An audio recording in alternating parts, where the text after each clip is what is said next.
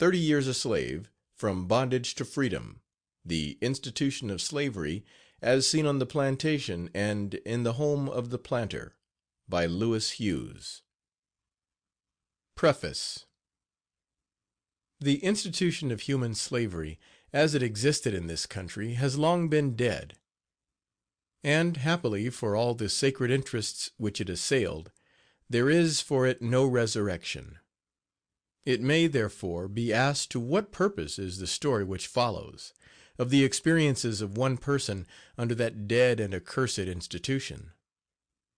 To such question, if it be asked, it may be answered that the narrator presents his story in compliance with the suggestion of friends, and in the hope that it may add something of accurate information regarding the character and influence of an institution which for 200 years dominated the country, exercising a potent but baneful influence in the formation of its social, civil, and industrial structures, and which finally plunged it into the most stupendous civil war which the world has ever known.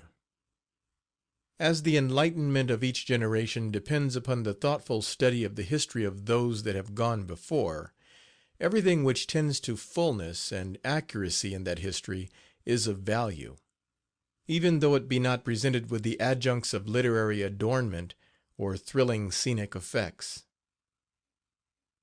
Chapter I, Part I. Life on a Cotton Plantation. Birth. Sold in a Richmond Slave Pen.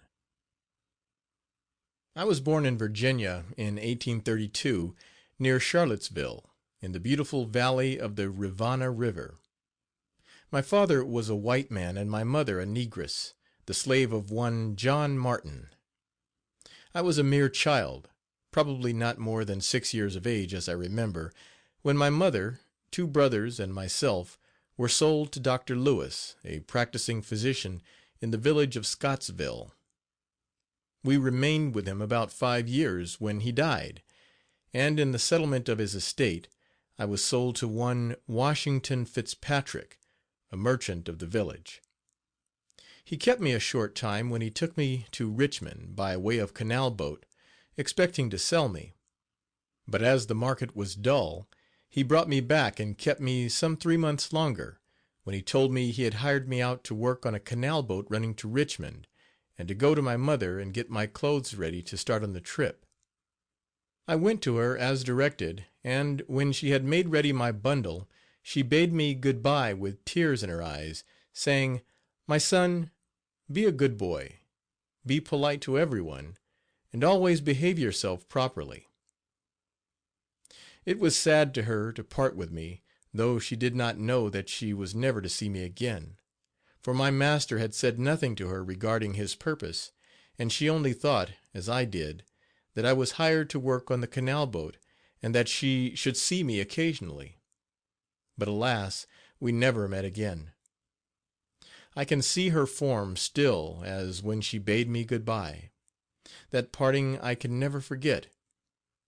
I ran off from her as quickly as I could after her parting words, for I did not want her to see me crying.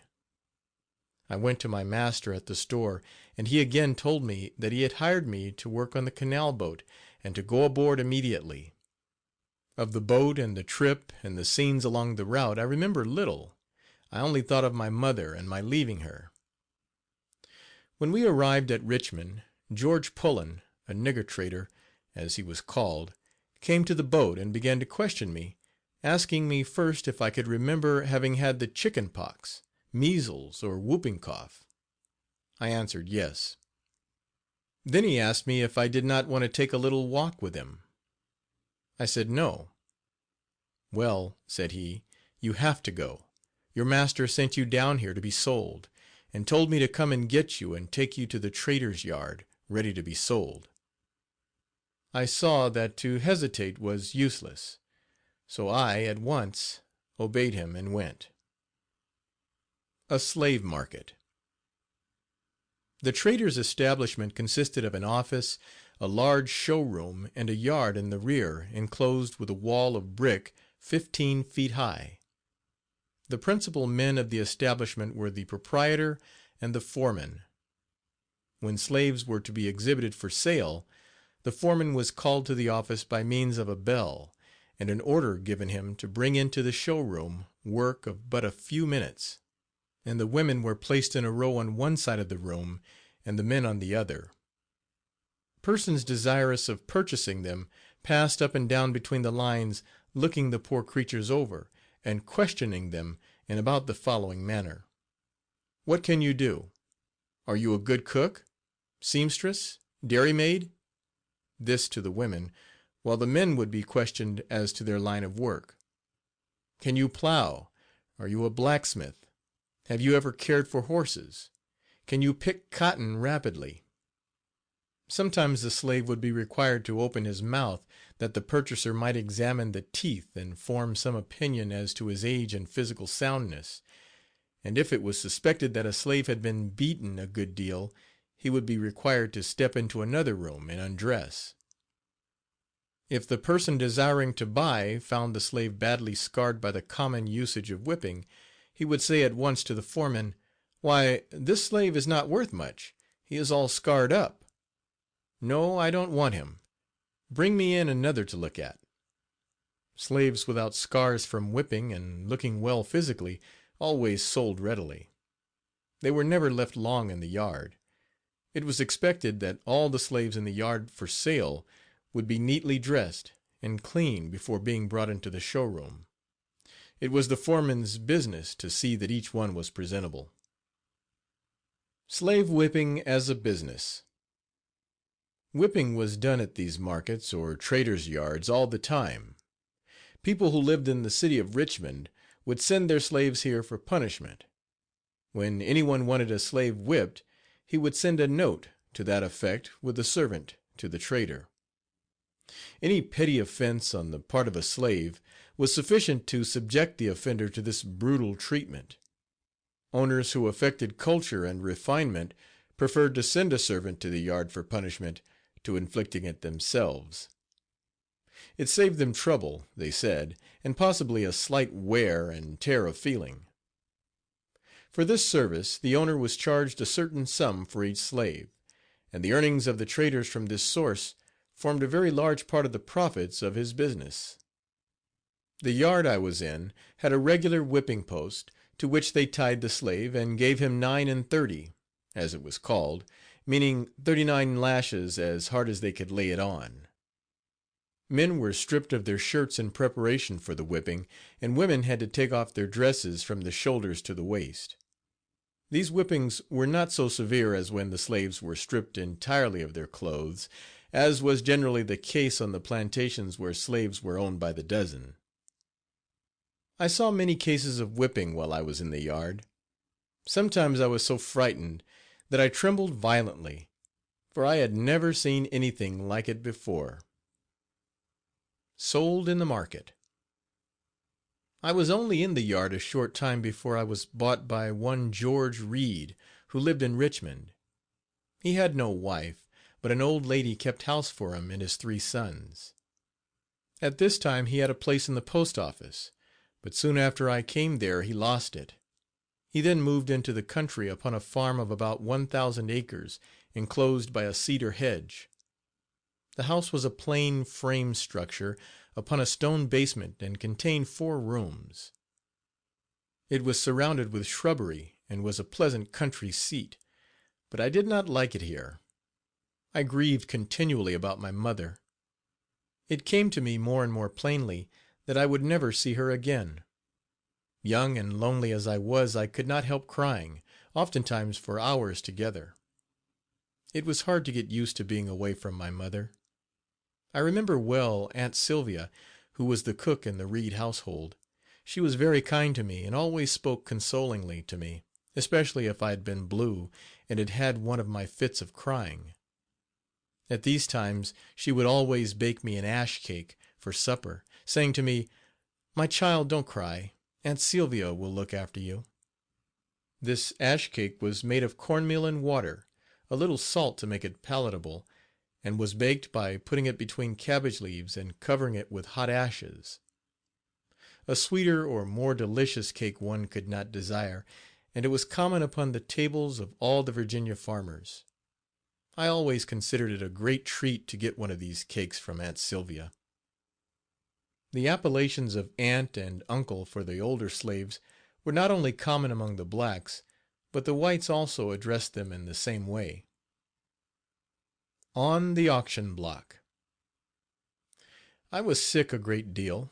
In fact, I had suffered with chills and fever ever since Mr. Reed bought me.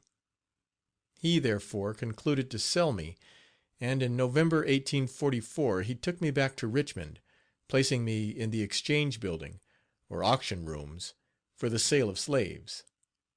The sales were carried on in a large hall, where those interested in the business sat around a large block or stand, upon which the slave to be sold was placed, the auctioneer standing beside him. When I was placed upon the block, a Mr. McGee came up and felt of me and asked me what I could do. "You look like a right smart nigger," said he. "Virginia always produces good darkies." Virginia was the mother of slavery, and it was held by many that she had the best slaves, so when Mr. McGee found I was born and bred in that state he seemed satisfied. The bidding commenced, and I remember well when the auctioneer said, $380 once, twice, and sold to Mr. Edward McGee. He was a rich cotton planter of Pontotoc, Mississippi. As near as I can recollect, I was not more than 12 years of age, so did not sell for very much. Prices of slaves. Servant women sold for $500 to $700, and sometimes as high as $800 when possessing extra qualifications. A housemaid, bright in looks, strong and well formed, would sell for $1,000 to $1,200. Bright mulatto girls, well versed in sewing and knitting, would sometimes bring as high as $1,800, especially if a Virginian or a Kentuckian. Good blacksmiths sold for $1,600 to $1,800. When the slaves were put upon the block they were always sold to the highest bidder. Mr. McGee, or Boss, as I soon learned to call him, bought 60 other slaves before he bought me, and they were started in a herd for Atlanta, Georgia, on foot. Started for a cotton plantation.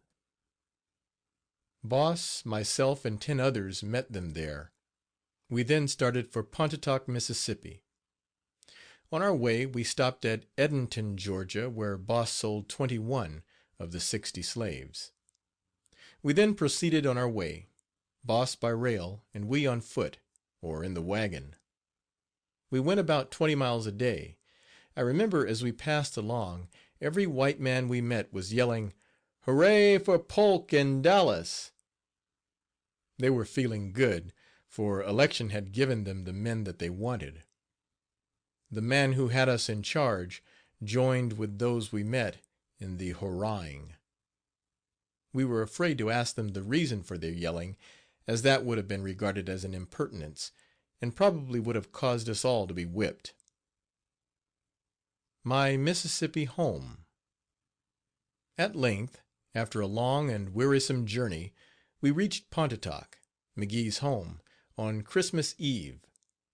Boss took me into the house and into the sitting room, where all the family were assembled, and presented me as a Christmas gift to the madam, his wife.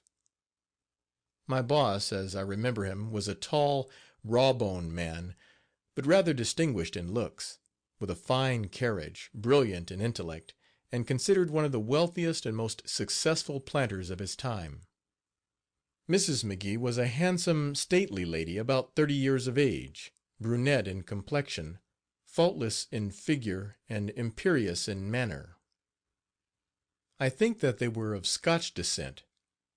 There were 4 children, Emma, Willie, Johnny, and Jimmy. All looked at me and thought I was a spry little fellow. I was very shy and did not say much, as everything was strange to me. I was put to sleep that night on a pallet on the floor in the dining room, using an old quilt as a covering. The next morning was Christmas, and it seemed to be a custom to have eggnog before breakfast. The process of making this was new and interesting to me. I saw them whip the whites of eggs on a platter to a stiff froth. The yolks were thoroughly beaten in a large bowl, sugar and plenty of good brandy were added, and the whites of the eggs and cream were then stirred in. A little nutmeg grated on top of each glass when filled for serving. This was a delicious drink, and the best of all was, there was plenty of it. I served this to all the family, and as there were also visiting relatives present, many glasses were required, and I found the tray so heavy I could hardly carry it. I helped myself after the service was finished, and I was delighted, for I had never tasted anything so fine before. My boss told me I was to wait on the madam, do any errand necessary, attend to the dining room. In fact, I was installed as general utility boy. It was different from the quiet manner of life I had seen before coming here. It kept my spirits up for some time. I thought of my mother often, but I was gradually growing to the idea that it was useless to cry, and I tried hard to overcome my feelings. Plantation life. As already stated, it was Christmas morning, and after breakfast I saw the cook hurrying, and when I went out into the yard, everywhere I looked slaves met my view. I never saw so many slaves at one time before. In Virginia we did not have such large farms. There were no extensive cotton plantations as in Mississippi. I shall never forget the dinner that day. It was a feast fit for a king, so varied and lavish was the bill of fare. The next attraction for me was the farm hands getting their Christmas rations. Each was given a pint of flour, of which they made biscuit, which were called Billy Seldom, because biscuit were very rare with them. Their daily food was cornbread, which they called Johnny Constant, as they had it constantly. In addition to the flour, each received a piece of bacon or fat meat, from which they got the shortening for their biscuit. The cracklings from the rendering of lard were also used by the slaves for shortening. The hands were allowed 4 days off at Christmas, and if they worked on these days, as some of them did, they got 50 cents a day for chopping. It was not common to have chopping done during the holidays. Some planters, however, found it convenient thus to get it out of the way for the work which came after Christmas. The Great House. I soon became familiar with my work in the house and with the neighborhood, as I often had to carry notes for Boss to neighboring farmers, as well as to carry the mail to and from the post office. The great house, as the dwelling of the master was called, was 2 stories high, built of huge logs, chinked and daubed and whitewashed. It was divided, from front to rear, by a hall 25 feet long and 12 feet wide, and on each side of the hall, in each story, was one large room with a large fireplace. There were but 4 rooms in all, yet these were so large that they were equal to at least 6 of our modern rooms. The kitchen was not attached to the main building, but was about 30 feet to the rear. This was the common mode of building in the South in those days. The 2 bedrooms upstairs were very plain in furnishings, but neat and comfortable, judged by the standard of the times. A wing was added to the main building for dining room. In rear of the kitchen was the milk or dairy house, and beyond this the smoke house for curing the meat. In line with these buildings, and still further to the rear, was the overseer's house. Near the milk house was a large tree, and attached to the trunk was a lever, and here was where the churning was done, in which I had always to assist. This establishment will serve as a sample of many of those on the large plantations in the South.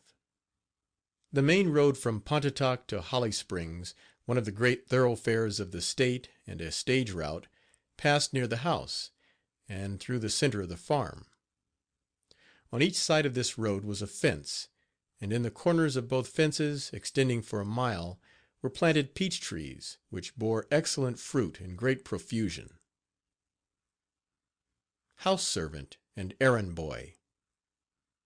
My first work in the morning was to dust the parlor and hall and arrange the dining room.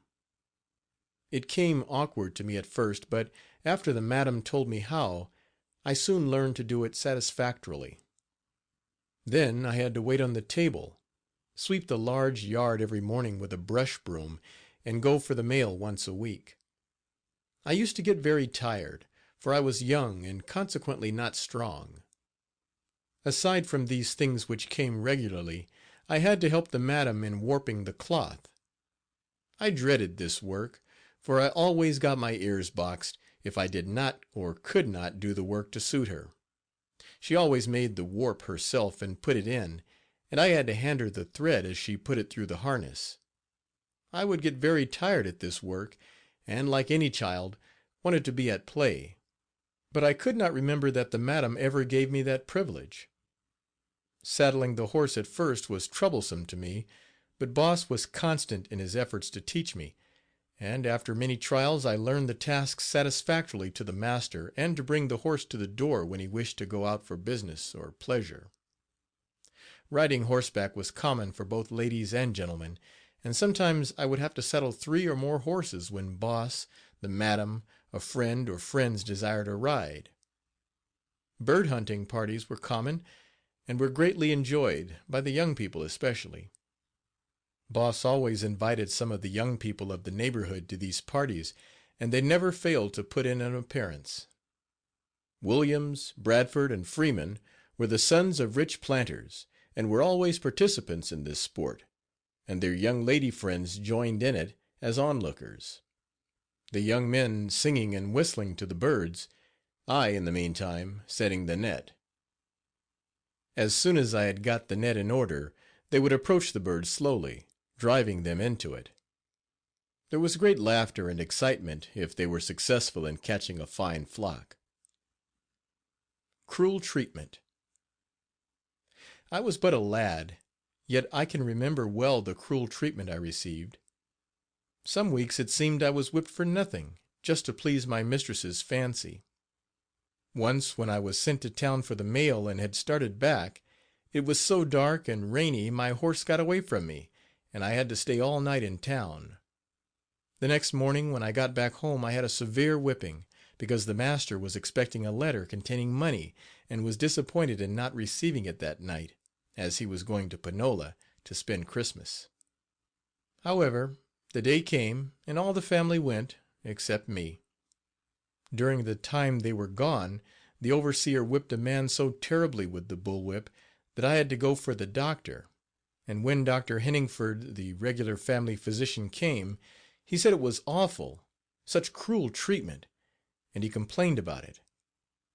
It was common for a slave to get an over-threshing, that is, to be whipped too much. The poor man was cut up so badly all over that the doctor made a bran poultice and wrapped his entire body in it. This was done to draw out the inflammation.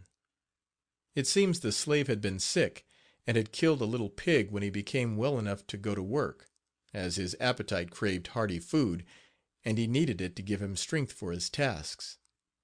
For this one act, comparatively trivial, he was almost killed. The idea never seemed to occur to the slaveholders that these slaves were getting no wages for their work, and therefore had nothing with which to procure what at times was necessary for their health and strength, palatable and nourishing food. When the slaves took anything the masters called it stealing, yet they were stealing the slaves' time year after year. When Boss came home he was called on by the town officials, for the case had been reported to them. Boss, however, got out of it by saying that he was not at home when the trouble occurred. The poor slave was sick from his ill treatment some 4 or 5 months, and when he recovered there was a running sore left on his body from the deep cuts of the whip, which never healed. I cannot forget how he looked. The sore was a sickening sight, yet when he was able to walk he had to return to work in the field. I had not been in Pontotoc very long when I saw the hounds run a slave, by name Ben Lyon. Old Ben, as he was called, ran away, and had been gone a week when he was seen by a woman who told on him, and then I was sent to get the man who had trained dogs, or hounds as they were called. The dogs ran the slave about 10 miles when they lost track at a creek, but he was caught that night in a farmer's house getting something to eat. Instructions in Medicine. After some time, Boss began to tell me the names of medicines and their properties. I liked this, and seemed to grasp the idea very well. After giving me a number of names, he would make me repeat them. Then he would tell me the properties of each medicine named, how it was used, and for what purpose, and how much constituted a dose. He would drill me in all this until I knew it, and in a short time he would add other names to the list. He always showed me each medicine named, and had me smell and carefully examine it that I might know it when seen again.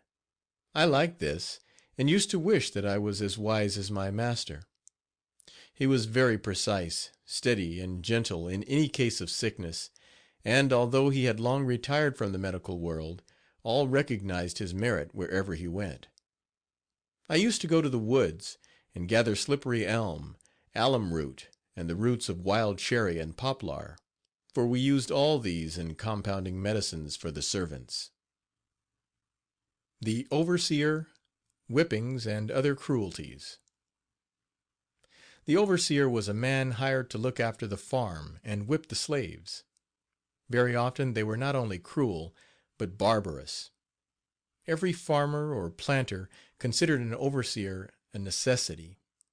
As a rule, there was also on each plantation a foreman, one of the brighter slaves, who was held responsible for the slaves under him, and whipped if they did not come up to the required task. There was, too, a forewoman, who, in like manner, had charge of the female slaves, and also the boys and girls from 12 to 16 years of age, and all the old people that were feeble.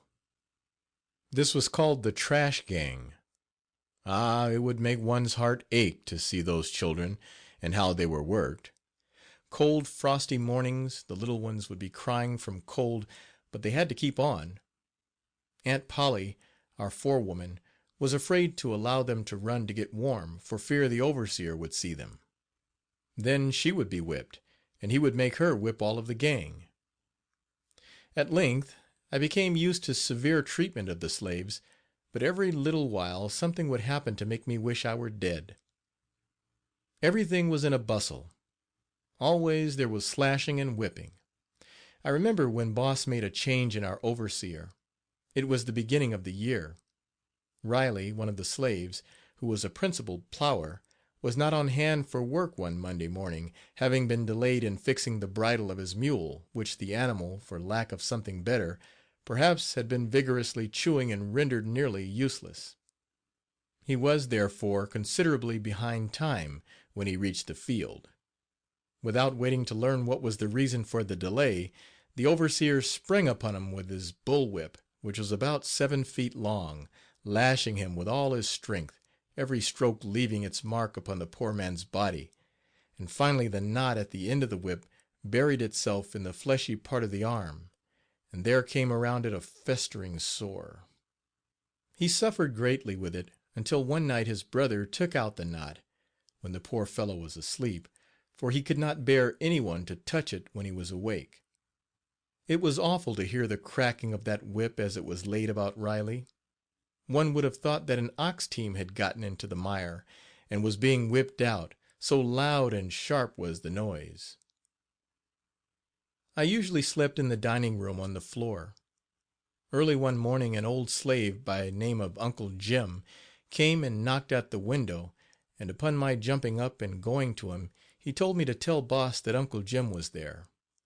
He had run away, some time before, and for some reason had returned. Boss, upon hearing the news, got up and sent me to tell the overseer to come at once. He came, and, taking the bull whip, a cowhide and a lot of peach tree switches, he and Boss led Uncle Jim back into the cow lot on the side of the hill, where they drove 4 stakes in the ground, and, laying him flat on his face, tied his hands and feet to these stakes. After whipping him in this position all they wanted to, a pail of strong salt and water was brought, and the poor fellow was washed down.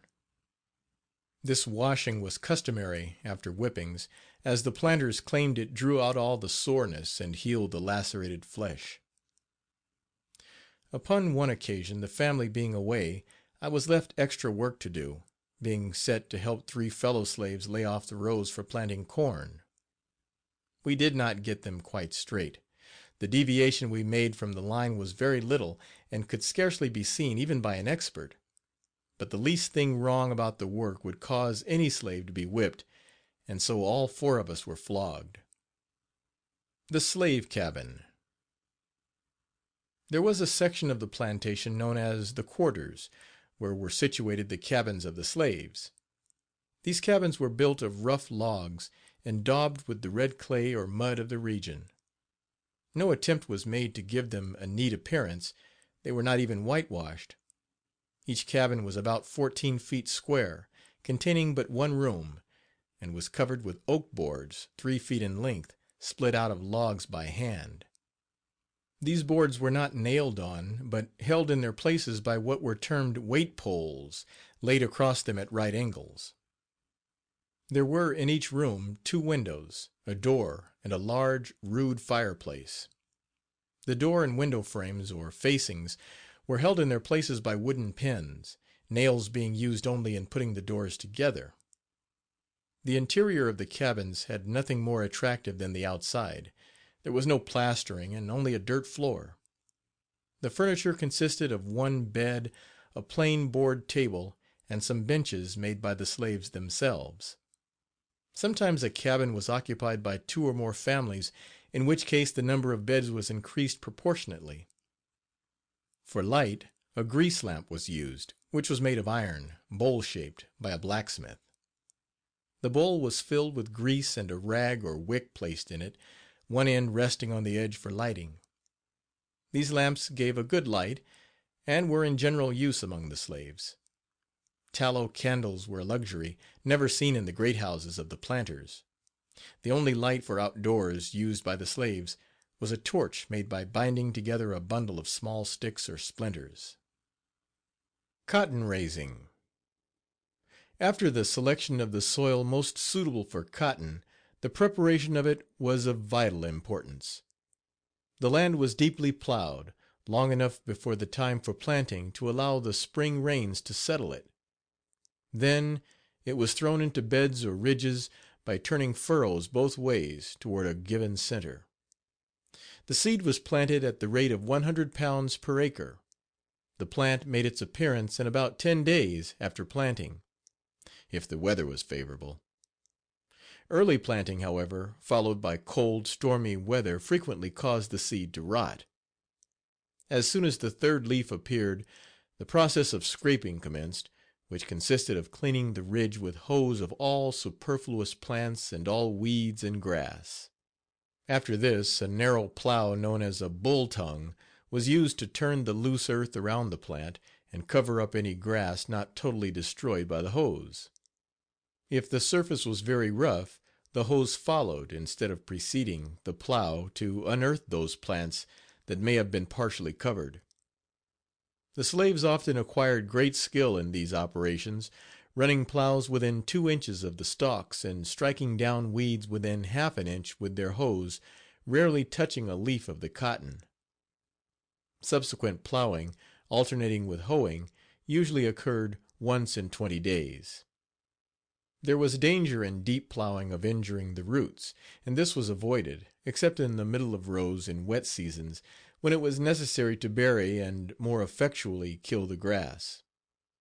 The implements used in the culture of cotton were shovels, hoes, sweeps, cultivators, harrows, and 2 kinds of plows. It required 4 months, under the most favorable circumstances, for cotton to attain its full growth.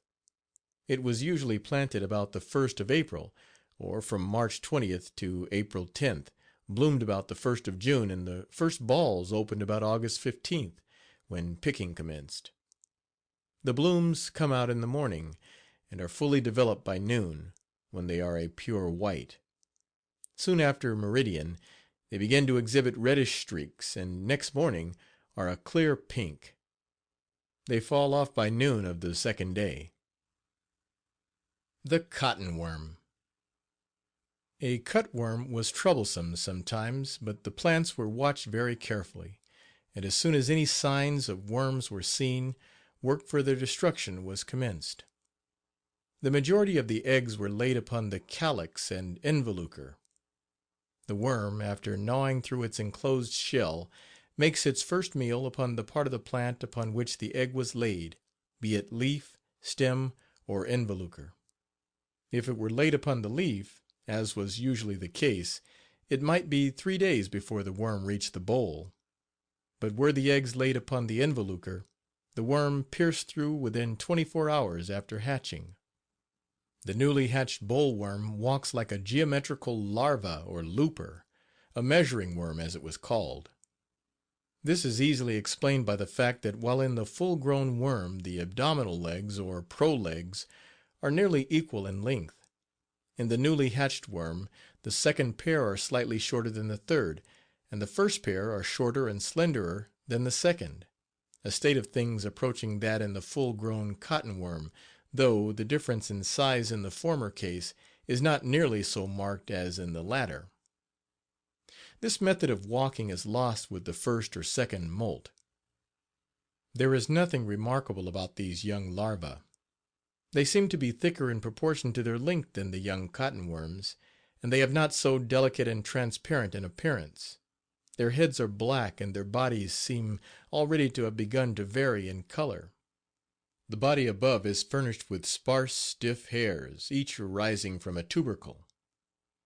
I have often watched the newly hatched boll while in the cotton fields. When hatched from an egg which had been deposited upon a leaf, they invariably made their first meal on the substance of the leaf, and then wandered about for a longer or shorter space of time, evidently seeking a boll or flower bud. It was always interesting to watch this seemingly aimless search of the young worm, crawling first down the leaf stem and then back, then dropping a few inches by a silken thread, and then painfully working its way back again, until at last it found the object of its search, or fell to the ground, where it was destroyed by ants. As the boll worms increase in size, a most wonderful diversity of color and marking becomes apparent. In color, different worms will vary from a brilliant green to a deep pink or dark brown, exhibiting almost every conceivable intermediate stage, from an immaculate unstriped specimen to one with regular spots and many stripes. The green worms were more common than those of any other color. A common variety was a very light green. When these worms put in an appearance, it raised a great excitement among the planters. We did not use any poison to destroy them, as I learned is the method now employed. Chapter 1, Part 2 of 30 Years a Slave, From Bondage to Freedom. The Institution of Slavery as seen on the plantation and in the home of the planter. The Cotton Harvest. The cotton harvest, or picking season, began about the latter part of August or 1st of September, and lasted till Christmas or after, but in the latter part of July picking commenced for the first bale to go into the market at Memphis. This picking was done by children from 9 to 12 years of age, and by women who were known as sucklers, that is, women with infants. The pickers would pass through the rows, getting very little, as the cotton was not yet in full bloom. From the lower part of the stalk, where it opened first, is where they got the first pickings.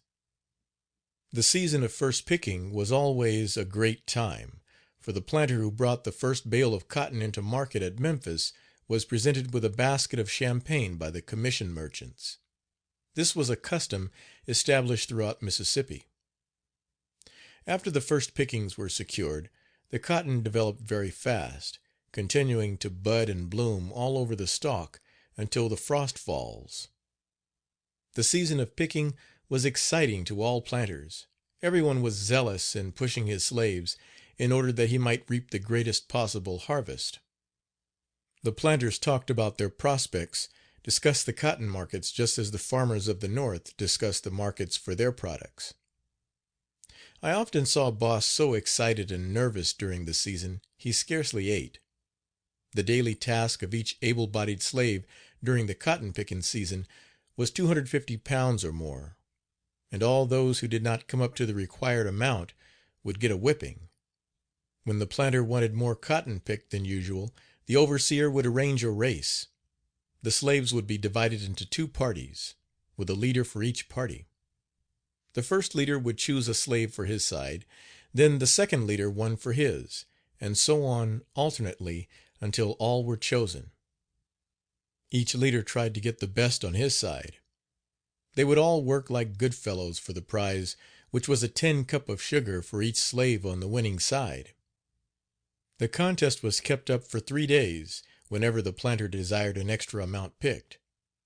The slaves were just as interested in the races as if they were going to get a $5 bill. Preparing cotton for market. The gin house was situated about 400 yards from the great house on the main road. It was a large shed, built upon square timbers, and was similar to a barn, only it stood some 6 feet from the ground, and underneath was located the machinery for running the gin. The cotton was put into the loft after it was dried, ready for ginning. In this process the cotton was dropped from the loft to the man who fed the machine. As it was ginned, the lint would go into the lint room, and the seed would drop at the feeder's feet. The baskets used for holding lint were twice as large as those used in the picking process, and they were never taken from the gin house. These lint baskets were used in removing the lint from the lint room to the place where the cotton was baled. A bale contained 250 pounds, and the man who did the treading of the cotton into the bales would not vary 10 pounds in the bale, so accustomed was he to the packing. Generally from 14 to 15 bales of cotton were in the lint room at a time. Other farm products. Cotton was the chief product of the Mississippi farms, and nothing else was raised to sell. Wheat, oats and rye were raised in limited quantities, but only for the slaves and the stock. All the fine flour for the master's family was bought in St. Louis. Corn was raised in abundance, as it was a staple article of food for the slaves. It was planted about the 1st of March, or about a month earlier than the cotton. It was therefore up and partially worked before the cotton was planted, and fully tilled before the cotton was ready for cultivation. Peas were planted between the rows of corn, and hundreds of bushels were raised. These peas, after being harvested, dried and beaten out of the shell, were of a reddish brown tint, not like those raised for the master's family, but they were considered a wholesome and nutritious food for the slaves. Cabbage and yams, a large sweet potato, coarser than the kind generally used by the whites, and not so delicate in flavor, were also raised for the servants in liberal quantities. No hay was raised, but the leaves of the corn, stripped from the stalks while yet green, cured and bound in bundles, were used as a substitute for it in feeding horses. Farm implements. Almost all the implements used on the plantation were made by the slaves. Very few things were bought.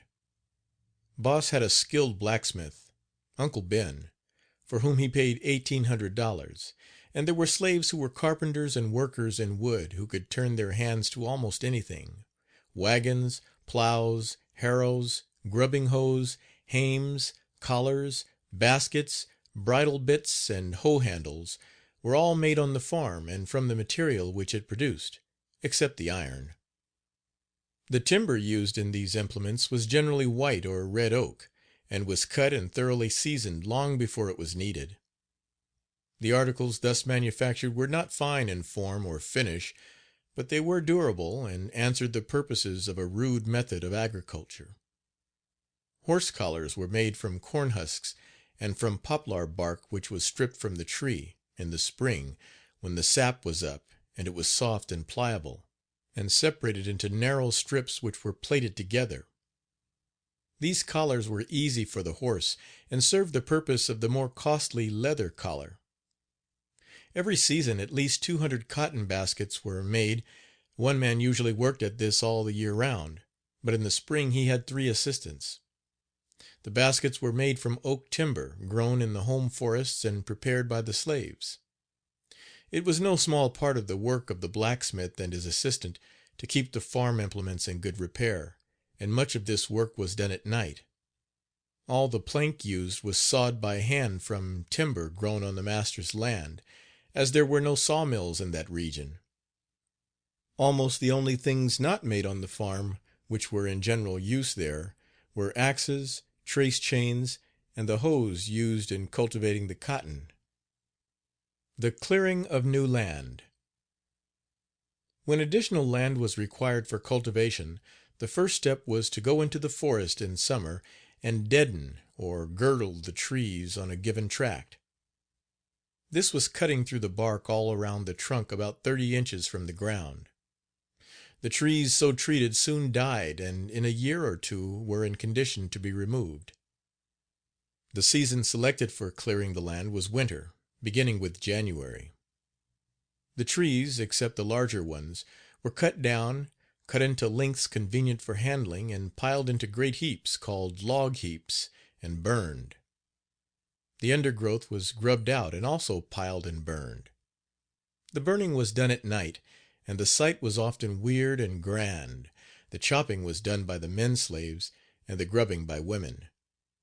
All the trees that blew down during the summer were left as they fell till winter, when they were removed. This went on year after year, until all the trees were cleared out. The first year after the new land was cleared, corn was put in.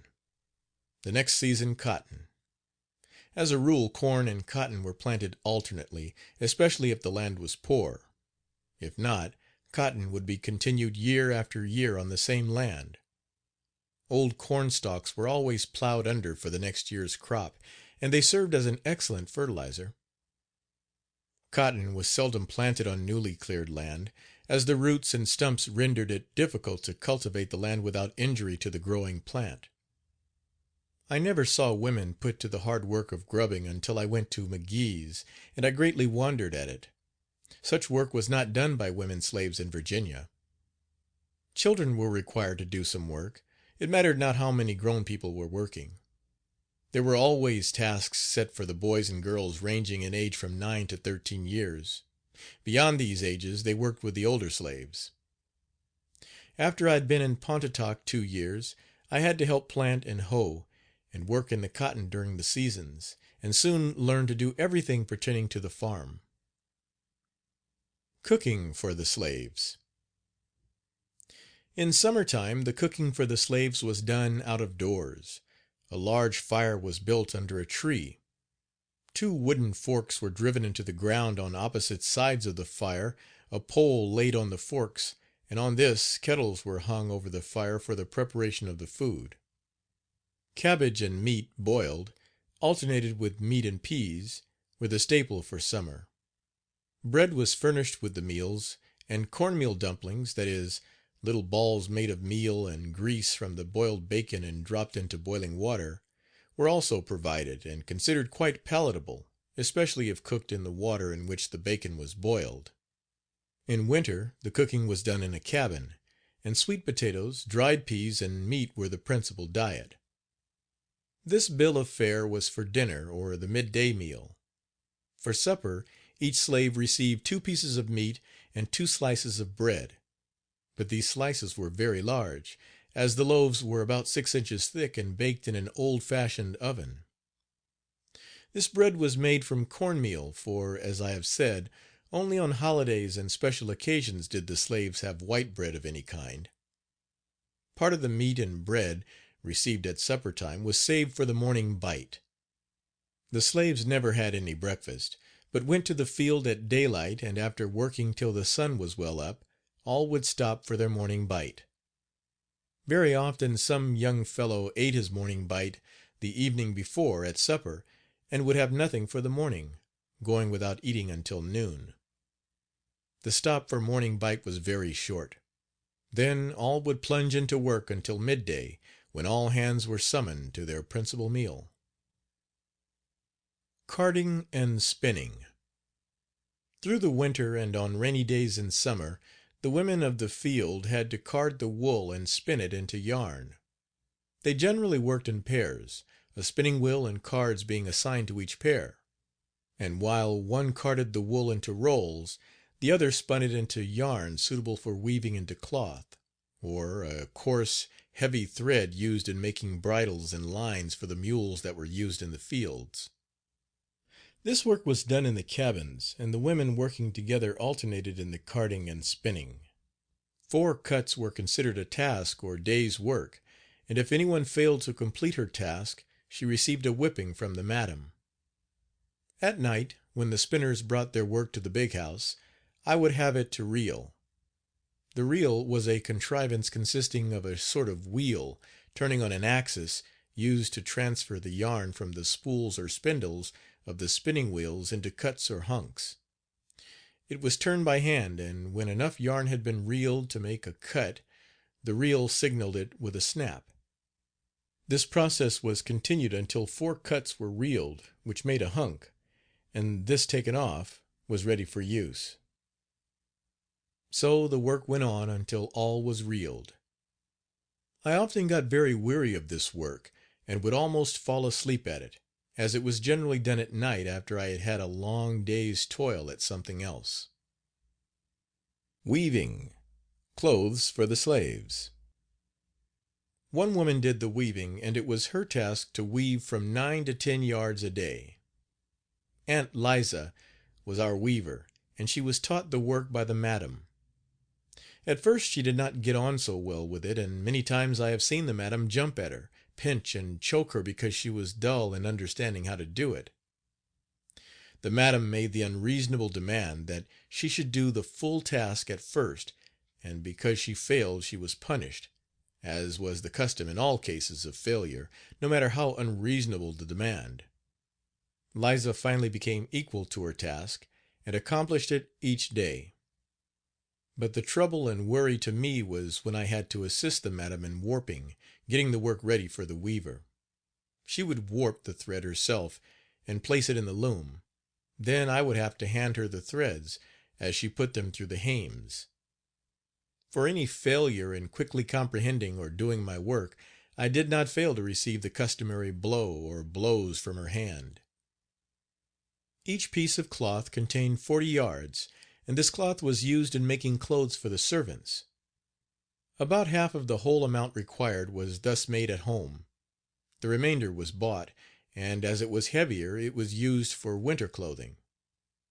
Each man was allowed for summer 2 pairs of pants and 2 shirts, but no coat. The women had 2 dresses and 2 chemises each for summer. For winter the men had each 2 pairs of pants, 1 coat, 1 hat, and 1 pair of coarse shoes. These shoes before being worn had to be greased with tallow with a little tar in it. It was always a happy time when the men got these winter goods. It brought many a smile to their faces, though the supply was meager, and the articles of the cheapest. The women's dresses for winter were made of the heavier wool cloth used for the men. They also had 1 pair of shoes each and a turban. The women who could utilize old clothes made for themselves what were called pantalettes. They had no stockings or undergarments to protect their limbs. These were never given them. The pantalettes were made like a pant leg, came just above the knee, and were caught and tied. Sometimes they looked well and comfortable. The men's old pant legs were sometimes used. I remember once when Boss went to Memphis and brought back a bolt of gingham for turbans for the female slaves. It was a red and yellow check, and the turbans made from it were only to be worn on Sunday. The old women were so glad that they sang and prayed. A little gift from the master was greatly appreciated by them. I always came in for my share each year, but my clothes were somewhat different. I wore pants made of Boss's old ones, and all his old coats were utilized for me. They rounded them off at the tail just a little and called them jackets. My shoes were not brogans, but made of lighter leather, and made suitable for in the house. I only worked on the farm in busy seasons and did not have the regular wear of the farm hands.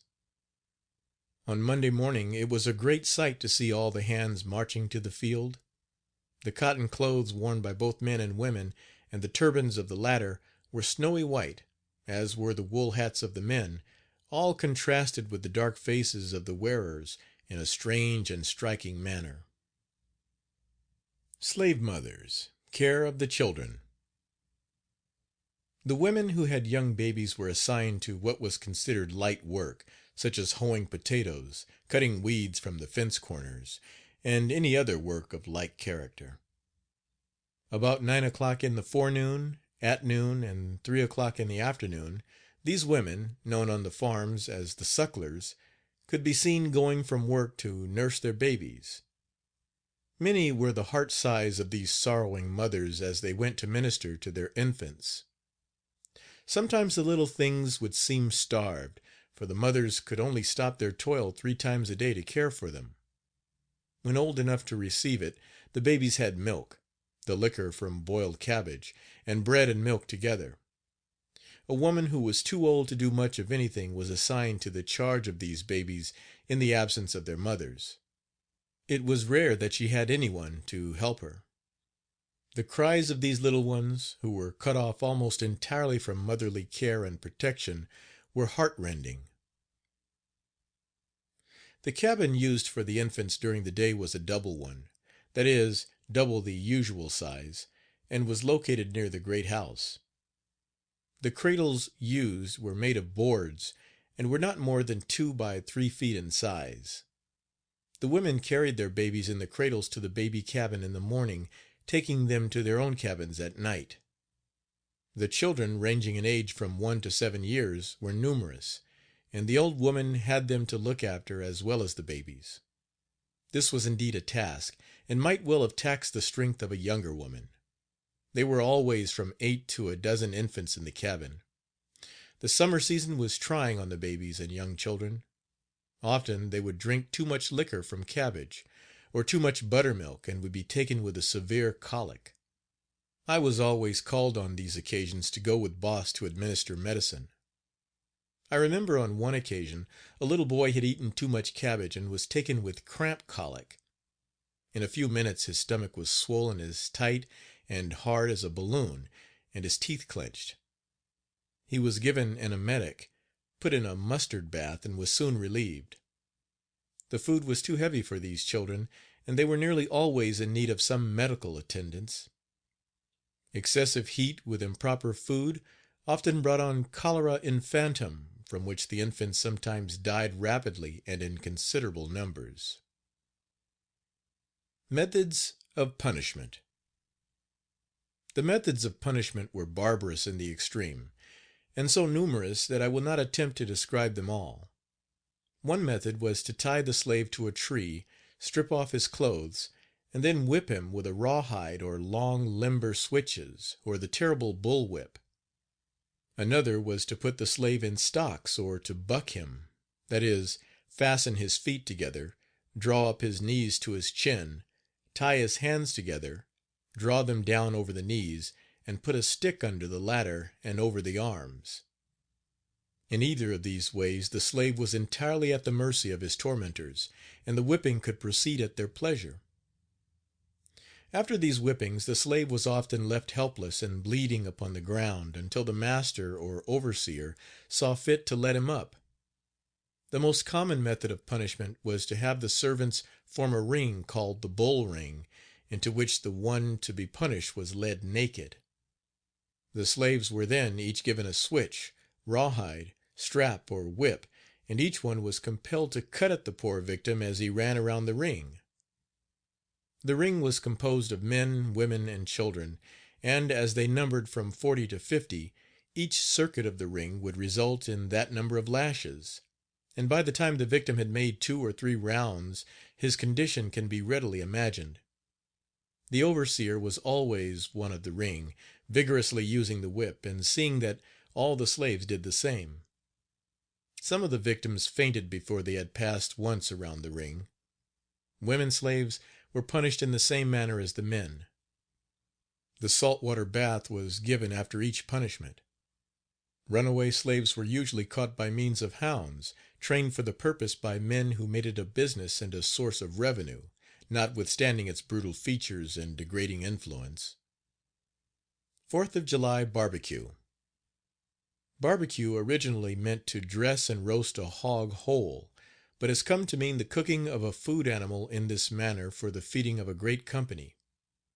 A feast of this kind was always given to us by Boss on the 4th of July. The anticipation of it acted as a stimulant through the entire year. Each one looked forward to this great day of recreation with pleasure. Even the older slaves would join in the discussion of the coming event. It mattered not what trouble or hardship the year had brought. This feast and its attendant pleasure would dissipate all gloom. Some probably would be punished on the morning of the 4th, but this did not matter.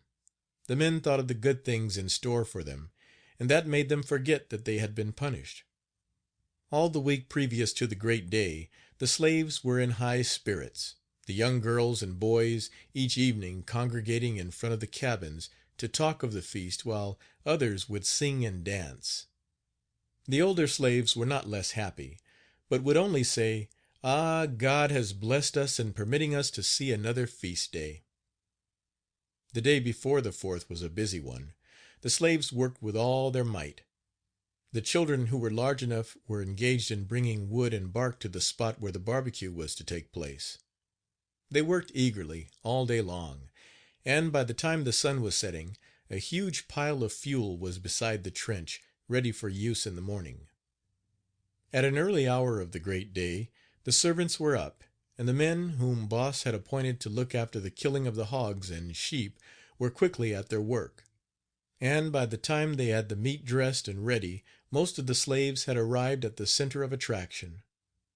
They gathered in groups, talking, laughing, telling tales that they had from their grandfather, or relating practical jokes that they had played or seen played by others. These tales were received with peals of laughter. But however much they seemed to enjoy these stories and social interchanges, they never lost sight of the trench or the spot where the sweetmeats were to be cooked. The method of cooking the meat was to dig a trench in the ground about 6 feet long and 18 inches deep. This trench was filled with wood and bark which was set on fire, and when it was burned to a great bed of coals, the hog was split through the backbone and laid on poles which had been placed across the trench. The sheep were treated in the same way, and both were turned from side to side as they cooked. During the process of roasting, the cooks basted the carcasses with a preparation furnished from the great house, consisting of butter, pepper, salt, and vinegar, and this was continued until the meat was ready to serve. Not far from this trench were the iron ovens where the sweetmeats were cooked. 3 or 4 women were assigned to this work. Peach cobbler and apple dumpling were the 2 dishes that made old slaves smile for joy and the young fairly dance. The crust or pastry of the cobbler was prepared in large earthen bowls, then rolled out like any pie crust, only it was almost twice as thick. A layer of this crust was laid in the oven, then a half peck of peaches poured in, followed by a layer of sugar. Then a covering of pastry was laid over all and smoothed around with a knife. The oven was then put over a bed of coals, the cover put on and coals thrown on it, and the process of baking began. 4 of these ovens were usually in use at these feasts, so that enough of the pastry might be baked to supply all. The ovens were filled and refilled until there was no doubt about the quantity. The apple dumplings were made in the usual way, only larger, and served with sauce made from brown sugar. It lacked flavoring, such as cinnamon or lemon, yet it was a dish highly relished by all the slaves.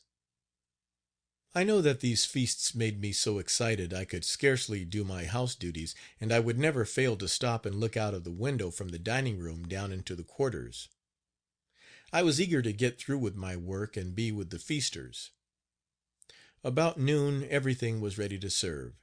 The table was set in a grove near the quarters, a place set aside for these occasions.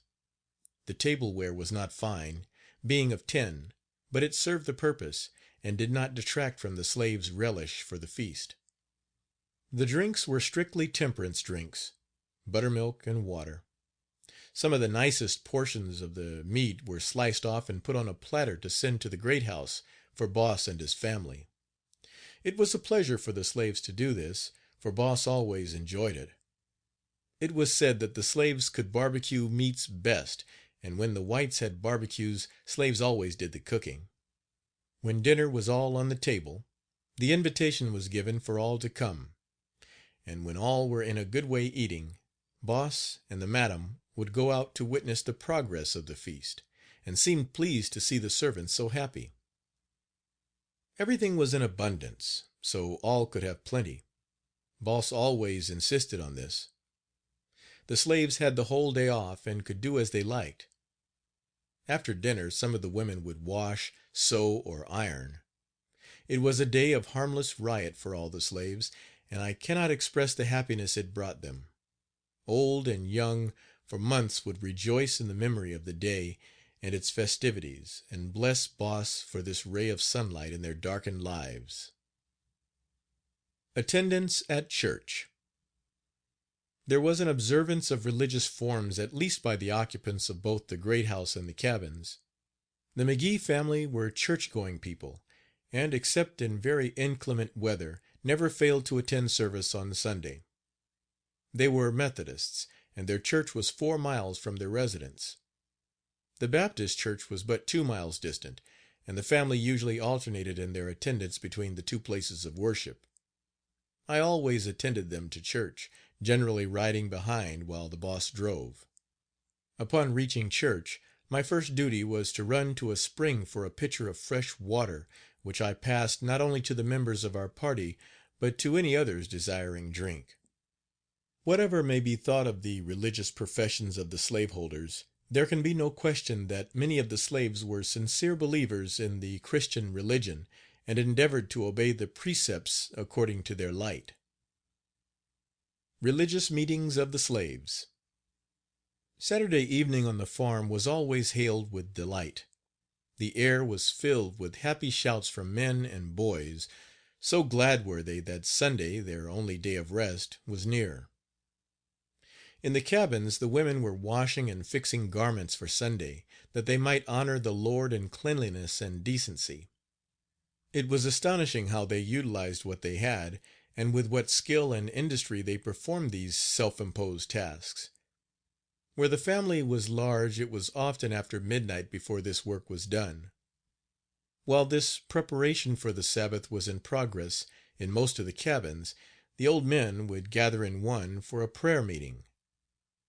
As they began to sing some familiar hymn, the air would ring with their voices, and it was not long before the cabin was filled with both old and young, who came in their simple yet sincere way to give praise to God. It was common to have 1 or 2 exhorters on the plantation who claimed to be called to do service for God by teaching their fellow men the principles of religion. God certainly must have revealed himself to these poor souls, for they were very ignorant. They did not know a letter of the Bible. But when they opened their mouths, they were filled, and the plan of salvation was explained in a way that all could receive it. It was always a mystery to the white brethren how the slaves could line out hymns, preach Christ and redemption, yet have no knowledge even of how the name of Christ was spelled. They were illiterate to the last degree, so there is but one theory: they were inspired. God revealed unto them just what they should teach their flock, the same as he did to Moses. I remember very well that there was always a solemnity about the services, a certain harmony which had a peculiar effect, a certain pathetic tone which quickened the emotions as they sang those old plantation hymns. It mattered not what their troubles had been during the week, how much they had been lashed, the prayer meeting on Saturday evening never failed to be held. Their faith was tried and true. On Sunday afternoons they would all congregate again to praise God, and the congregation was enthusiastic. It was pathetic to hear them pray from the depths of their hearts for them who despitefully used them and persecuted them. This injunction of our Savior was strictly adhered to. The words that came from the minister were always of a consolatory kind. He knew the crosses of his fellow slaves and their hardships, for he had shared them himself. I was always touched in hearing him give out the hymns.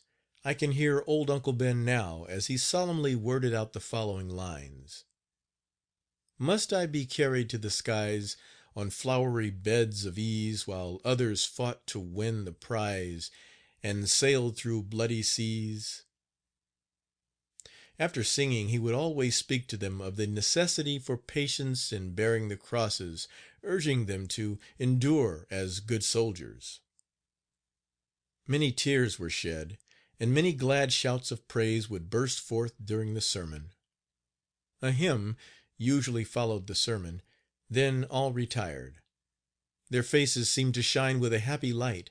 Their very countenance showed that their souls had been refreshed, and that it had been good for them to be there. These meetings were the joy and comfort of the slaves, and even those who did not profess Christianity were calm and thoughtful while in attendance. A neighborhood quarrel. Opposite our farm was one owned by a Mr. Juval, and adjoining that was another belonging to one White. The McGees and the Whites were very fast friends, visiting each other regularly. Indeed, they had grown up together, and Mr. White at one time was the lover of the madam and engaged to be married to her. This friendship had existed for years when McGee bought the Juval farm, for which White had also been negotiating, but which he failed to get on account of McGee having outbid him. From this circumstance ill feeling was engendered between the two men, and they soon became bitter enemies. McGee had decided to build a fence between the farm he had purchased and that of White, and during the winter his teamsters were set to hauling the rails, and in unloading them they accidentally threw some of them over the line onto White's land. The latter said nothing about the matter until spring, when he wrote McGee a letter asking him to remove the rails from his land.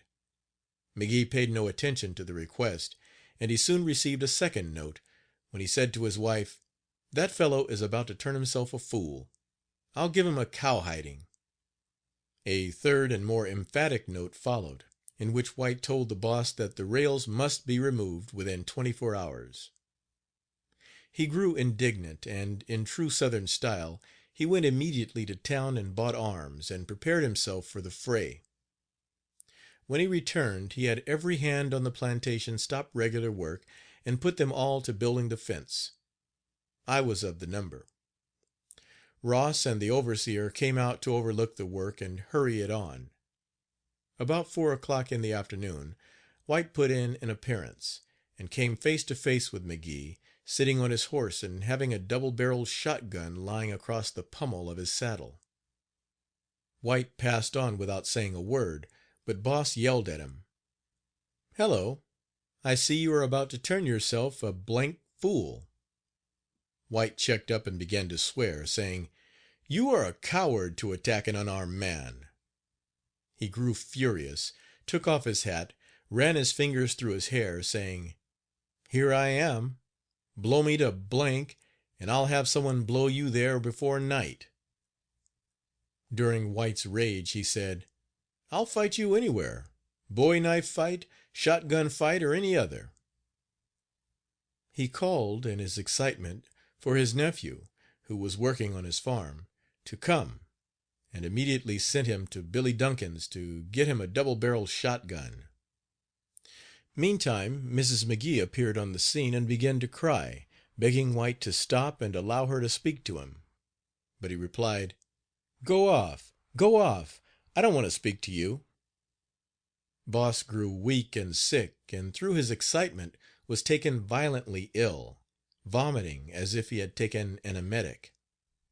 He said to White, "I'll return as soon as I take my wife home," but he never came back. As Boss and the madam rode off, White came galloping back, and said to Brooks, our overseer, "If I am shot down on foul play, would you speak of it?" Brooks replied, "No, I don't care to interfere. I don't wish to have anything to do with it." White was bloodthirsty, and came back at intervals during the entire night, where we were working, to see if he could find Boss. It is quite probable that White may have long cherished a secret grudge against Boss, because he had robbed him of his first love, and brooding over these offenses he became so excited as to be almost insane. Had McGee returned that night, White would certainly have shot him. Boss became so uneasy over the situation that he sent one of his slaves, a foreman, to Panola County, some 75 miles distant, to Mrs. McGee's father, to get her brother, a lawyer, to come and endeavor to effect a settlement. He came, but all his efforts were unavailing. The men met at a magistrate's office, but they came to no understanding. Our folks became dissatisfied and did not care to remain longer in the place, so they began to look out for other quarters. Boss finally decided to buy a farm in Bolivar, Mississippi, and to remove his family to Memphis, where he secured a fine place just outside of the city. End of Chapter 1, Part 2. Chapter 2, Part 1. Social and Other Aspects of Slavery. Removal to Memphis, Tennessee. McGee had decided to build a new house upon the property which he had purchased at Memphis, and in August, 1850, he sent 25 of his slaves to the city to make brick for the structure, and I went along as cook. After the bricks were burned, the work of clearing the ground for the buildings was commenced. There were many large and beautiful trees that had to be taken up and removed, and when this work was completed, the excavations for the foundations and the cellar were undertaken. All of this work was done by the slaves. The site was a beautiful one, embracing 14 acres, situated 2 miles southeast from the city, on the Memphis and Charleston Railroad. The road ran in front of the place, and the boss built a flag station there for the accommodation of himself and his neighbors, which was named McGee Station. A new and splendid house. The house was one of the most pretentious in that region, and was a year and a half in building. It was 2 stories in height, and built of brick, the exterior surface being coated with cement and marked off in blocks, about 2 feet square, to represent stone. It was then whitewashed. There was a veranda in front with 6 large columns, and above a balcony. On the back there were also a veranda and a balcony, extending across that end to the servants' wing. A large hall led from front to rear, on one side of which were double parlors, and on the other a sitting room, a bedroom, and a dining room. In the second story were a hall and 4 rooms, similar in all respects to those below, and above these was a large attic. The interior woodwork was of black walnut, the walls were white, and the centerpieces in the ceilings of all the rooms were very fine, being the work of an English artisan who had been only a short time in this country. This work was so superior in design and finish to anything before seen in that region that local artisans were much excited over it, and some offered to purchase the right to produce it, but Boss refused the offer. However, someone, while the house was finishing, helped himself to the design, and it was reproduced, in whole or in part, in other buildings in the city. This employment of a foreign artist was unusual there, and caused much comment. The parlors were furnished with mahogany sets, the upholstering being in red brocade satin. The dining room was also furnished in mahogany. The bedrooms had mahogany bedsteads of the old-fashioned pattern, with canopies. Costly bric-a-brac, which Boss and the madam had purchased while traveling in foreign countries, was in great profusion. Money was no object to Edmund McGee, and he added every modern improvement and luxury to his home. The decorations and furnishings were throughout the most costly and elegant, and in the whole of Tennessee there was not a mansion more sumptuously complete in all its appointments, or more palatial in its general appearance. When all was finished, pictures, bric-a-brac, statuary, and flowers all in their places, Mrs. McGee was brought home. In this new house, Boss opened up in grand style. Everything was changed, and the family entered upon a new, more formal and more pretentious manner of living. I was known no longer as errand boy, but installed as butler and body servant to my master. I had the same routine of morning work, only it was more extensive. There was a great deal to be done in so spacious a mansion. Looking after the parlors, halls and dining rooms, arranging flowers in the rooms, waiting on the table, and going after the mail was my regular morning work, the year round. Then there were my duties to perform, night and morning, for my master.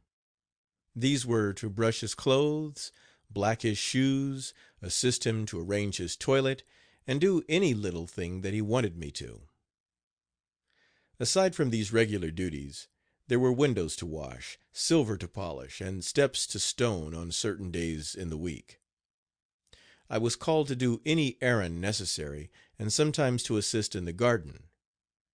A new staff of house servants was installed, as follows: Aunt Delia, cook; Louisa, chambermaid; Puss, lady's maid, to wait on the madam; Celia, nurse; Lethia, wet nurse; Sarah, dairymaid; Julia, laundress; Uncle Gooden, gardener; Thomas, coachman.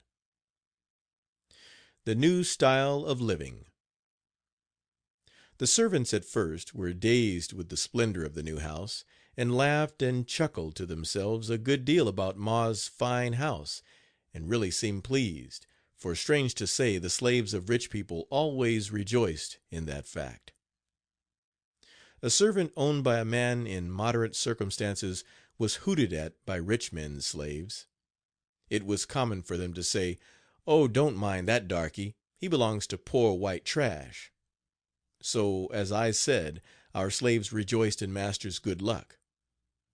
Each of the women servants wore a new, gay colored turban, which was tied differently from that of the ordinary servant, in some fancy knot. Their frocks and aprons were new, and really the servants themselves looked new. My outfit was a new cloth suit, and my aprons for wearing when waiting on the table were of snowy white linen, the style being copied from that of the New York waiters. I felt big, for I never knew what a white bosom shirt was before, and even though the grief at the separation from my dear mother was almost unbearable at times, and my sense of loneliness in having no relative near me often made me sad, there was consolation, if not compensation, in this little change.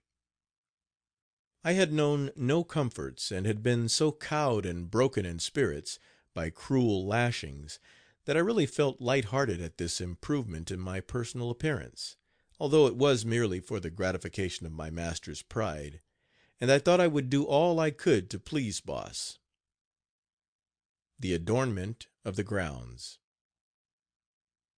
For some time before all the appointments of the new home were completed, a great number of mechanics and workmen, besides our own servants, were employed, and there was much bustle and stir about the premises.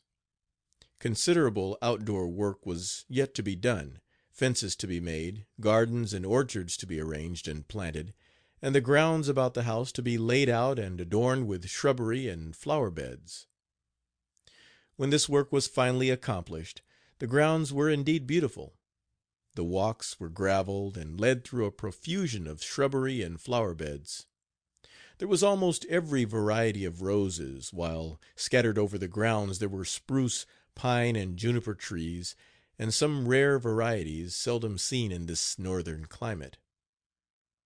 Around the grounds was set a cedar hedge, and in time the place became noted for the beauty of its shrubbery. The roses especially were marvelous in the richness and variety of their colors, their fragrance, and the luxuriousness of their growth. People who have never traveled in the South have little idea of the richness and profusion of its flowers, especially of its roses. Among the climbing plants which adorned the house, the most beautiful and fragrant was the African honeysuckle, Its order was indeed delightful. The garden. One of the institutions of the place was the vegetable garden. This was established not only for the convenience and comfort of the family, but to furnish employment for the slaves. Under the care of Uncle Gooden, the gardener, it flourished greatly, and there was so much more produced than the family could use, Boss concluded to sell the surplus. The gardener, therefore, went to the city every morning with a load of vegetables, which brought from $8 to $10 daily, and this the madam took for pen money. In the spring I had always to help the gardener in setting out plants and preparing beds, and as this was in connection with my other work, I became so tired sometimes that I could hardly stand. All the vegetables raised were fine, and at that time brought a good price. The first cabbage that we sold in the markets brought 25 cents a head. The first sweet potatoes marketed always brought $1 a peck, or $4 a bushel. The Memphis market regulations required that all vegetables be washed before being exposed for sale. Corn was husked, and everything was clean and inviting. Anyone found guilty of selling or exhibiting for sale vegetables of a previous day was fined at once by the market master. This rule was carried out to the letter. Nothing stale could be sold, or even come into market. The rules required that all poultry be dressed before being brought to the market. The entrails were cleaned and strung and sold separately, usually for about 10 cents a string. Profusion of flowers. Flowers grew in profusion everywhere through the South, and it has properly been called the land of flowers. But flowers had no such sale there as have our flowers here in the North. The pansy and many of our highly prized plants and flowers grew wild in the South. The people there did not seem to care for flowers as we do. I have sold many bouquets for a dime and very beautiful ones for 15 and 20 cents that would sell in the North for 50 to 75 cents. The fruit orchard. The new place had an orchard of about 4 acres, consisting of a variety of apple, peach, pear and plum trees. Boss hired an expert gardener to teach me the art of grafting, and after some practice I became quite skilled in this work. Some of the pear trees that had been grafted had 3 different kinds of fruit on them, and others had 3 kinds of apples on them besides the pears. This grafting I did myself, and the trees were considered very fine by Boss. Another part of my work was the trimming of the hedge and the care of all the shrubbery. I practice medicine among the slaves. McGee had a medicine chest built into the wall of the new house. The shelves for medicine were of wood, and the arrangement was very convenient. It was really a small drugstore. It contained everything in the way of drugs that was necessary to use in doctoring the slaves. We had quinine, castor oil, alcohol, and ipecac in great quantities, as these were the principal drugs used in the limited practice in the home establishment. If a servant came from the field to the house with a chill, which was frequent, the first thing we did was to give him a dose of ipecac, to vomit him.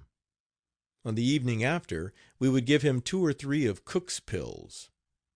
These pills we made at home. I always had to prepare the medicines and give the dose, the boss standing by dictating. Working with medicine, giving it, and caring for the sick were the parts of my work that I liked best. Boss used Dr. Gunn's book altogether for recipes in putting up medicines. He read me the recipe while I compounded it. A swell reception. In celebration of the opening of the new house, McGee gave an elaborate reception and dinner. The menu embraced nearly everything that one could think of or desire, and all in the greatest profusion. It was a custom, not only with the McGees, but among the Southern people generally, to make much of eating. It was one of their hobbies. Everything was cooked well and highly seasoned. Scarcity was foreign to the homes of the wealthy Southerners. Relatives visit at the mansion.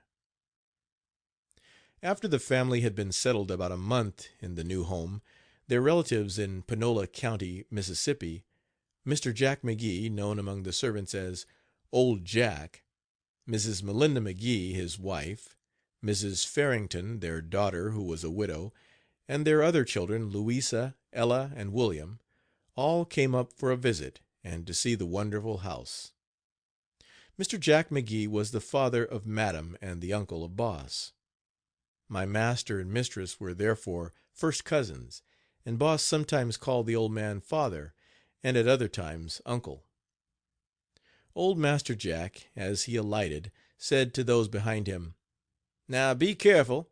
Step lightly, Louisa. This is the finest house you ever set foot in." When all had come into the house, and the old man had begun to look around, he said, "I don't know what Edmund is thinking about out to build such a house." He was very old, and had never lost all of his Scotch dialect, and he had a habit of repeating a part or all of some words, as in the foregoing quotation. The other members of the visiting family were well pleased with the house, and said it was grand. They laughed and talked merrily over the many novel things which they saw. Mrs. Farrington, who was a gay widow, was naturally interested in everything. I busied myself waiting upon them, and it was late that night before I was through. So many made extra work for me. One of the visitors distrusts me. The next morning after breakfast, Boss and old Master Jack went out to view the grounds. They took me along, so that if anything was wanted I could do it. Boss would have me drive a stake in some place to mark where he desired to put something, perhaps some flowers or a tree. He went on through the grounds, showing his father how everything was to be arranged. The old man shook his head and said, "Well, it's good, but I'm afraid you'll spoil these niggers.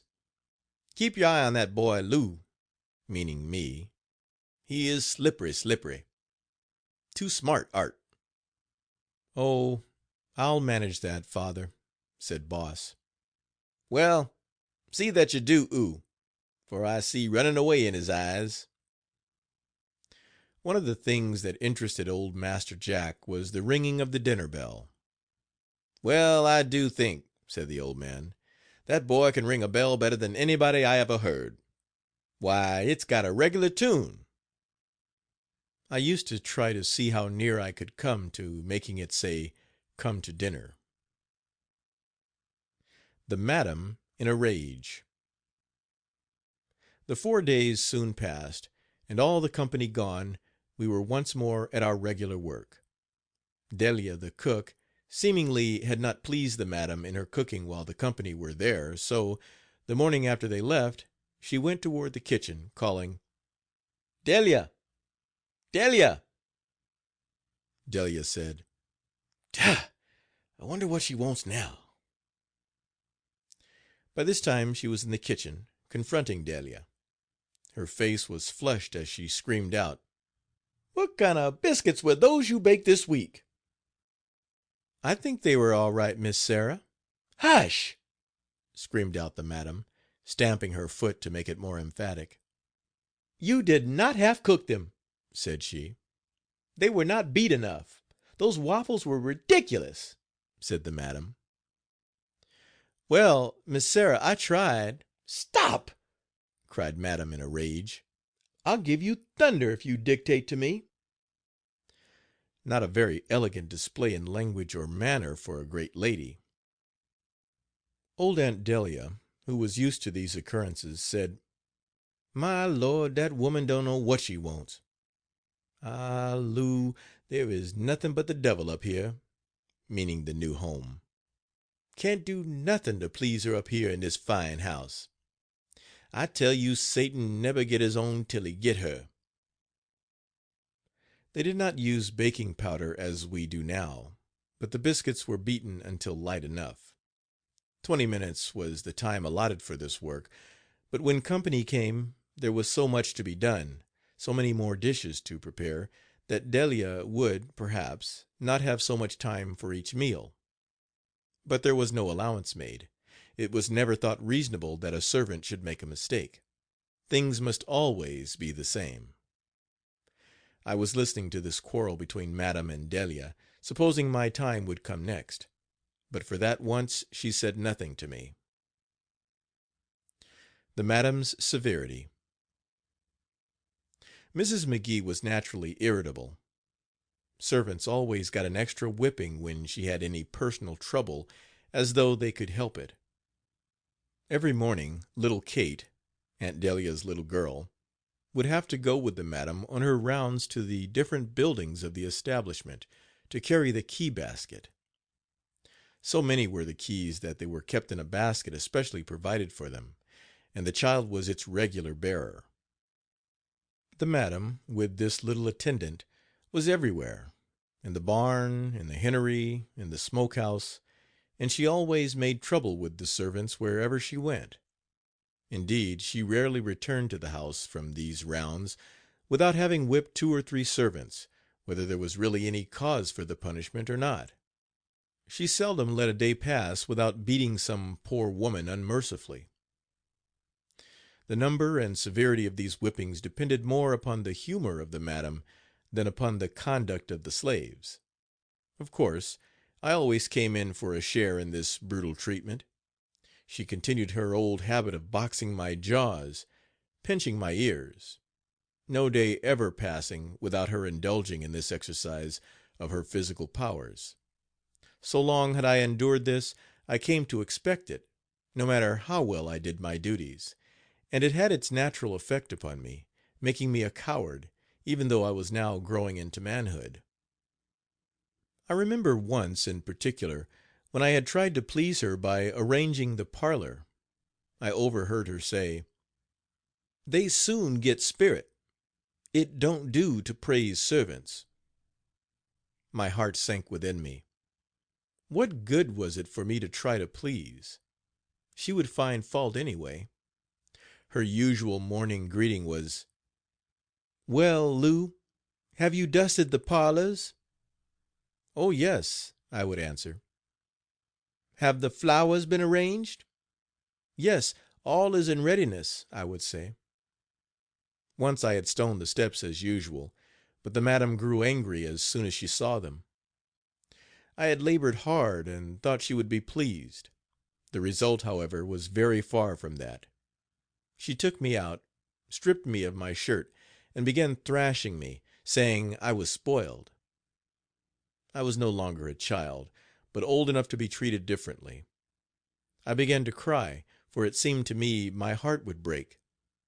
But after the first burst of tears, the feeling came over me that I was a man, and it was an outrage to treat me so, to keep me under the lash day after day. A shocking accident.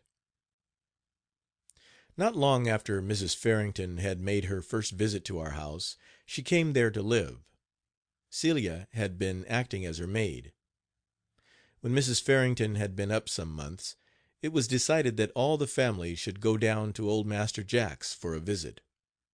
Celia, the maid, had been so hurried in the preparations for this visit that she had done nothing for herself.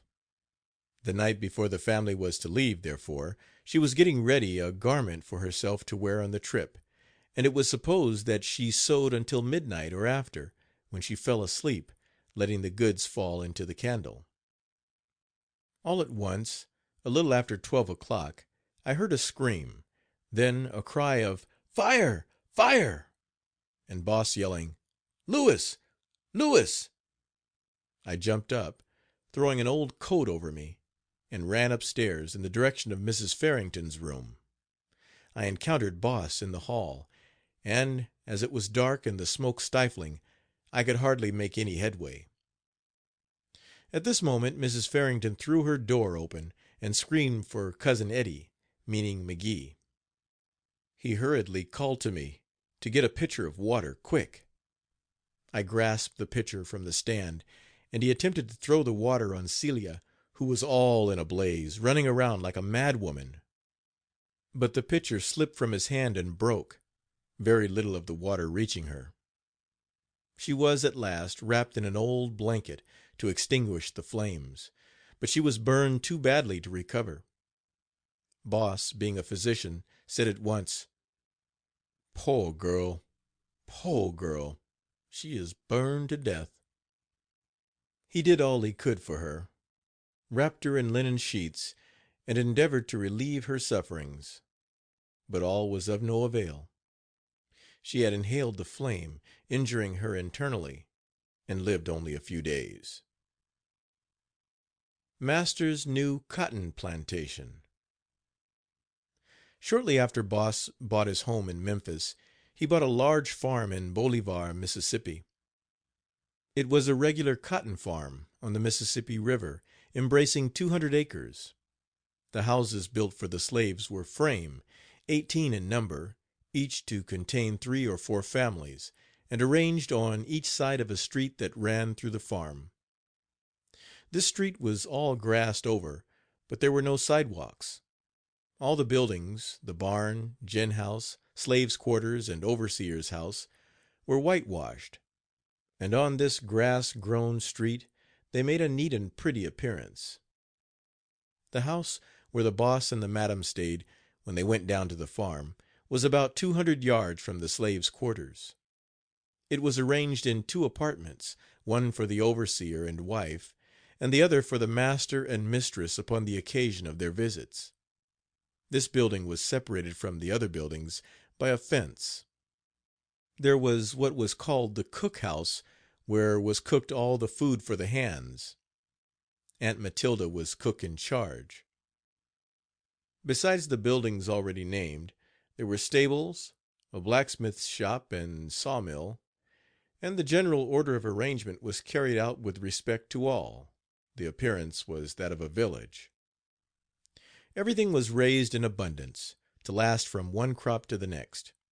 Vegetables and meat were provided from the farm, and a dairy of 50 cows furnished all the milk and butter needed.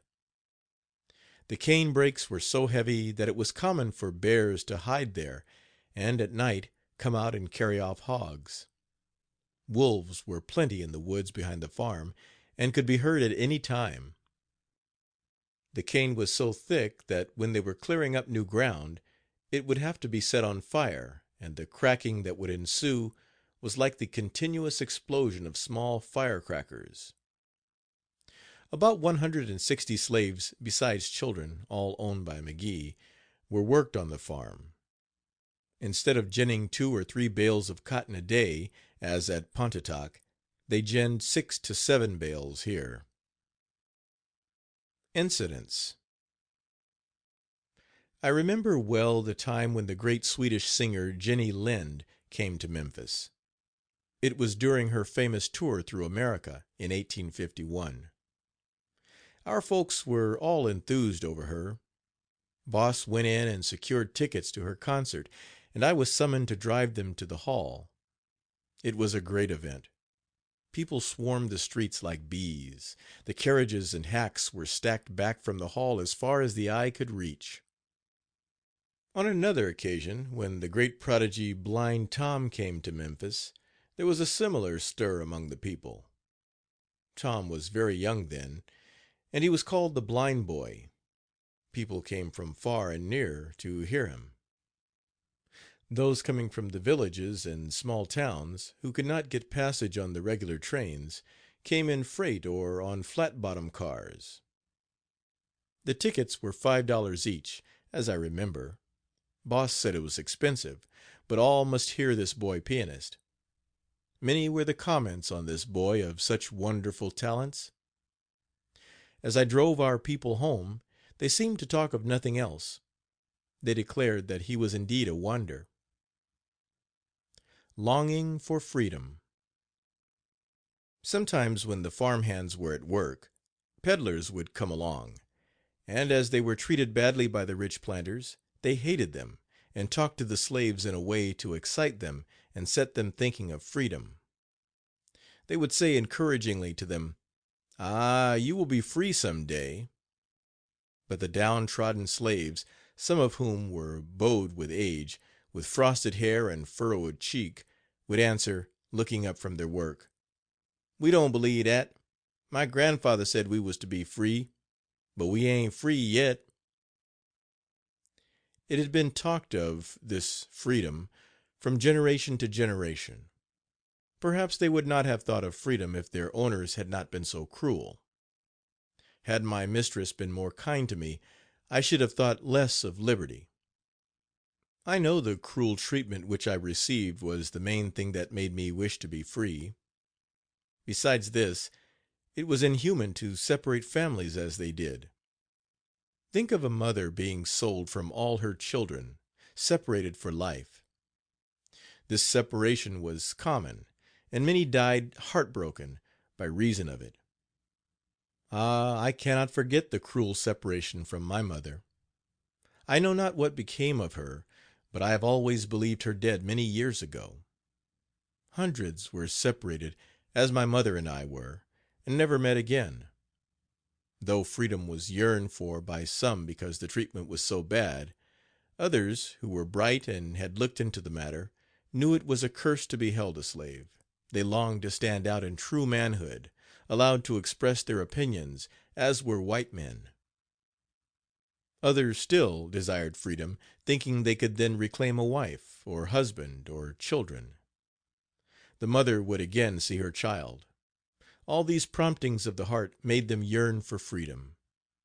New Year's was always a heart-rending time, for it was then the slaves were bought and sold, and they stood in constant fear of losing some one dear to them, a child, a husband, or wife.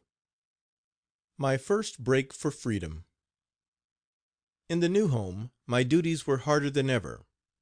The McGees held me with tighter grip, and it was nothing but cruel abuse from morning till night. So I made up my mind to try and run away to a free country. I used to hear Boss read sometimes in the papers about runaway slaves who had gone to Canada, and it always made me long to go. Yet I never appeared as if I paid the slightest attention to what the family read or said on such matters. But I felt that I could be like others, and try at least to get away. One morning, when Boss had gone to town, Madam had threatened to whip me, and told me to come to the house. When she called me I did not go, but went off down through the garden and through the woods, and made my way for the city. When I got into Memphis I found at the landing a boat called the Statesman, and I sneaked aboard. It was not expected that the boat would stay more than a few hours, but for some reason it stayed all night. The boat was loaded with sugar, and I hid myself behind 4 hogsheads. I could see both engineers, one each side of me. When night came on I crept out from my hiding place and went forward to search for food and water, for I was thirsty and very hungry. I found the table where the deckhands had been eating, and managed to get a little food, left from their meal, and some water. This was by no means enough, but I had to be content, and went back to my place of concealment. I had been on board the boat 3 days, and on the 3rd night, when I came out to hunt food, the second mate saw me. In a minute he eyed me over and said, "Why, I have a reward for you." In a second he had me go upstairs to the captain. This raised a great excitement among the passengers, and in a minute I was besieged with numerous questions. Some spoke as if they were sorry for me, and said if they had known I was a poor runaway slave they would have slipped me ashore. The whole boat was in alarm. It seemed to me they were consulting slips of paper. One said, "Yes, he is the same.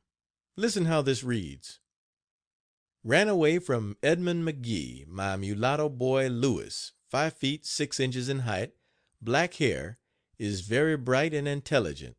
Will give $500 for him alive, and half of this amount for knowledge that he has been killed." My heart sprang into my throat when I heard two men read this advertisement. I knew at once what it all meant, remembering how often I had heard Boss read such articles from the papers and from the handbills that were distributed through the city. The captain asked me if I could dance. It seemed he felt sorry for me, for he said, "That's a bright boy to be a slave." Then turning to me, he said, "Come, give us a dance." I was young and nimble, so I danced a few of the old Southern clog dances, and sang one or two songs, like this: "Come along, Sam, the fifer's son, ain't you mighty glad your day's work's done?" After I finished singing and dancing, the captain took up a collection for me and got about $2. This cheered me a good deal. I knew that I would need money if I should ever succeed in getting on. On the following evening, when we reached West Franklin, Indiana, while the passengers were at tea, another boat pushed into port right after ours. Immediately a gentleman passenger came to me hurriedly and whispered to me to go down stairs, jump out on the bow of the other boat, and go ashore. I was alarmed, but obeyed, for I felt that he was a friend to slaves. I went out as quickly as I could, and was not missed until I had gotten on shore. Then I heard the alarm given that the boy was gone, that the runaway was gone. But I sped on, and did not stop until I had run through the village, and had come to a road that led right into the country. I took this road and went on until I had gone 4 or 5 miles, when I came to a farmhouse. Before reaching it, however, I met 2 men on horseback, on their way to the village. They passed on without specially noticing me, and I kept on my way until reaching the farmhouse. I was so hungry, I went in and asked for food. While I was eating, the men whom I had met rode up. They had been to the village, and, learning that a runaway slave was wanted, and remembering meeting me, they returned in hot haste, in hope of finding me and securing the reward. They hallooed to the people in the house, an old woman and her daughter, whom they seemed to know, saying, "There was a runaway nigger out who stole off a boat this evening." The old lady said, "Come," becoming frightened at once. When they came in they began to question me. I trembled all over, but answered them. They said, "You are the fellow we want, who ran off the boat." I was too scared to deny it, so I owned I was on the boat, and stole off. They did not tarry long, but, taking me with them, they went about 1.5 miles to their house. They planned and talked all the way, and one said, "We are good for $75 for him, anyway." The next morning they took me into the village. They soon found out that the engineer, by order of the captain, had stayed over to search for me. A lawsuit followed, and I was taken before the magistrate before the engineer could get possession of me. There was a legal course that had to be gone through with. A lawyer, Fox by name, furnished the $75 for the men who had caught me. That part of the case being settled, Fox and the engineer started for Evansville, Indiana, that same night.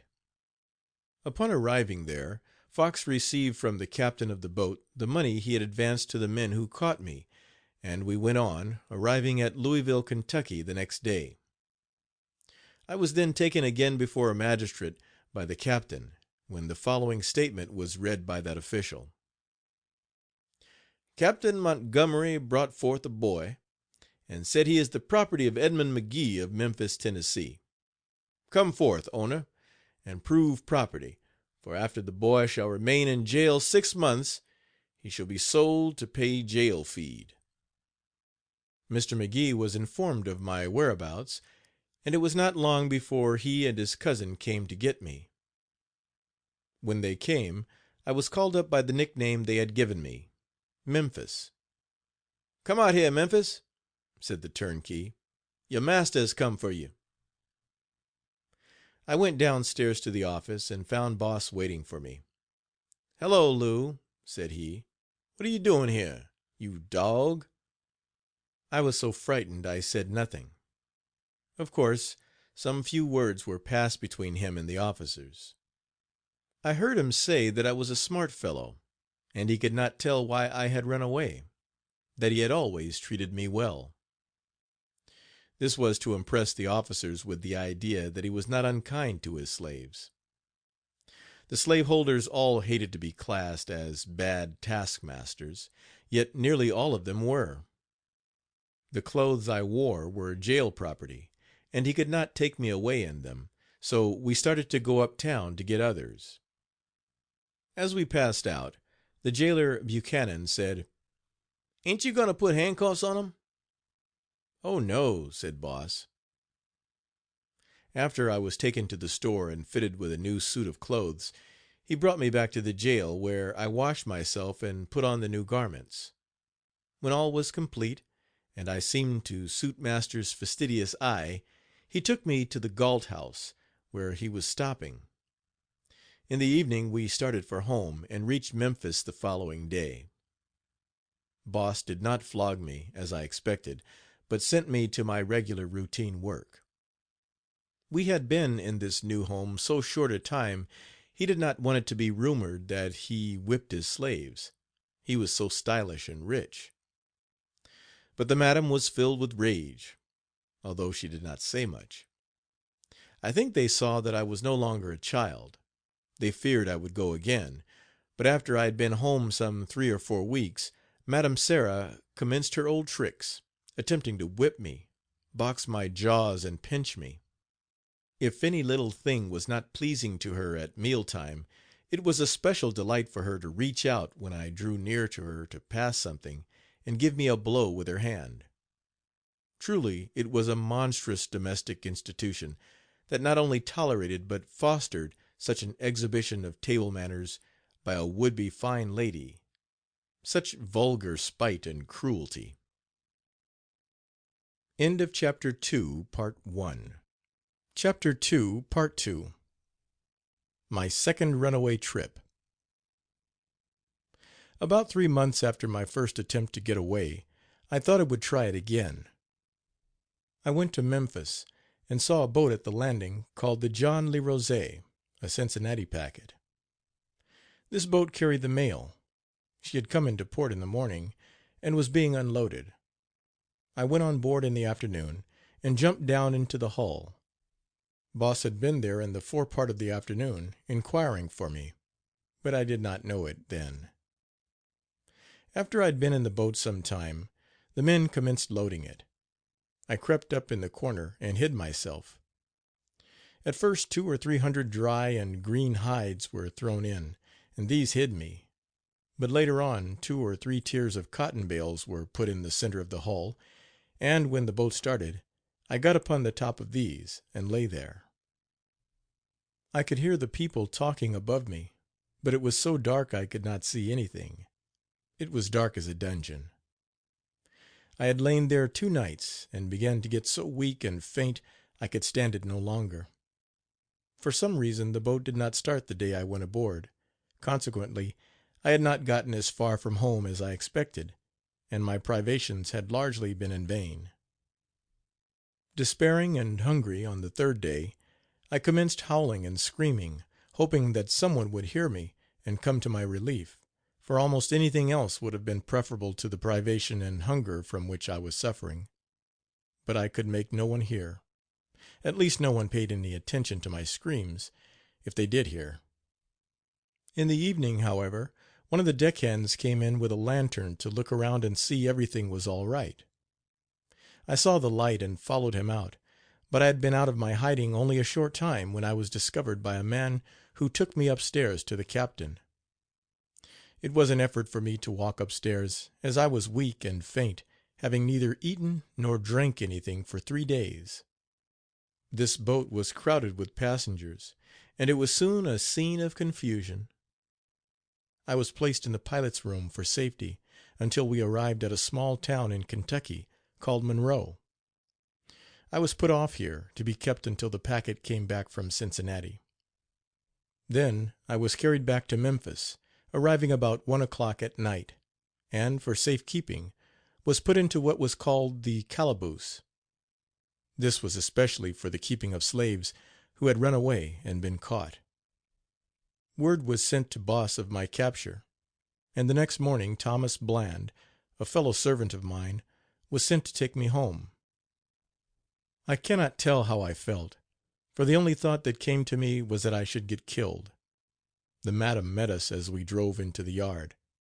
"Ah," she said to me, "you put up at the wrong hotel, sir." I was taken to the barn where stocks had been prepared, beside which were a cowhide and a pail of salt water, all prepared for me. It was terrible, but there was no escape. I was fastened in the stocks, my clothing removed, and the whipping began. Boss whipped me a while, then he sat down and read his paper, after which the whipping was resumed. This continued for 2 hours. Fastened as I was in the stocks, I could only stand and take lash after lash, as long as he desired, the terrible rawhide cutting into my flesh at every stroke. Then he used peach tree switches, which cracked the flesh so the blood oozed out. After this came the paddle, 2½ feet long and 3 inches wide. Salt and water was at once applied to wash the wounds, and the smarting was maddening.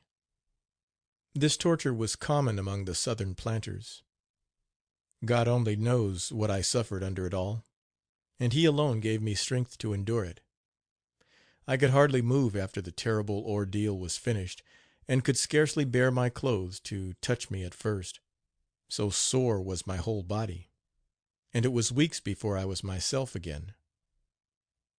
Preaching to the slaves. As an offset, probably, to such diabolical cruelties as those which were practiced upon me in common with nearly all the slaves in the cotton region of the South, it was the custom in the section of country where I lived to have the white minister preach to the servants Sunday afternoon, after the morning service for the whites. The white people hired the minister by the year to preach for them at their church. Then he had to preach to each master's slaves in turn. The circuit was made once a month, but there was service of some kind every Sunday. The slaves on some places gathered in the yard, at others in the white folks' schoolhouses, and they all seemed pleased and eager to hear the word of God. It was a strong evidence of their native intelligence and discrimination that they could discern the difference between the truths of the word and the professed practice of those truths by their masters. My boss took pride in having all his slaves look clean and tidy at the Sabbath service. But how would he have liked to have the slaves, with backs lacerated with the lash, appear in those assemblies with their wounds uncovered? The question can never be answered. The master and most of his victims have gone where professions of righteousness will not avail to cover the barbarities practiced here. A family of free persons sold into slavery. My wife Matilda was born in Fayette County, Kentucky, June 17th, 1830.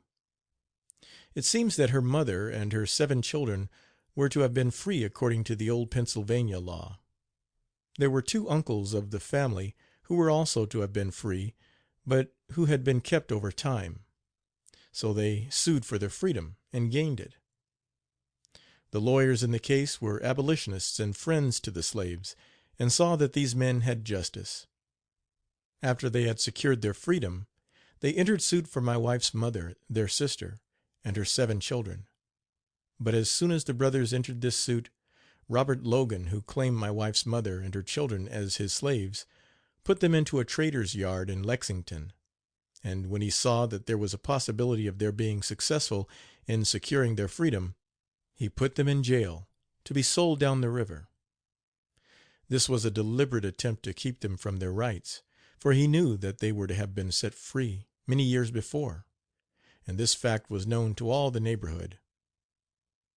My wife's mother was born free. Her mother, having passed the allotted time under a law, had been free for many years. Yet they kept her children as slaves, in plain violation of law as well as justice. The children of free persons under Southern laws were free. This was always admitted. The course of Logan in putting the family in jail for safekeeping until they could be sent to the Southern market was a tacit admission that he had no legal hold upon them.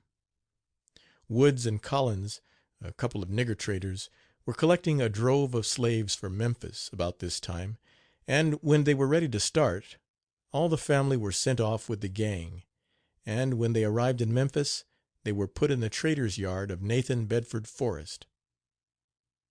This Forrest afterward became a general in the rebel army, and commanded at the capture of Fort Pillow, and in harmony with the debasing influences of his early business, he was responsible for the fiendish massacre of negroes after the capture of the fort, an act which will make his name forever infamous. None of this family were sold to the same person except my wife and one sister. All the rest were sold to different persons. The older daughter was sold 7 times in one day. The reason of this was that the parties that bought her, finding that she was not legally a slave, and that they could get no written guarantee that she was, got rid of her as soon as possible. It seems that those who bought the other members of the family were not so particular, and were willing to run the risk. They knew that such things, such outrages upon law and justice, were common. Among these was my boss, who bought 2 of the girls, Matilda and her sister Mary Ellen. Matilda was bought for a cook. Her sister was a present to Mrs. Farrington, his wife's sister, to act as her maid and seamstress. Aunt Delia, who had been cook, was given another branch of work to do, and Matilda was installed as cook. I remember well the day she came. The madam greeted her and said, "Well, what can you do, girl? Have you ever done any cooking? Where are you from?" Matilda was, as I remember her, a sad picture to look at. She had been a slave, it is true, but had seen good days to what the slaves down the river saw. Anyone could see she was almost heartbroken. She never seemed happy. Days grew into weeks and weeks into months, but the same routine of work went on. My marriage.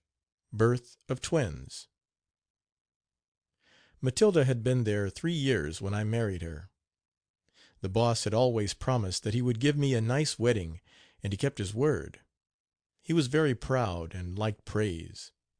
The wedding that he gave us was indeed a pleasant one. All the slaves from their neighbor acquaintances were invited. One thing Boss did was a credit to him, but it was rare among slaveholders. He had me married by their parish minister. It was a beautiful evening, the 30th of November, 1858, when Matilda and I stood in the parlor of the McGee house and were solemnly made man and wife. Old Master Jack came up from Panola at that time, and was there when the ceremony was performed. As he looked through his fingers at us, he was overheard saying, "It will ruin them, giving weddin's." Things went on as usual after this. The madam grew more irritable and exacting, always finding fault with the servants, whipping them or threatening to do so, upon the slightest provocation, or none at all. There was something in my wife's manner, however, which kept the madam from whipping her, an open or implied threat perhaps that such treatment would not be endured without resistance or protest of some kind. This the madam regarded as a great indignity, and she hated my wife for it, and at times was ready to crush her, so great was her anger. In a year there were born to us twin babies, and the madam now thought she had my wife tied, as the babies would be a barrier to anything like resistance on her part, and there would be no danger of her running away. She, therefore, thought that she could enjoy without hindrance the privilege of beating the woman of whose womanhood she had theretofore stood somewhat in fear. Madam's cruelty to my wife and children. Boss said from the first that I should give my wife assistance, as she needed time to care for the babies. Really, he was not as bad as the madam at heart, for she tried to see how hard she could be on us. She gave me all the extra work to do that she could think of, apparently to keep me from helping my wife in the kitchen. She had all the cooking to do for 3 heavy meals each day, all the washing and ironing of the finest clothes, besides caring for the babies between times. In the morning she would nurse the babies, then hurry off to the kitchen to get breakfast while they were left in charge of a little girl. Again at noon she repeated her visit to the babies, after cooking the dinner. Then, in the evening, after supper, she would go to nurse them again. After supper was over, dishes all washed and kitchen in order, she would then go to the little ones for the night. One can see that she had very little time with the children. My heart was sore and heavy, for my wife was almost run to death with work. The children grew puny and sickly for want of proper care. The doctor said it was because the milk the mother nursed to them was so heated by her constant and excessive labors as to be unwholesome, and she never had time to cool before ministering to them. So the little things, instead of thriving and developing, as was their right, dwindled toward the inevitable end. Oh, we were wretched. Our hearts ached for a day which we could call our own.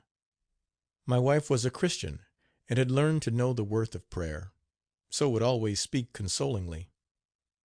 "God will help us," she said. "Let us try and be patient."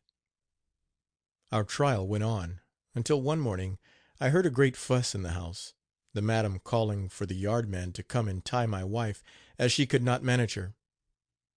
My wife had always refused to allow the madam to whip her, but now, as the babies were here, mistress thought she would try it once more. Matilda resisted, and madam called for Boss. In a minute he came, and, grabbing my wife, commenced choking her, saying to her, "What do you mean? Is that the way you talk to ladies?" My wife had only said to her mistress, "You shall not whip me." This made her furious, hence her call for Boss. I was in the dining room and could hear everything. My blood boiled in my veins to see my wife so abused, yet I dare not open my mouth. After the fuss, my wife went straight to the laundry. I followed her there, and found her bundling up the baby's clothes, which were washed but not ironed. I knew at a glance that she was going away.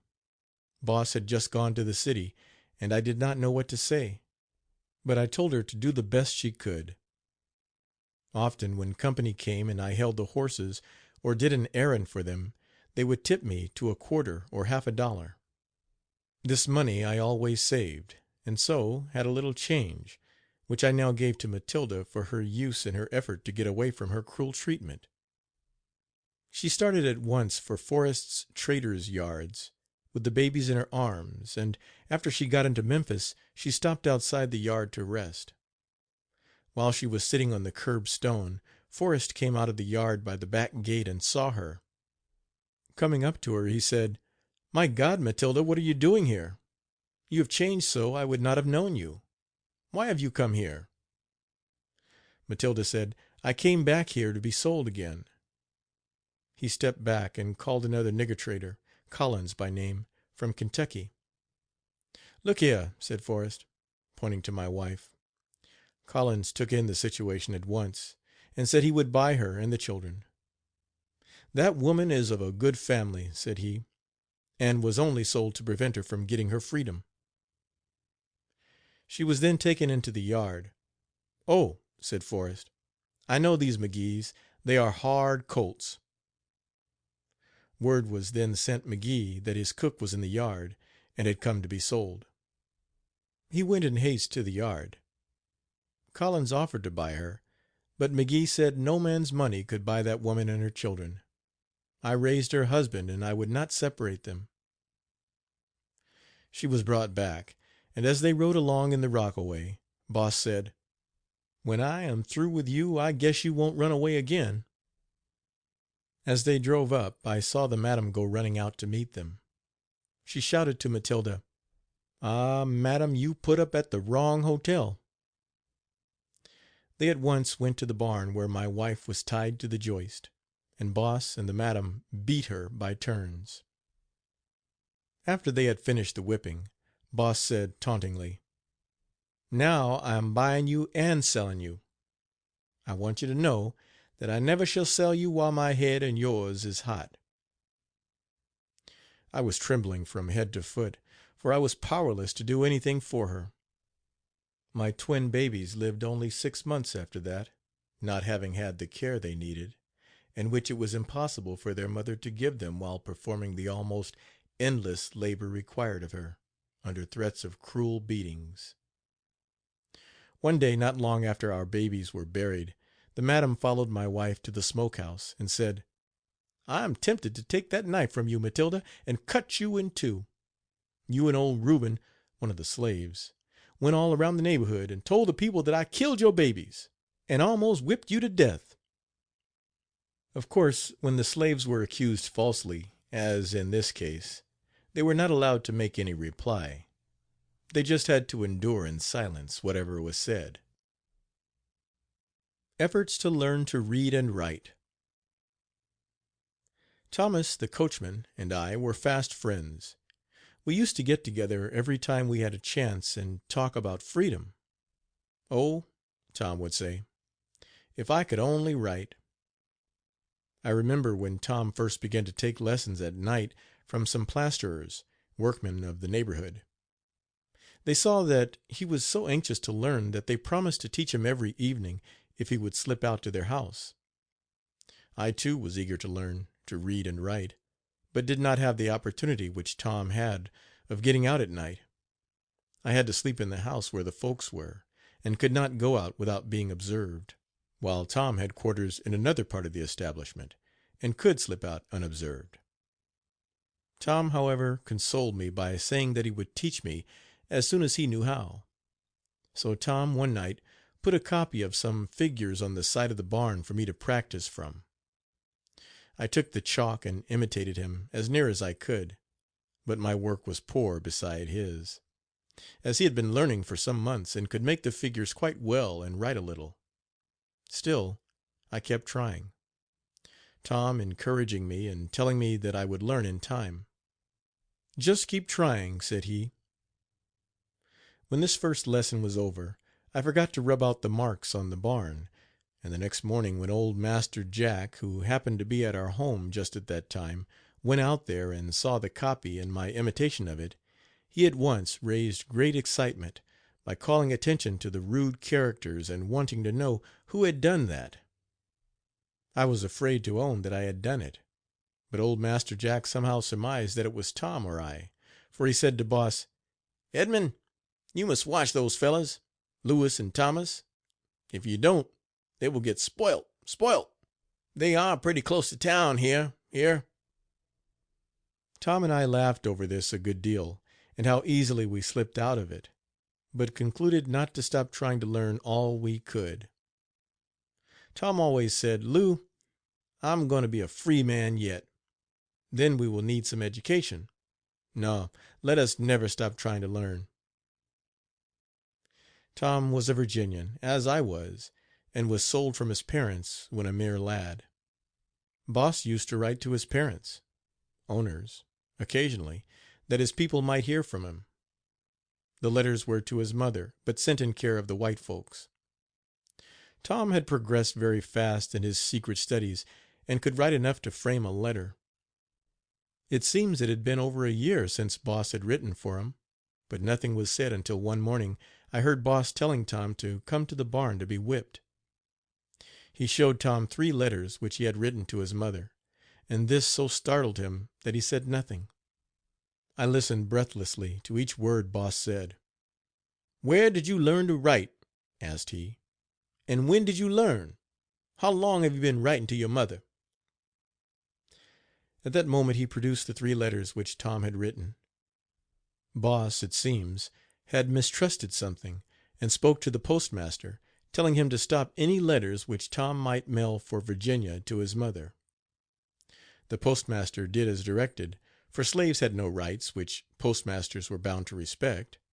Hence, the letters fell into the master's hands instead of going to their destination. Tom, not hearing from his first letter, wrote a second, then a third, never dreaming that they had been intercepted. Boss raged, and Tom was severely whipped. After this, nothing Tom did pleased any of the family. It was a continual pick on him. everything was wrong with both of us, for they were equally hard on me. They mistrusted, I think, that I could write, yet I could not find out just what they did think. Tom strikes for liberty and gains it. Tom stayed only a few weeks after this. He said to me one morning, "Lou, I am going away. If I can get a boat tonight that is starting off, why I am gone from this place." I was sad to see him go, for he was like a brother to me. He was my companion and friend. He went, and was just in time to catch the boat at the Memphis dock. He succeeded in getting on, and made an application to the captain to work on the boat.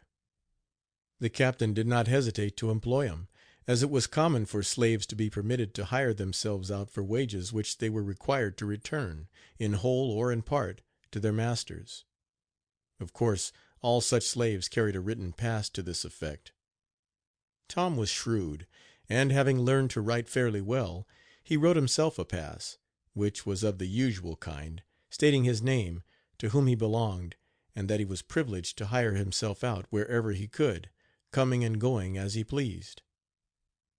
Where the slave was an exceptional one, and where the owner had only 2 or 3 slaves, a pass would readily be given to hire himself out, or hire his own time, as it was generally called, he being required to turn over to his master a certain amount of his earnings, each month or week, and to make a report to his master of his whereabouts and receipts.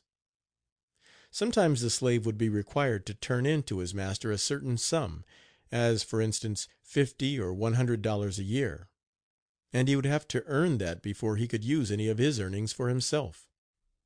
If he was a mechanic, he would have little trouble in doing this, as the wages of such were often quite liberal. This kind of pass was rarely, if ever, given by the planters having large numbers of slaves. Another kind of pass read something like this: "Pass my boy or my girl," as the case might be, the name being attached. These were only given to permit the slave to go from the farm of his own master to that of another. Some men had wives or children belonging on neighboring farms, and would be given passes to visit them. Without such a pass, they were liable to be stopped and turned back to their homes. There was, however, a good deal of visiting without passes, but it was against the general rule which required them, and any slave leaving home without a pass was liable to punishment if discovered. On our plantation passes were never given, but the slaves did visit in the neighborhood, notwithstanding, and would sometimes slip into town at night. Tom had in this way seen the pass of a neighboring slave to hire out, and it was from this he learned the form from which he wrote his, and which opened his way to freedom. Upon reading Tom's pass, the captain did not hesitate, but hired him at once, and Tom worked his way to New Orleans, to which city the boat was bound. In the meantime, Boss took me and we drove to numerous stations, where he telegraphed ahead for his runaway boy Tom. But Tom reached New Orleans without hindrance, and there fell in with the steward of a Boston steamer, and, getting aboard of it, was soon on the ocean, on his way to that city where were so many friends of the slave. Arriving there, he made his way to Canada, which was, for so many generations, the only land of freedom attainable to American slaves. News of Tom's reaching Canada. Now that Tom was gone, excitement prevailed at the house among the white folks. Nothing had been heard of him or the method of his escape. All the servants expected that he would be caught, and I was alarmed every time Boss came from the city, fearing that he had news that Tom was caught. He had been gone about 6 months, when one morning I went to the post office and brought back a letter. It seemed to me that I felt that it contained something unusual, but I did not know what it was. It proved to be a letter from Tom to Boss. They did not intend that the servants should know it was from Tom, but one of the housemaids heard them reading it, and came out and told us. She whispered, "Tom is free. He has gone to Canada. Boss read it in the letter Lou brought." This news cheered me, and made me eager to get away, but I never heard from him any more until after the rebellion. Tom gone made my duties more. I now had to drive the carriage, but Uncle Madison was kept at the barn to do the work there, and hitch up the team. I only had to drive when the family went out. McGee expects to capture Tom. In the summer the McGees made up their minds to go down east, and come around by Niagara Falls, for this was the place from which Tom had written them.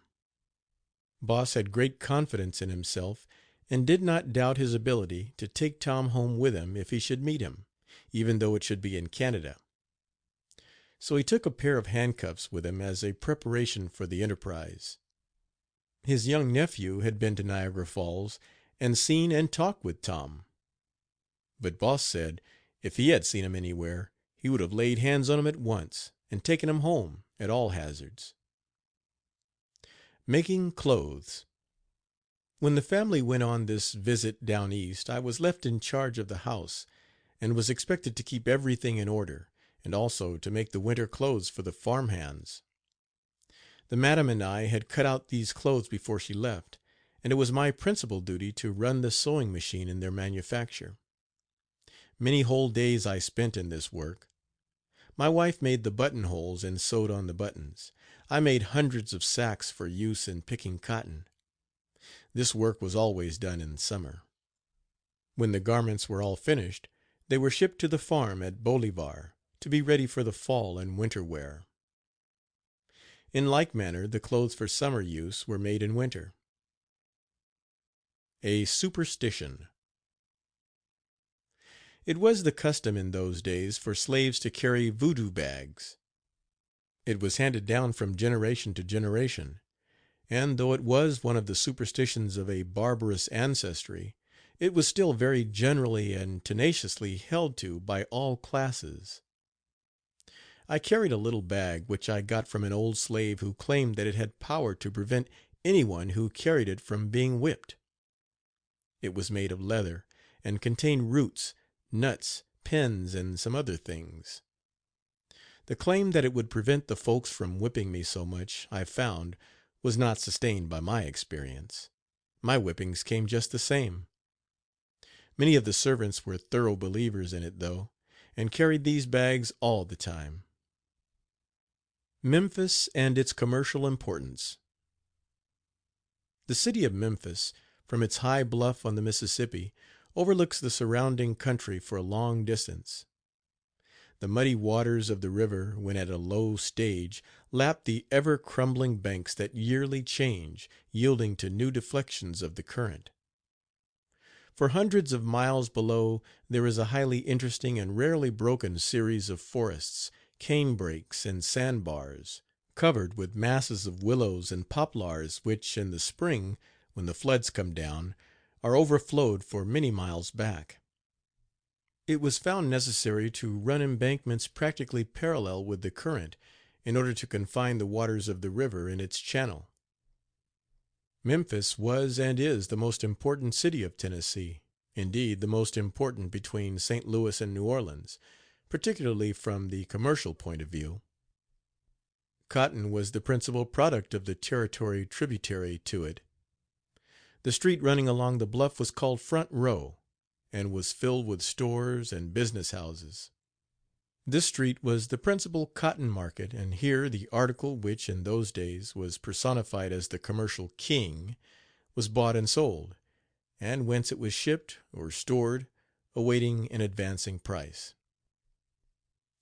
The completion of the Memphis and Charleston Railroad was a great event in the history of the city.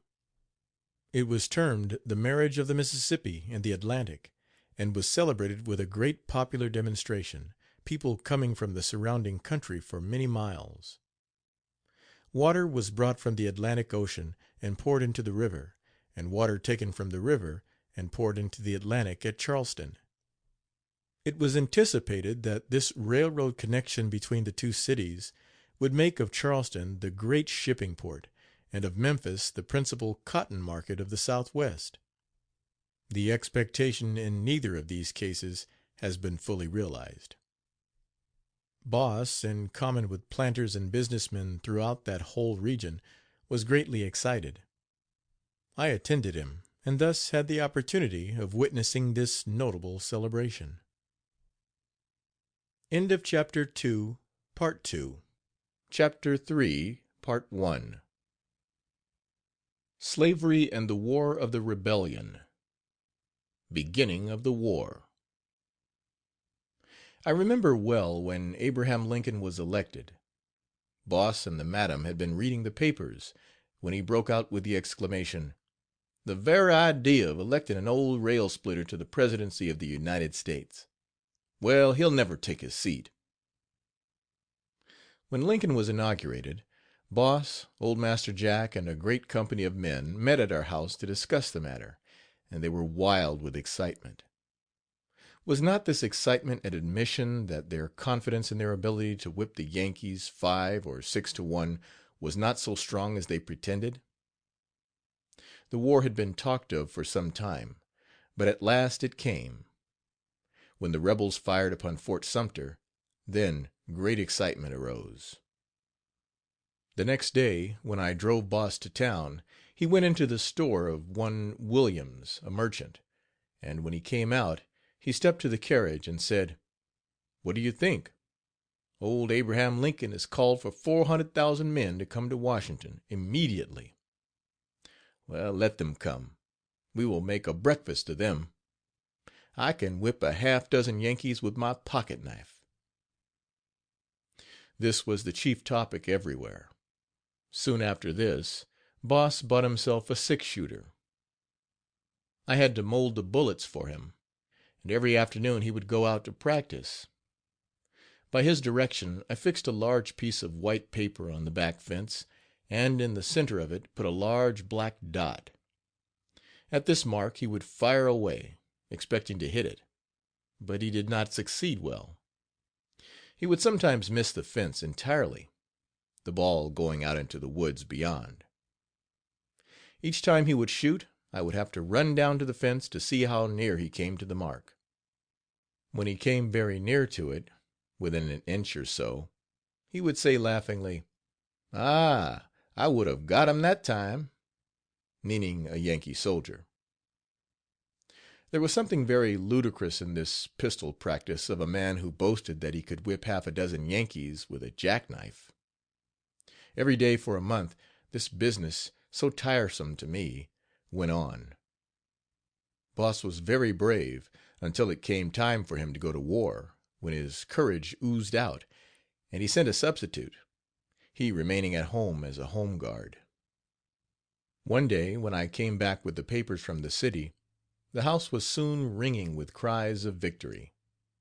Boss said, "Why, that was a great battle at Bull Run. If our men had only known at first what they afterwards found out, they would have wiped all the Yankees out and succeeded in taking Washington." Petty disrespect to the emblem of the Union. Right after the bombardment of Fort Sumter, they brought to Memphis the Union flag that floated over the fort. There was a great jubilee in celebration of this. Portions of the flag, no larger than a $50 in paper money, were given out to the wealthy people, and these evidences of their treason were long preserved as precious treasures. Boss had one of these pieces which he kept a long time, but as the rebel cause waned these reminders of its beginning were less and less seen, and if any of them are now in existence, it is not likely that their possessors will take any pride in exposing them to view. As the war continued, we would, now and then, hear of some slave of our neighborhood running away to the Yankees. It was common when the message of a Union victory came, to see the slaves whispering to each other, "We will be free." I tried to catch everything I could about the war. I was so eager for the success of the Union cause. These things went on until Note. At this point the text ends. End of note. The Battle of Shiloh, April 9, 1862. Boss came hurrying in one morning right after breakfast, calling to me, Lou, Lou, come. We have a great victory. I want to go up and carry the boys something to eat. I want you and Matilda to get something ready as quickly as you can." A barrel of flour was rolled into the kitchen, and my wife and I pitched in to work. Biscuit, bread, hoe cake, ham, tongue, all kinds of meat and bread were rapidly cooked, and, though the task was a heavy one for my wife and me, we worked steadily, and about 5 o'clock in the afternoon the things were ready. One of the large baskets used to hold cotton was packed full these provisions. Our limbs ached from the strain of the work, for we had little help.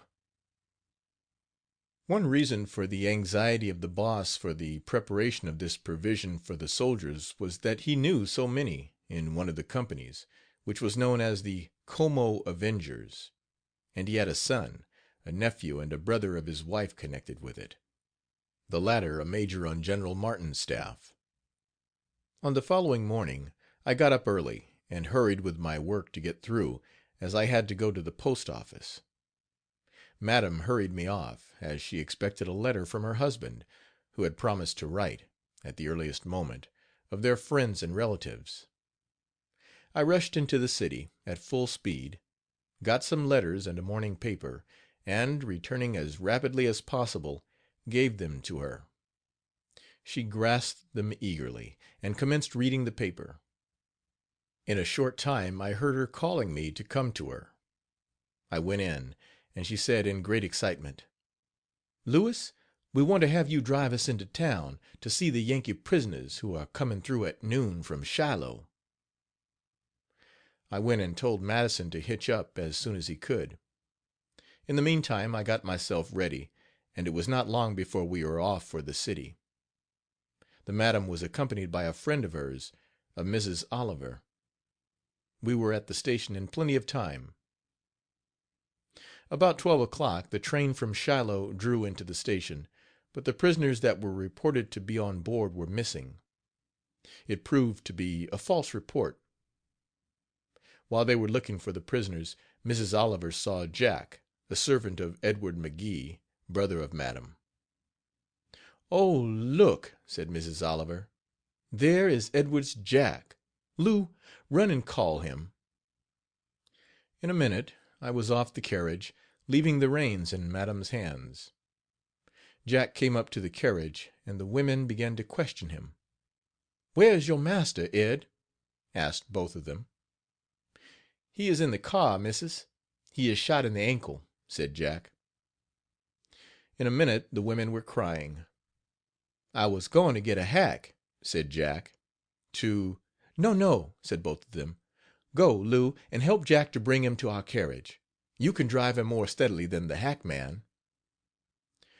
Jack and I went to the car and helped him out, and after some effort got him into our carriage. Then I went and got a livery hack to take the women and his baggage home. When we reached home we found there old Mrs. Jack McGee, mother of the madam, Mrs. Charles Dandridge, Mrs. Farrington, sisters of madam, and Fanny, a colored woman, Edward's housekeeper and mistress, a wife in all but name. All of these had come to hear the news of the great battle, for all had near relatives in it. Mrs. Jack McGee and Mrs. Dr. Charles Dandridge had each a son in the terrible conflict. Mourning in master's family. In the afternoon, when all were seated in the library reading, and I was in the dining room finishing up my work, I happened to look out of the window and saw a messenger coming up the graveled walk. I went out to meet him. "Telegram for Mrs. McGee," he said.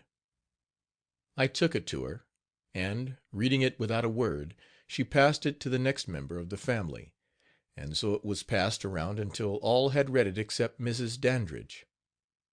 When it was handed to her I saw at a glance that it contained for her the most sorrowful tidings. As she read she became livid, and when she had finished she covered her face with her handkerchief, giving a great heavy sob. By this time the whole family was crying and screaming, "Oh, our Mac is killed." "Mars Mac is killed," was echoed by the servants, in tones of heartfelt sorrow, for he was an exceptional young man. Everyone loved him, both whites and blacks. The affection of the slaves for him bordered on reverence, and this was true not alone of his father's slaves, but of all those who knew him. This telegram was from Boss, and announced that he would be home the next day with the remains. Mrs. Farrington at once wrote to old Master Jack and to Dr. Dandridge, telling them of Mac's death and to come at once. After I mailed those letters nothing unusual happened during the afternoon, and the house was wrapped in silence and gloom. On the following morning I went for the mail as usual, but there was nothing new. At noon the remains of the much-loved young man arrived at our station, accompanied by Boss and Dr. Henry Dandridge, brother of the father of the deceased, who was a surgeon in the rebel army. I went to the station with another servant to assist in bringing the body to the house. We carried it into the back parlor, and, after all had been made ready, we proceeded to wash and dress it. He had lain on the battlefield 2 days before he was found, and his face was black as a piece of coal. But Dr. Henry Dandridge, with his ready tact, suggested the idea of painting it. I was there to assist in whatever way they needed me. After the body was all dressed and the face painted, cheeks tinted with a rosy hue, to appear as he always did in life, the look was natural and handsome. We were all the afternoon employed in this sad work, and it was not until late in the evening that his father and mother came down to view the body for the first time. I remember, as they came down the broad stairs together, the sorrow-stricken yet calm look of those two people. Mrs. Dandridge was very calm. Her grief was too great for her to scream as the others did when they went in. She stood and looked at her Mac. Then, turning to Boss, she said, "Cousin Eddie, how brave he was. He died for his country." Poor, sorrowing, misguided woman. It was not for his country he died, but for the perpetration of the cruel, the infamous system of human slavery. All the servants were allowed to come in and view the body. Many sad tears were shed by them. Some of the older slaves clasped their hands, as if in mute prayer, and exclaimed as they passed by the coffin, "He was a lovin' boy." It seems that all his company but 5 or 6 were killed. At an early hour next morning the funeral party started for the home in Panola, where the body of the lamented young man, sacrificed to an unholy cause, was buried at the close of the same day. Edward stayed at our house some 6 weeks. His ankle was so slow in getting well. At the end of that time he could walk with the aid of crutches, and he took Fanny and went home. Alarm of the Memphis Rebels. Not long after this the people were very much worked up over the military situation. The Yankees had taken Nashville and had begun to bombard Fort Pillow. The officials of the Memphis and Ohio Railroad Company became alarmed at the condition of things, fearing for the safety of their stock. The officers, therefore, set about devising some plan by which they might get the cars down on the Memphis and Jackson road, where they imagined their property would be safe from the now terrible Yankees. The railroad officials at once set to work to buy the right of way through Main Street, to give them the connection with the southern road named. At first it was refused by the city authorities, but finally the right of way was granted. When, however, the railroad men began to lay the ties and rails, the people grew furious. Some fled at once, for they imagined that this act of the railroad officials indicated that the Yankees must be coming pretty near. Boss became so excited at this time that he almost felt like going away too. The family grew more and more uneasy, and it was the continual talk, "We must get away from Memphis. The companies are already moving their rolling stock, fearing the Yankees may come at any time and destroy everything. We must get away," said Boss, speaking to the madam. The family flee from Memphis. Things continued in this way until about June, 1862. The Union troops had taken Fort Pillow. We had heard the firing of cannon and did not know what it meant. One morning I was in the city after the mail, and I learned that a transient boat had just come down the river, which had lost a part of her wheelhouse. She was fired on from Fort Pillow, sustaining this serious damage from the shot. This increased the excitement among the people, and our folks became alarmed right away, and commenced talking of moving and running the servants away from the Yankees to a place of safety. McGee was trying for some time to get someone to take the house, that is, to live in and care for it until after the war, while the family were gone. They never thought that slavery would be abolished, and so hoped to come back again. After some search, they found a widow, a Mrs. Hancock. She was to have full charge of the house and continue keeping boarders as she had been doing in Memphis. The vaunted courage of this man seems to have early disappeared, and his thought was chiefly devoted to getting his family and his slaves into some obscure place, as far away as possible from the Yankees that were to be so easily whipped. We were about 2 weeks getting ready to leave, stowing away some of the things they did not want to move. The boss and his family, my wife and I, and all the house servants were to go to Panola, to his father's. The family went by rail, but I had to drive through in a wagon.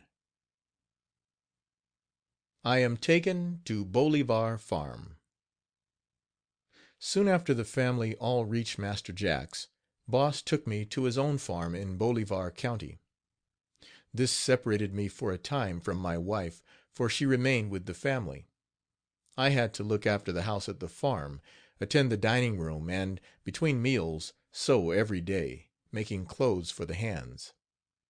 I could run on the machine 18 to 20 pairs of pants a day, but 2 women made the buttonholes and did the basting for me, getting the goods all ready for the machine. Capture of a Union trading boat. The Yankees had made a raid through Bolivar before I came, and the excitement had not abated, as they were spreading themselves all through the state. There was a Union trading boat, the Lake City, that had been successful in exchanging her goods for cotton that came from Memphis.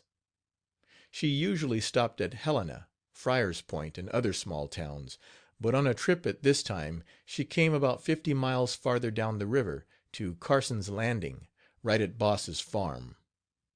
She was loaded with all kinds of merchandise, sugar, tobacco, liquor, etc. She had a crew of about 40 men, but they were not well prepared for a vigorous defense. The rebel soldiers stationed in the vicinity saw her as she dropped her anchor near the landing, and they determined to make an effort for her capture. They put out pickets just above our farm, and allowed no one to pass or stop to communicate with the boat. Everyone that sought to pass was held prisoner, and every precaution taken to prevent those on the boat from learning of the purposes of the rebels, knowing that the boat would land in the morning, if not informed of the danger, and then it was anticipated that they could easily make her a prize. There was a small ferry boat behind the steamer, and as the latter dropped down stream and then steamed up to the landing, the former stood off for a few moments. As the steamer touched shore, the rebels charged on her, and captured her without a struggle. In the meantime, the ferry boat, seeing what had happened, sped away upstream, the soldiers firing at her, but doing little damage, except the breaking of the glass in the pilot house. The rebels, seeing that the ferry boat had escaped them, turned their attention to the unloading of the steamer. They sent out for help in this work, and the summons was answered by the neighbors far and near. Wagons were brought, 2 of which were from our farm, and loaded with goods, which were taken to Deer Creek, 40 miles from Carson Landing. What goods they found themselves unable to carry away were packed in the warehouse. The steamer was then burned. McGee was present, and the rebel captain gave him a written statement of the affair to the effect that the residents were not responsible for it, and that this should be a protection for them against the Union forces. The officers and crew of the steamer, to the number of 40, were made prisoners, and taken to Deer Creek, the rebel headquarters of that region, and put in the jail there. The ferryboat that escaped went to Helena, Arkansas, and carried the news of the affair to the Union forces there. Boss taken prisoner. I was told by Boss to take my stand on our veranda and keep watch on the river, and if I saw any boat coming down to let him know at once. I kept a close watch the next morning until about 8 o'clock, when I saw a boat, but she had almost gone past our house before I discovered her. I ran into the house and told Boss. He ordered me to get his horse at once, which I did, and he mounted and went down to the landing as fast as he could. Upon reaching there, he was taken prisoner by the Union soldiers who had just landed from the boat. All who came near were captured. The Union soldiers went to work and transferred all the goods which the rebels had put into the warehouse from the boat which they had captured. Then, setting fire to the warehouse and the post office, they pushed off, yelling and shouting with glee. Among those captured by the Union soldiers were 3 other rich planters, besides Boss, all of whom were taken to Helena.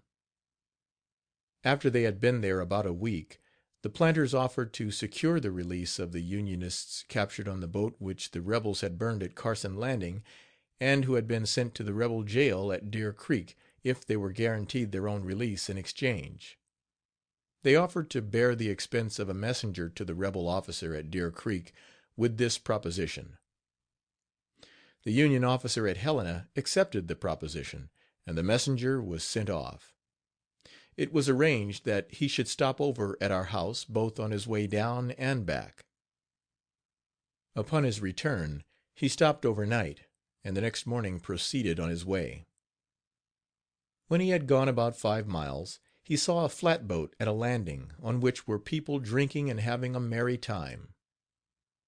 He stopped and went aboard, and, in joining the carousal, he soon became so intoxicated that he was unable to go on with his journey.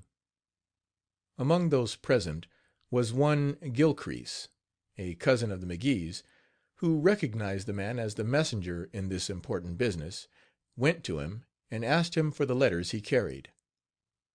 The fellow refusing to give them up, Gilcrease took them from him, and at once sent to our overseer for a reliable man by whom to forward them to the commandant at Helena. The overseer called me up from the cabin to his room, and told me that I was to go to Helena to carry some important papers, and to come to him for them in the morning, and make an early start. I left him and went back to my cabin. My third effort for freedom. I made up my mind that this would be a good chance for me to run away. I got my clothes and put them in an old pair of saddlebags, 2 bags made of leather, connected with a strip of leather, and used when traveling horseback for the same purpose as a satchel is used in traveling in the cars. I took these bags, carried them about a half-mile up the road, and hid them in a fence corner, where I could get them in the morning when I had started on my trip. Friar's Point, the place to which I was to go, was about 50 miles from the farm. I started early in the morning, and, after I had gone 25 miles, I came to the farm of William McGee, a brother of the madam, and stopped to change horses.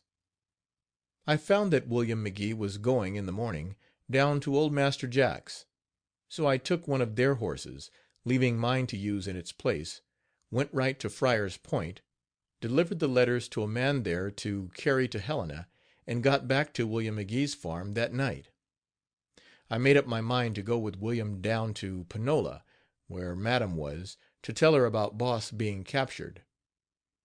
The next morning he started, and Gibson, his overseer, and myself accompanied him. He questioned me about the capture of Boss, what the soldiers had done, etc., and I told him all I knew of the matter. "Well, Lou," he said, "why did you not bring us some whiskey?" "I did bring a little with me," I said. He laughed, saying, "Oh, well, when we come to some clear water we will stop and have a drink."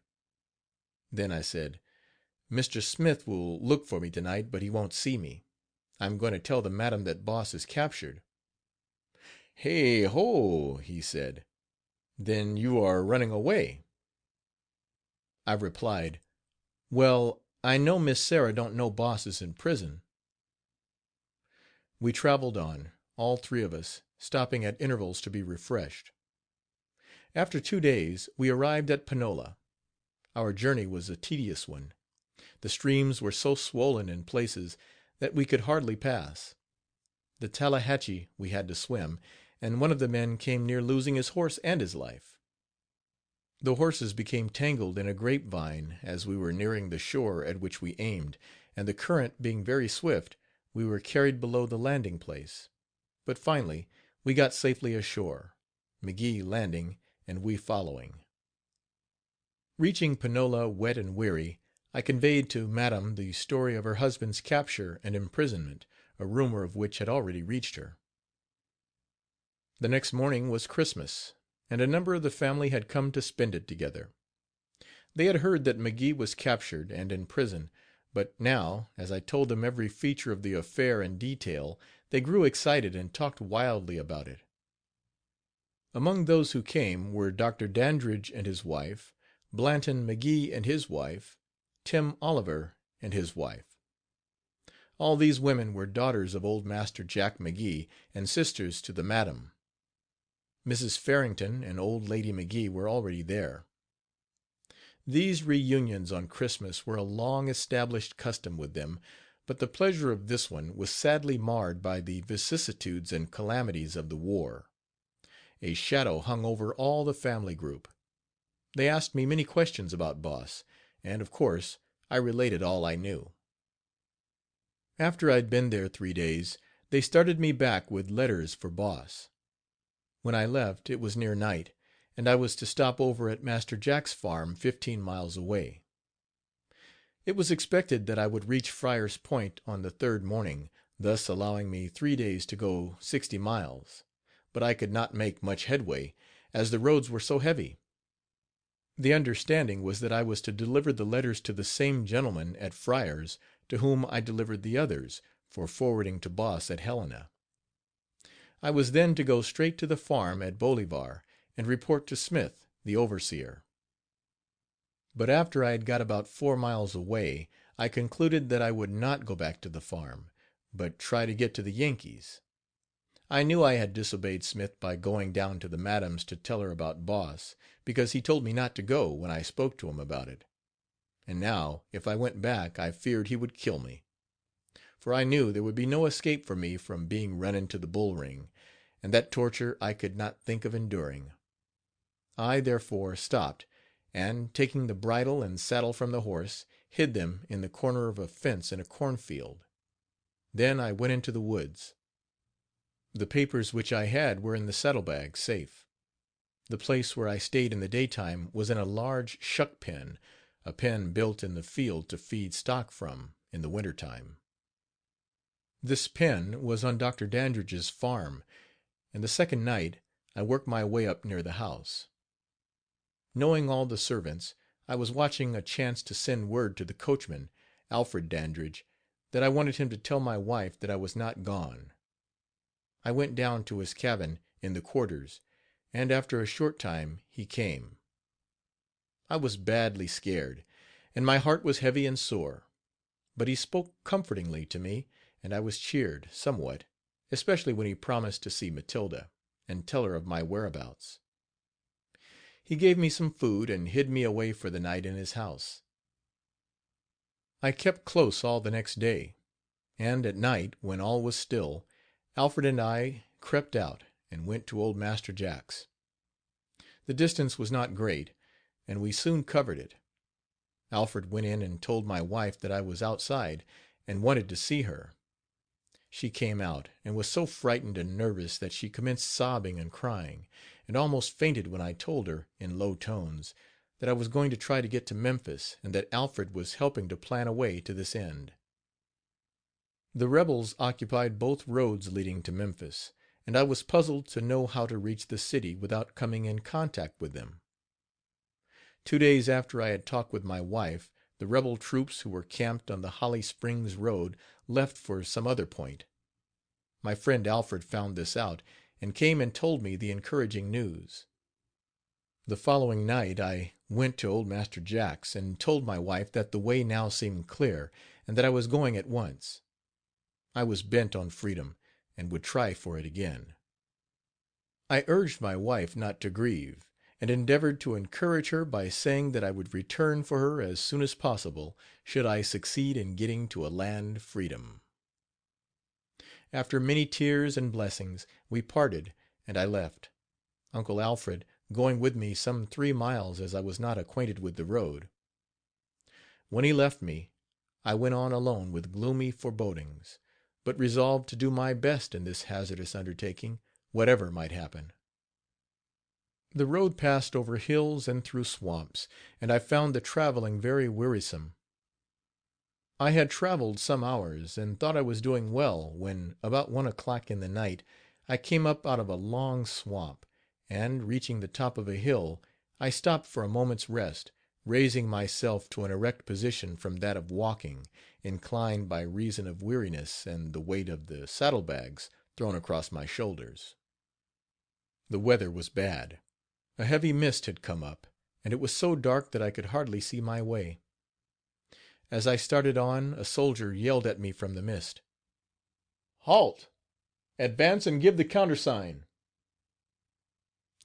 I stopped immediately, almost scared out of my wits. "Come right up here," said the soldier, "or I'll blow you into eternity." I saw at once he was a rebel soldier. I knew not what to do. This place where I was halted was Nelson's farm, and the house was held as headquarters for a company of rebel soldiers known as bushwhackers. While they belonged to the rebel army, they were, in a measure, independent of its regulations and discipline, kept back in the woods, ready for any depredation upon the property of Unionists, any outrage upon their persons. The soldier who had halted me took me up to the house, and all began to question me. I told them that I had been sent on an errand, and that I had lost my way. The next morning I was taken about a mile away, down in the swamp, over hills and through winding paths, till at last we came to the regular rebel camp. I was in great fear, and thought my end had come. Here they began to question me again, the captain taking the lead. But I still stuck to my story that I had been sent on an errand, and had lost my way. I knew that this was my only chance. They tried to make me say that I had come from the Yankees, as they were in camp near Holly Springs. They thought the Yankees had sent me out as a spy. But I said the same as at first, that I had lost my way. A soldier standing by said: "Oh, we will make you talk better than that." And stepping back to his horse, he took a sea grass halter, and said: "I'll hang you." There was a law or regulation of the rebel government directing or authorizing the hanging of any slave caught running away, and this fellow was going to carry it out to the letter.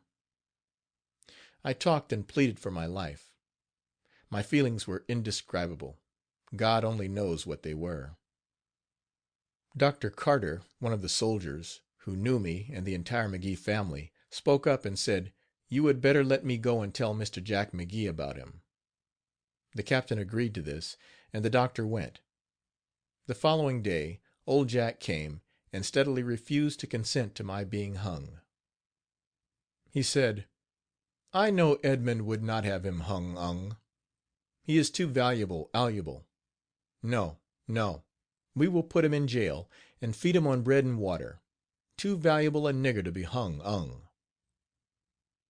They tried again to make me say that I was with the Yankees. They whipped me a while, then questioned me again. The dogwood switches that they used stung me terribly.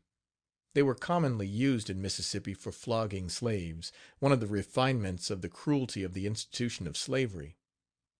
I refused to say anything different from what I had said.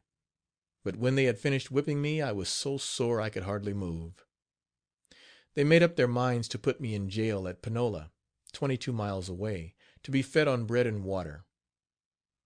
The next day was Sunday, and all arrangements having been made for taking me to the place appointed for those whose crime was a too great love for personal freedom, they started with me, passing on the way old Master Jack's, where they halted to let him know that his advice respecting me was to be carried out. The old man called to my wife, "Come out and see Lewis."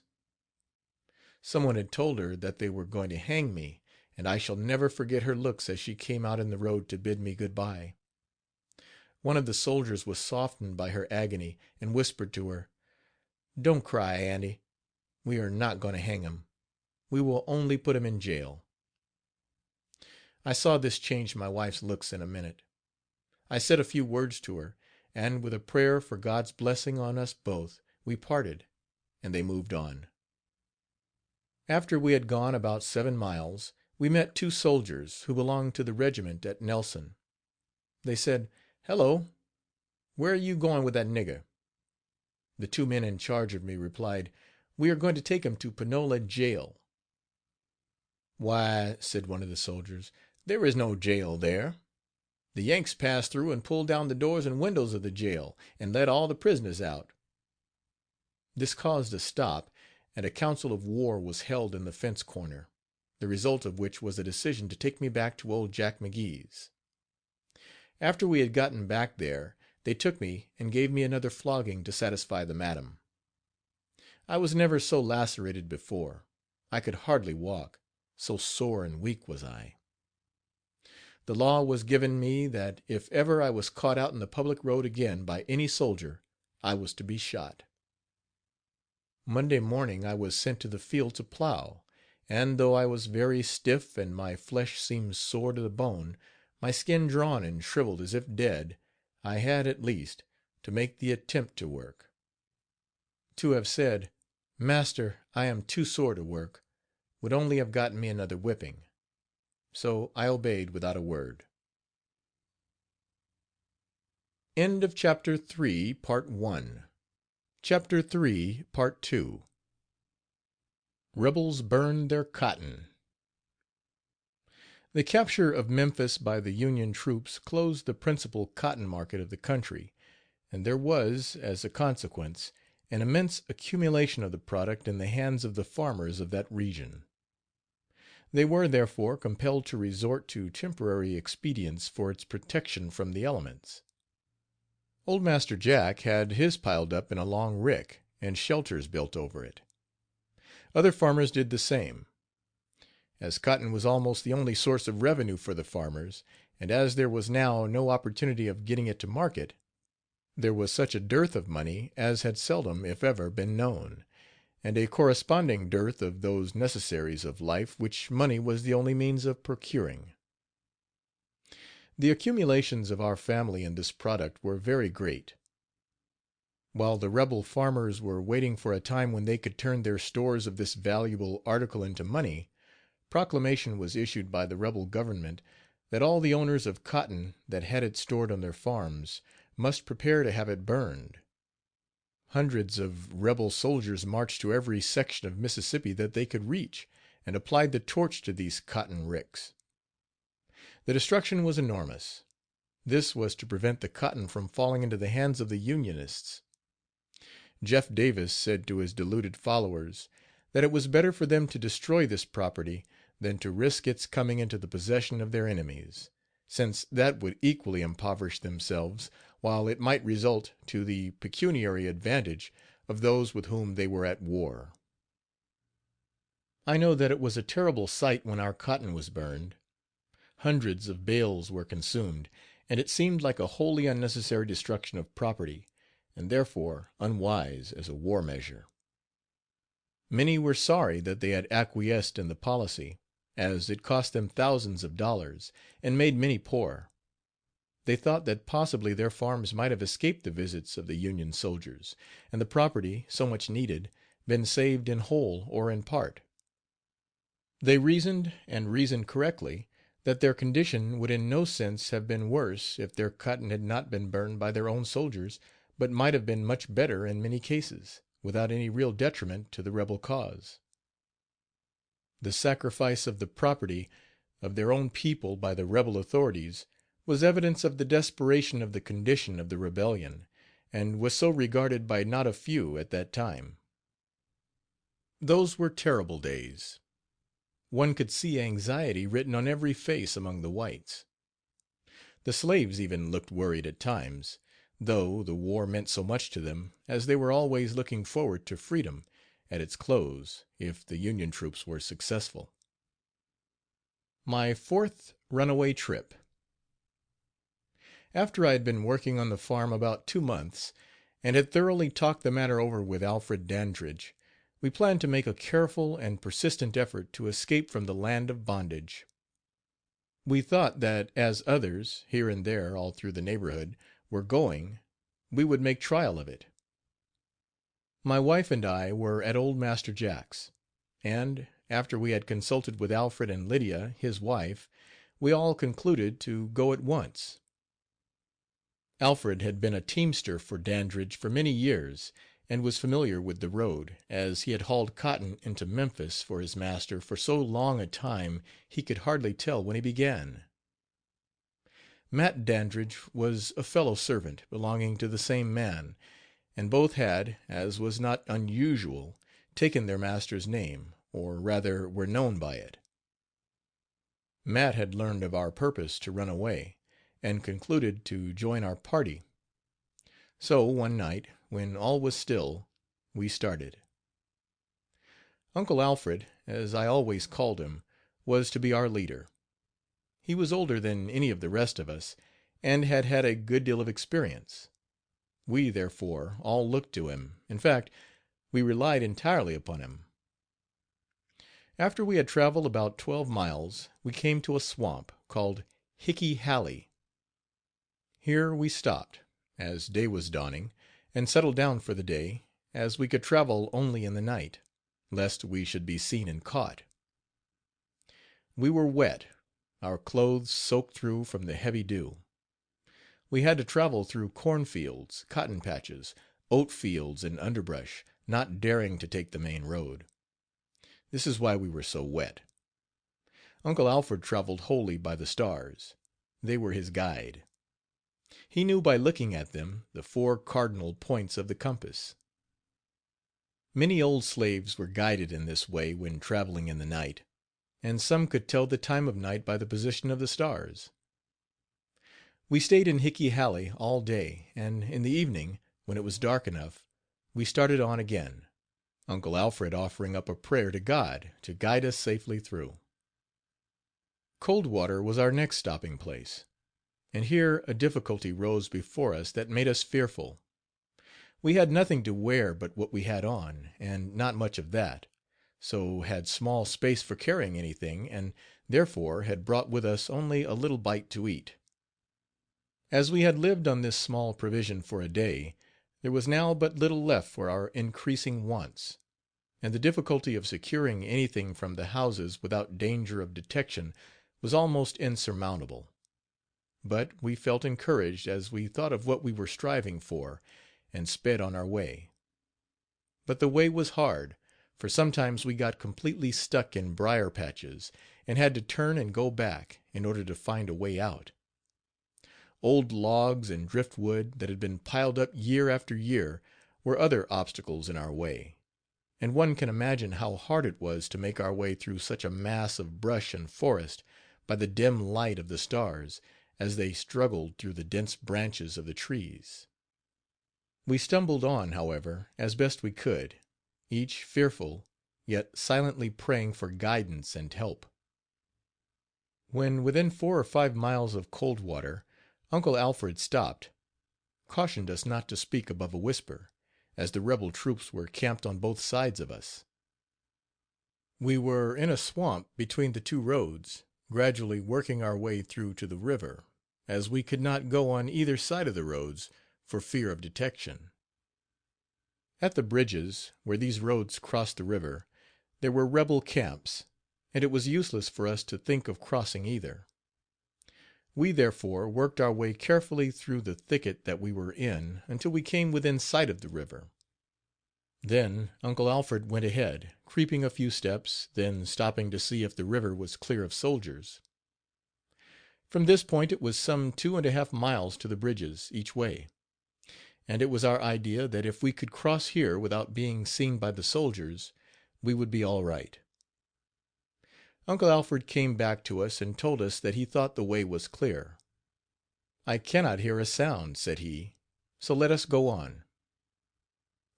We followed the river down until we came to a place where we could cross. Here we found some driftwood. An old tree had been blown down, nearly across the river, leaving a space of about 20 feet. Over this natural bridge we crept to the open space which we waded, the water being up to our knees. But we did not mind this. There was no talking above a whisper, for fear of being heard by the soldiers. Daylight had begun to dawn, and we felt good that we had succeeded thus far. We went on quietly until we got entirely out of the swamp and reached some hills.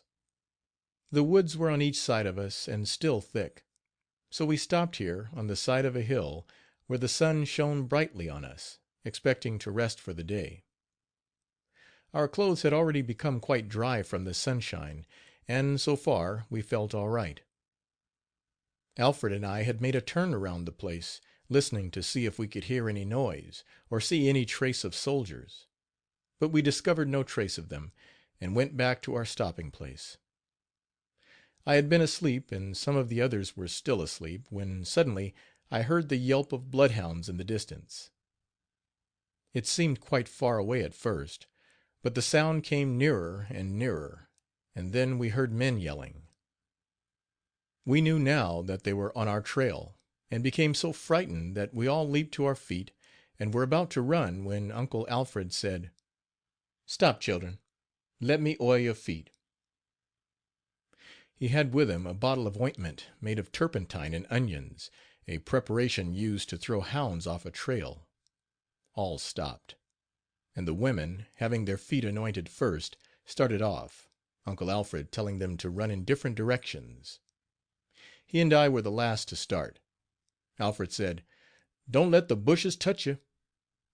At the same time he ran through the bushes with such a rattling noise one could have heard him a great distance. He wore one of those old fashioned oilcloth coats made in Virginia, and, as he ran, the bushes, striking against the coat, made a noise like the beating of a tin board with sticks. The funny part of it was that, having cautioned us to be careful about noise, he made more than all of us. By this time the woods were resounding with the yelping of the hounds and the cries of their masters. The hounds numbered some 14. The men howled and cheered in concert with the brutes, for they knew that they were on the right trail, and it would be but a short time before they caught us all. I had gotten further away than any of them. Having run about a mile, I came to a farm, and started across an open field, hoping to reach a wood beyond, where I might conceal myself. Before I was halfway across the field, on looking back, I saw the dogs coming over the fence, and knowing there was no chance of my getting to the woods, I turned around and ran back to a persimmon tree, and just had time to run up one of the branches when the dogs came upon the ground. I looked and saw the men, Williams the nigger catcher, and Dr. Henry and Charles Dandridge. As soon as Williams rode up, he told me to come down, but I was so frightened I began to cry, yet came down trembling. The dogs laid hold of me at once, tearing my clothes and biting my flesh. Dr. Dandridge was just riding up, and seeing what was happening, yelled out to Williams: "I thought your dogs didn't bite." "Oh, well," said Williams, "he ain't hurt. We've got to let him bite a little." They took us all back to the fence where I crossed over, all the others having been caught. Our hearts were filled with dismay. All looked as if they were condemned to be hung. We knew not what was to be done with us. The women were pitiful to see, crying and moaning, all courage utterly gone. They started back with us to old Master Jack's, at Panola, and we stopped for the night at a small farmhouse.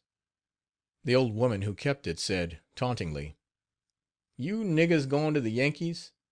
You all ought to be killed." We started on the following morning, and got back home at 1 o'clock in the afternoon. All of us were whipped. All the members of the family were very angry. Old lady Jack McGee was so enraged that she said to my wife, "I thought you were a Christian. You'll never see your God." She seemed to think that because Matilda had sought freedom, she had committed a great sin. Incidents. Ever since the beginning of the war, and the slaves had heard that possibly they might sometime be free, they seemed unspeakably happy. They were afraid to let the masters know that they ever thought of such a thing, and they never dreamed of speaking about it except among themselves. They were a happy race, poor souls, notwithstanding their downtrodden condition. They would laugh and chat about freedom in their cabins, and many a little rhyme about it originated among them, and was softly sung over their work. I remember a song that Aunt Kitty, the cook at Master Jack's, used to sing. It ran something like this: "There'll be no more talk about Monday by and by, but every day will be Sunday by and by." The old woman was singing, or rather humming it, one day, and old lady McGee heard her. She was busy getting her dinner, and I suppose never realized she was singing such an incendiary piece, when old Mrs. McGee broke in upon her. "Don't think you're going to be free. You darkies were made by God and ordained to wait upon us." Those passages of Scripture which refer to master and servants were always cited to us when we heard the Word preached, and they were interpreted as meaning that the relation of master and slave was right and proper, that they were rightly the masters and we the slaves. I remember, not long after Jeff Davis had been elected President of the Confederacy, that I happened to hear old Master Jack talking to some of the members of the family about the war, etc. All at once the old man broke out: "And what do you think? That rascal Abraham Lincoln has called for 300,000 more men. What is Jeff Davis doing?" He talked on, and seemed so angry that he gave no one a chance to answer. "Jeff Davis is a grand rascal," said he. "He ought to go into the field himself." At first all the Southerners were jubilant over Davis, but as they were losing so, and the Unionists gaining, they grew angry and denounced him oftentimes in unsparing terms. Union Raid at Master's Farm. During the time the Union headquarters were at Helena, a Union gunboat came down the river as far as Bolivar, and stopped at Miles McGee's. The soldiers made a raid through the farm, taking chickens, turkeys, meat, and everything that they could lay hands on. During this raid Miles McGee came out of the house with a gun, and shot the commanding officer of the party. He became alarmed over what he had done, and hid in the cabin of one of the servants. He never came near the house. The Union soldiers came 3 different times to catch him, but never succeeded. The last time they came, he made for the canebrake, and hid himself there until they were gone. But though he had escaped their righteous vengeance, he became so nervous that he left his hiding place in the canebrake, and went to Atlanta, Georgia, and stayed there among friends until things became more quiet. At last, wearying of this, he determined to return to old Master Jack's, but not to his own home. Word had been received of his coming, and great preparations were made for his reception. After he had started on his return, he was taken ill on the train, and was left at a small town called Jackson, where he soon died. I drove the family to the depot upon the day of his expected arrival, and as the train came in, the women waved their handkerchiefs, and, when the conductor stepped off, they asked him if Mr. McGee was aboard. He said no. I have his remains.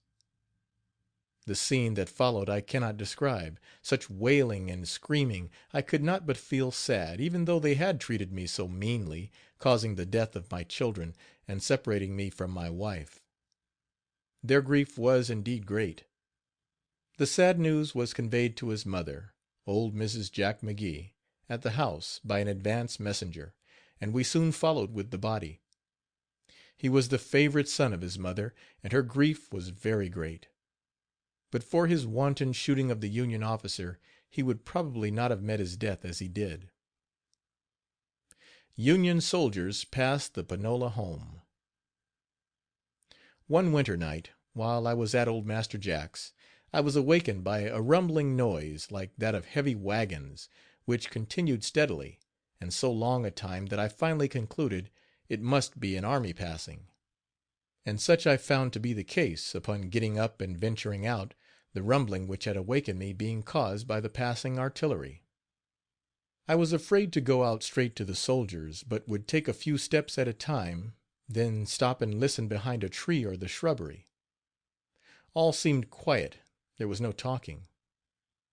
I had listened about 20 minutes when there seemed to be a halt at the creek, some distance from the house. Soon afterwards I heard the command given, "Forward!" I at once made up my mind that they were Yankee soldiers. I got on my knees and crawled to the fence, not daring to go openly, fearing that they might hear or see me and shoot, supposing me to be a spy. I went back into the house and told my wife that they were Yankees who had just passed. "Uncle George," said I, "this would be a good time for us to go." "Oh, no," said he, "we are not quite ready." Uncle George's cabin was where my wife and I stayed while at old Master Jack's. In the morning I was to carry a parcel to Como, a place not far from home, to Mr. James McGee, who was in the rebel army. It was not quite daylight when I made ready to go on my trip, for I was anxious to find out more about the soldiers. Going to the stable and saddling my horse, I mounted and rode out to the big gate leading to the main road, just as day was dawning. As I dismounted to open the gate, some soldiers were passing, and an officer sung out to me, "Hello, which way are you going?" I said, "To Como, to carry this parcel of clothing to my young master in the war." "You have a fine horse," said the officer. "I guess I will exchange horses with you." He took my package of clothing and some letters which I had to mail and my horse, leaving me his, which was a very poor animal. I was badly scared at this performance, fearing that I would be severely whipped for the loss of the horse and package. Yet, how could I help it? We knew nothing but to serve a white man, no matter what he asked or commanded. As a matter of course, I did not go to Como, as I had nothing to take the officer had everything but went back to the cabin. I supposed that the soldiers had all passed, but in about half an hour Aunt Kitty, on looking out of her cabin window, exclaimed, "My God, just look at the soldiers!" The yard was covered with the blue coats. Another venerable slave said, "My Lord, the year of jubilee am come." During the excitement I ran to the big house and told the madam that the Yankees were there, and had taken my horse and everything I had. Old Master Jack had heard the news, but was not able to come out. He had arisen, but when he knew of the presence of the Yankees he went back to bed, calling for Kitty to get him a mush poultice. "Tell Kitty itty itty to get me a mush poultice oltice." It was customary, after the beginning of the war, for him to take sick and call for a poultice to be put upon his stomach whenever he heard of the Yankees being near. He and many like him were especially valorous only when the blue coats were far away. The soldiers went into the dairy and drank all the milk, helped themselves to butter, cheese, meat, bread and everything in sight which they wanted. Nothing was said to them by the white folks, but the slaves were glad, and whispered to each other, "Ah, we's goin' to be free." Old Master Jack, lying on his couch, would ask every little while, "Where are they? Are they gone?" After they had all left the premises, he said, "My God, I can't stand it. Them devils are just going through the country destroying everything." I was sent down to get Uncle Peter for old Master, and when Peter came up the old man asked, "Well, did any of the servants go away?" And, sir, Them devils took Lewis's horse and the clothes he had for his young master. Hiding valuables from the Yankees. Right after this, the McGees commenced planning to put away their valuables to keep them from the Union soldiers. All the servants had to fill up their bed ticks with fine gin cotton, the lint part for safe keeping. Great boxes and barrels were packed full of their best things and put into the cellar under the house. It was not exactly a cellar, but a large shallow excavation which held a great deal. We put all the solid silverware, such as cake baskets, trays, spoons, forks, dishes, etc., in boxes, and buried them under the hen house. Great packages of the finest clothing I had to make up, and these were given in charge of certain servants whose duty it was to run into the big house and get them, whenever they heard that the Yankees were coming, and take them to their cabins. This was a shrewd arrangement, for the soldiers never went into the cabins to get anything. When the soldiers had passed, these packages were taken back to the house. It speaks well for the honesty and faithfulness of the slaves that such trusts could be devolved upon them, notwithstanding all the cruelties inflicted upon them by their masters. Death to runaway slaves. It was about this time that the law or regulation of the rebel government was promulgated, authorizing or directing the shooting or hanging of any slave caught trying to get away to the Union army. This barbarous law was carried out in many cases, for every little while we would hear of some slave who was caught running away and hung or shot. A slave belonging to Boss ran away and got safely within the Union lines, but he returned to get his sister. They both got away from the house, but had gone only a few miles when William McGee overtook them and shot the man dead. William boasted of this, but told Uncle Peter, the foreman, that he never wanted it mentioned. Slaves hung and left to rot as a warning. Two slaves belonging to one Wallace, one of our nearest neighbors, had tried to escape to the Union soldiers, but were caught, brought back, and hung. All of our servants were called up, told every detail of the runaway and capture of the poor creatures and their shocking murder, and then compelled to go and see them where they hung. I never shall forget the horror of the scene. It was sickening. The bodies hung at the roadside where the execution took place, until the blue flies literally swarmed around them, and the stench was fearful. This barbarous spectacle was for the purpose of showing the passing slaves what would be the fate of those caught in the attempt to escape, and to secure the circulation of the details of the awful affair among them throughout all the neighborhood. It is difficult at this day for those not familiar with the atrocities of the institution of slavery to believe that such scenes could ever have been witnessed in this or any other civilized land, as a result simply of a human being's effort to reach a portion of the country where the freedom of which it was said to be the home could be enjoyed without molestation. Yet such was the horrible truth in not one case alone, but in many, as I know only too well. Runaway slave caught and whipped. One day, while I was waiting at dinner, some of the children from the slave quarters came running into the house, and said to old Master Jack, "Uncle John is going away. He is down to the creek." He had been put in the carpenter shop, fastened in the stocks, but by some means he had gotten the stocks off his feet and got loose. All in the house immediately got up and ran out. Old Master told me to run and catch the runaway. I did not like to do it, but had to obey. Old Master and I ran in pursuit, and soon overtook him. He could not run, as the stocks were still on his arms and neck.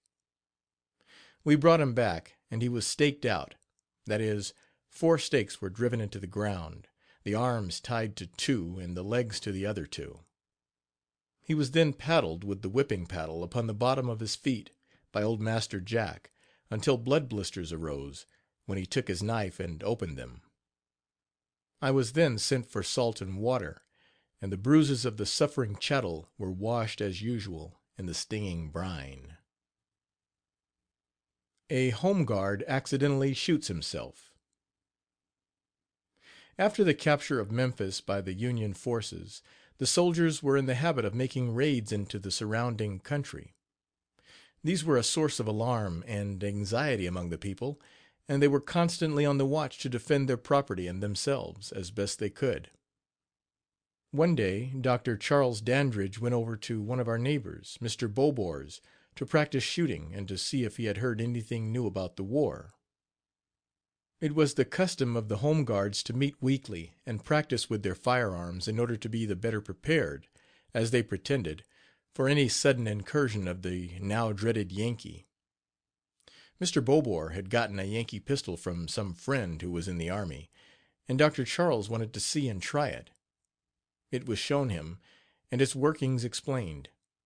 He took it and began shooting, and in showing the other men how quickly he could shoot a Yankee and mount his horse, he accidentally shot himself under the short rib near his heart, and fell to the ground. All the men came running to him, picked him up, and carried him into the house, immediately sending word to Mrs. Dandridge and Master Jack McGee, his father-in-law. The boys came hurrying in, and told us what had happened. I hitched up and drove Boss over to Mr. Beaubour's. We found the wounded man rapidly sinking, and, when a little later his wife came, he could not speak, only clasped her hand. He died that night, and we carried his body to the home, which, so short a time before, he had left in health and high spirits. No casket was to be had. Everything of that kind had been consumed or shut out by the war. Accordingly, 2 slaves were ordered to make a coffin, which they did, using plain boards. It was then covered with black alapaca from a dress of the madam, and lined with the cloth from Mrs. Dandridge's opera cloak. The regular material used for these purposes was not to be had. By the time the coffin was ready, the body was so bloated that it could not be got into it. Resort was then had to a plain box, and in this the body of another of the stricken family group was laid away. At the suggestion of old Master Jack, the coffin was put up in the carriage house, for safe keeping, he saying it would do for him to be buried in. Sorrow had come to this family with such crushing force that their former pride and boastful spirit had given place to utter dejection. Substitutes for coffee. During the war, everything was scarce and dear, and substitutes were devised for many of those things which had formerly been regarded as the necessaries of life. Sweet potatoes were peeled, then cut in small pieces, and put out in the sun to dry. They were then used as a substitute for coffee when that article became so scarce toward the close of the war. Great quantities of this preparation were used. Okra was another substitute for coffee. It was dried in the pod, then the seeds shelled out, and these were dried again and prepared something as the coffee is. This made a delicious drink when served with cream, being very rich and pleasant to the taste. Quinine was a medicine that had been of almost universal use in the South. Yet it became so scarce that it was sold at $7 a bottle and could not often be had at that price. Lemon leaves were used as a substitute in cases of chills and fever. The leaves were made into a tea and given to the patient hot, to produce perspiration. During an attack of chills, I was treated in this manner to some advantage. At any rate, I got well, which can not always be said of all methods of treatment. End of Chapter 3, Part 2. Chapter 4, Part 1. Rebellion weakening, slaves' hopes strengthening. McGee's slaves taken to Alabama. While I was absent on my last runaway trip, the Yankees had made a raid through Panola, and our people had become greatly frightened. As soon as they had got back with me and my fellow runaways, they assembled a gang of slaves for the purpose of taking them to Atlanta, Georgia, to get them out of the reach of the Union soldiers. Among the slaves selected for the transfer were myself, my wife Matilda, and the seamstress. The others all belonged to Dr. Dandridge and Blanton McGee. Both the Doctors Dandridge went with us to Atlanta. We traveled across the country until we came to Demopolis, Alabama, where we found Boss camped on the bank of the Tombigbee River with all the farm slaves from Bolivar County. This was the first time I had seen Boss since he was captured and taken to Helena. As my wife and I were the only ones in the gang who belonged to Boss, we left those with whom we had come and joined his gang. We all then went aboard a boat and were taken to the salt works situated on the Tombigbee, 90 miles from Mobile. These salt works belonged to the rebel government. The first president of the works was Mr. Woolsey of Salem, Alabama. During Mr. Woolsey's term, the first part of 1864, when we had been there some time, he wrote to Boss asking if he would sell myself and wife and offering $3,000 for both of us. Boss was indignant at this and curtly refused. My wife acted as cook at the salt works in the headquarters for the president, managers and clerks. Mr. Woolsey was delighted with her cooking. Her bread and rolls, he said, could not be surpassed. McGee's Great Scheme. When the election of officers of the works came off in the fall, Mr. Gallatin McGee was chosen president. Boss then hired us all, about 100 in number, to labor in these works, but he, of course, received all the revenue. The work assigned me was that of butler at headquarters, and my wife was cook. Both women and children, as well as men, were employed in these works. After some months' labor here, soon after Gallatin McGee became president, Matilda and I were removed to the Montgomery headquarters, where we remained until nearly Christmas. A few days before that time, Boss came to Montgomery and arranged for us to meet him in Mobile. We started at the appointed time, reached the city in the morning, and I went directly to the hotel where he told me he would be. I found him at once, and he informed me all about his plans for the future, and what he expected to accomplish. He had purchased an island in the bay, a little way from Mobile, where he had decided to establish salt works of his own. All the brick and lumber for the buildings had been carried there, and work upon them was to be commenced immediately after Christmas. He intended to make a home for the family on the island, and, as soon as he could complete the works, to remove all his hands from the government works to his own. He was very enthusiastic over this scheme, claiming that he would make far more money by it than he was then receiving from hiring out his slaves. He told me that he would remain in Mobile 2 or 3 days, and would go to Panola to spend the holidays, after which he intended to bring all the family to Mobile, and remain there until the island was in readiness to be occupied. There was to be a general break up of the old home and the beginning of a new manner of life. I stayed in his room at the hotel all the forenoon, listening to his plans. Then I went back where my wife was stopping. As I left his room he said, "Lou," as he always called me, "I will see you and Matilda at the boat this evening." We went to the boat at the appointed time and saw the Boss, but he did not come near us. As the boat was about to put off, I looked and saw him walking up and down the levee, apparently much excited, running his hands nervously through his hair, a habit common to him when he was worried. He seemed greatly distressed.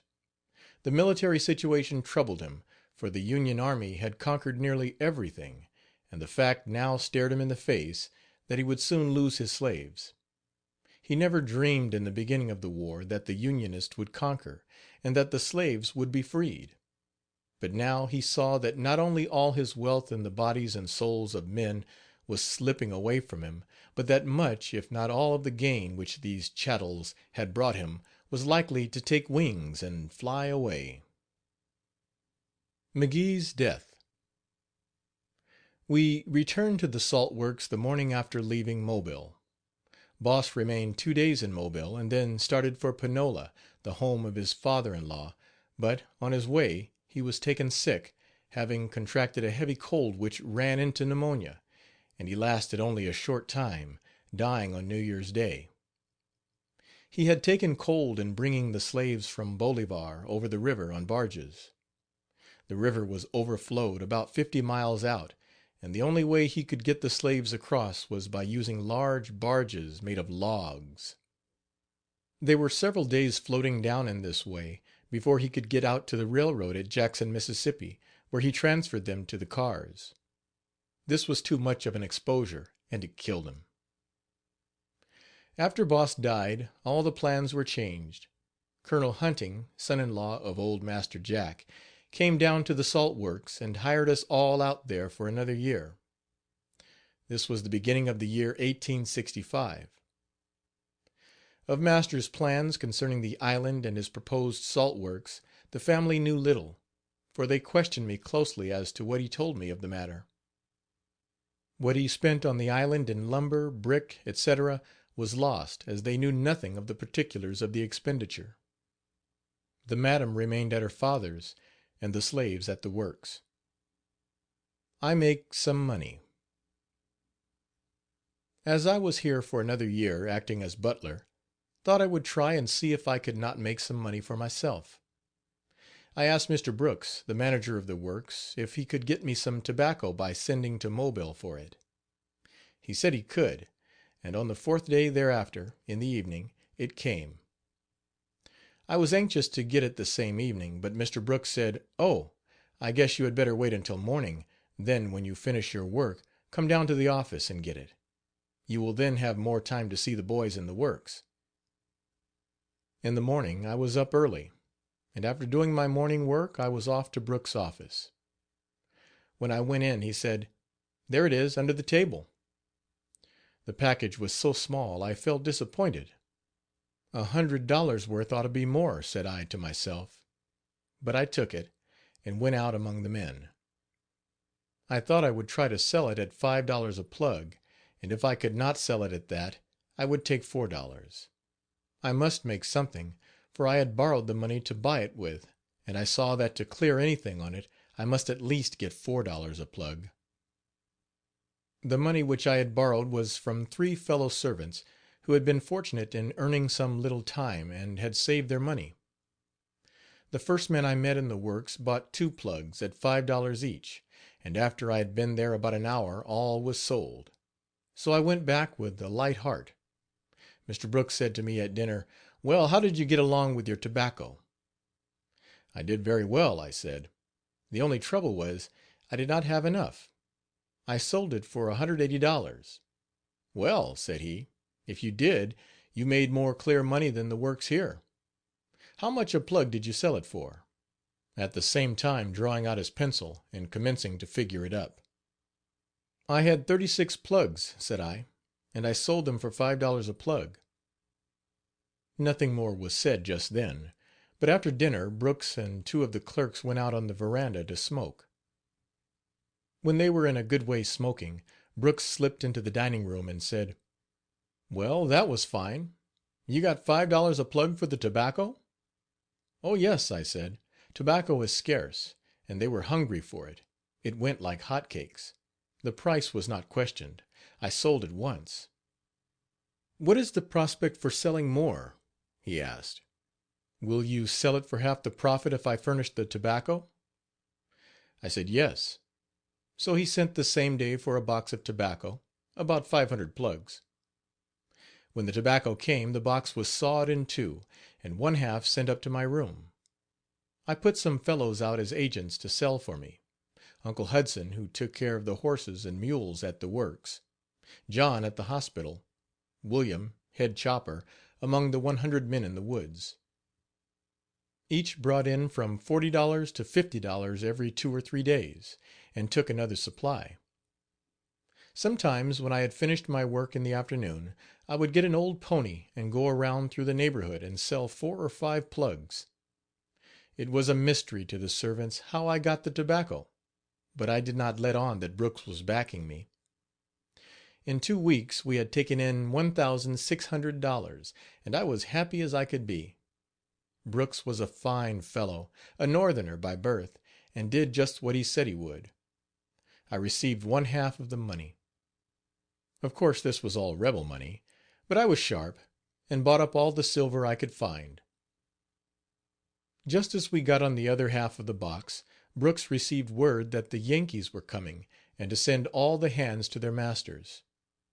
I was glad that I had made some money, knowing that I would need it if I gained my freedom, which I now knew was quite probable, as the Union forces were gaining ground everywhere. But the message ended my money making, and I prepared to go home to Panola. Going back to Panola. Mr. Brooks fixed the return papers so that my wife and I could leave the party of slaves at Demopolis, and go on thence to Panola by rail, to convey the news to madam that all hands were coming home, that the Yankees were expected to capture the salt works within a short time. At Jackson, some 7 miles from the salt works, we were delayed overnight by reason of lack of facilities for crossing the Tombigbee River. The report that the Yankees were coming through had created a panic among the white people, and hundreds fleeing from their homes had gathered at the river, waiting and clamoring for an opportunity to cross. Though slaves were property, and valuable on that account, the whites seemed to think that their own lives were in danger, and to be protected first. They therefore took precedence of us. In the morning, about 7 o'clock, a steamer was seen coming at a distance. But it could not be discovered at once just what the character of it was. The whites became alarmed. Some said, "The Yankees are coming." Others said, "It is a gunboat, they will surely fire on us." But as the boat drew near, the people saw that there was nothing to fear. It was only the regular passenger boat. Besides the hundreds of people, there were scores of wagons filled with household goods to go over, and the passage was slow and tedious. We finally got across and traveled as far as Demopolis, where Matilda and I left the other slaves, and took a train and went on to Panola. I delivered the papers to the madam from Brooks, which told her all the particulars concerning the break-up at the salt works. She sent wagons right away after the other slaves who were coming back on foot. They were not brought back to Panola, but were hired out to different farmers along the road home, some in Jackson, some in Grenada, and others in Panola town. These were all small towns in Mississippi. My wife and I went to work at old Master Jack's, I on the farm, and my wife at her old duties in the house. We longed for freedom, but were content for the time with hoping and praying for the coming of the day when it should be realized. It was sad to see the changes that had come to the white folks.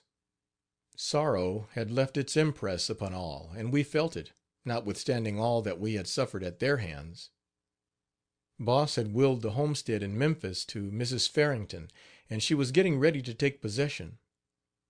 He had borrowed a great amount of money from her when he bought the island at Mobile, and the rapid coming on of the end of the rebellion destroyed all prospect of the success of his salt works scheme, even before his death, and really rendered him bankrupt. Hence the transfer of the Memphis property to her was the only way he could make good what he owed her. The madam now had no home, but was compelled to stay with her father, old Master Jack. She was sadly changed, did not appear like the same person. Her troubles and sorrows had crushed her former cruel and haughty spirit. Her mother had died a few months before, and then her husband had followed, dying suddenly and away from home. Then much of her property had been lost, and social pleasures and distinction were gone forever. Who shall say that the wrongs done her poor, helpless slaves were not avenged in this life? The last I knew of her, she was still at her father's. Incidents. A servant who belonged to Dr. Dandridge ran away and got to Memphis just after it was captured by the Union soldiers. He was put into the army and was stationed at one of the entrances to the city. He was to halt all persons passing to or from the city, no difference who they were, and learn their names and their business. Young William McGee and his sister, Miss Cherry, one day went up to Memphis, and, to their surprise, were halted by this former servant of their uncle. When they came home they were speaking of it to their father, and old Master Jack said: "And you halted, did you?" "Why, yes," replied William, "we had to do it." "Well," said the old man, "I would have died before I would have done it." To think that a servant should have halted you, and one who had belonged to the family like Anderson. This old man, notwithstanding all his boasting in the absence of immediate danger, was the veriest coward when danger was present, and if he had been in the place of young William he would have halted with the greatest alacrity. While at the salt works I had a little experience at nursing. A fellow slave was taken ill, and I was called on to care for him at night. I always liked this work. It was a pleasure to me to be in the sick room. Typhoid fever was a new case to me, but I remembered what instructions Boss had given me about it. I pitched in to do what I could, but the fever was so great he lasted only a few days. My 5th strike for freedom is a success. We had remained at old Jack's until June, 1865, and had tried to be content. The Union soldiers were still raiding all through that section. Every day some town would be taken, and the slaves would secretly rejoice. After we came back from Alabama we were held with a tighter rein than ever. We were not allowed to go outside of the premises. George Washington, a fellow servant, and Kitty, his wife, and I had talked considerably about the Yankees, and how we might get away. We knew it was our right to be free, for the proclamation had long been issued, yet they still held us. I did not talk much to my wife about going away, as she was always so afraid I would be killed, and did not want me to try any more to escape. But George, his wife, and I continued to discuss the matter whenever we had a chance. We knew that Memphis was headquarters for the Union troops, but how to reach it was the great question. It was Sunday, and I had driven one portion of the family to church, and George the other. The family was now very large, as the madam and her family were there, in addition to old Master Jack's, and all could not go in one carriage. On the way back, young William McGee came up through the farm on horseback, a nearer way home from church, and encountered several servants belonging to some of the neighbors. He asked them what they were doing there, and if they had passes. To this last question all answered no. "Well," said he, "never come here again without having passes, all of you." At this they all quickly disappeared.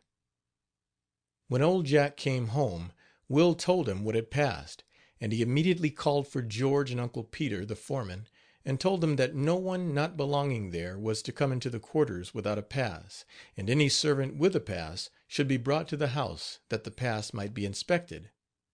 They thought, or feared, that if the servants were permitted to come together freely, they might plan ways of escape, and communicate to each other what they knew about the war and the Yankees. George came out, and finding me, told me what they had said. "No slave from outside is to be allowed on the place," said he. I replied: "If we listen to them we shall be here until Christmas comes again." "What do you mean?" asked George. "I mean that now, today, is the time to make a start." So late in the afternoon, during the servants' prayer meeting, of which I have heretofore spoken, we thought would be a good time to get away, as no one would be likely to see us. We talked with John Smith, another servant, and told him all about our plan, asking him not to say a word about our being gone until he was through feeding the stock. This would give us another hour to advance on our journey, as the feeding usually took about that time, from 6 o'clock until 7. Our fear was that we might be overtaken by the bloodhounds, and therefore we wished to get as far away as possible before the white people knew we were gone. It was Sunday afternoon, June 26th, 1865, when George and I, having made ready for the start for the Union lines, went to bid our wives good bye. I told my wife to cheer up, as I was coming again to get her. I said to Kitty, George's wife, "We are going, but look for us again. It will not be with us as with so many others who have gone away, leaving their families and never returning for them. We will be here again." She looked up at me, smiling, and with a look of resolution said, "I'll be ready." She was of a firm, daring nature. I did not fear to tell her all my plans.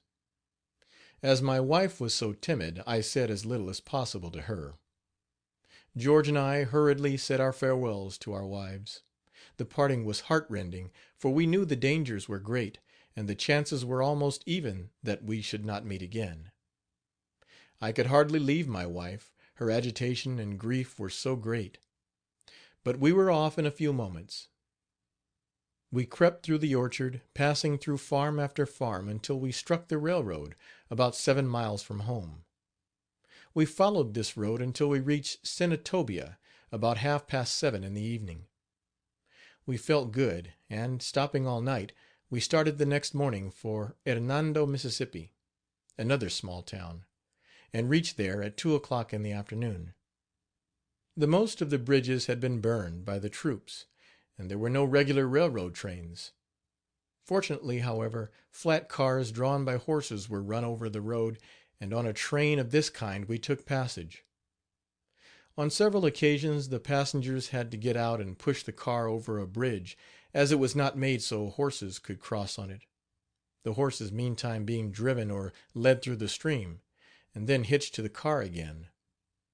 After we had gone through this process repeatedly, we at last reached Memphis, arriving about 7:00 Monday evening.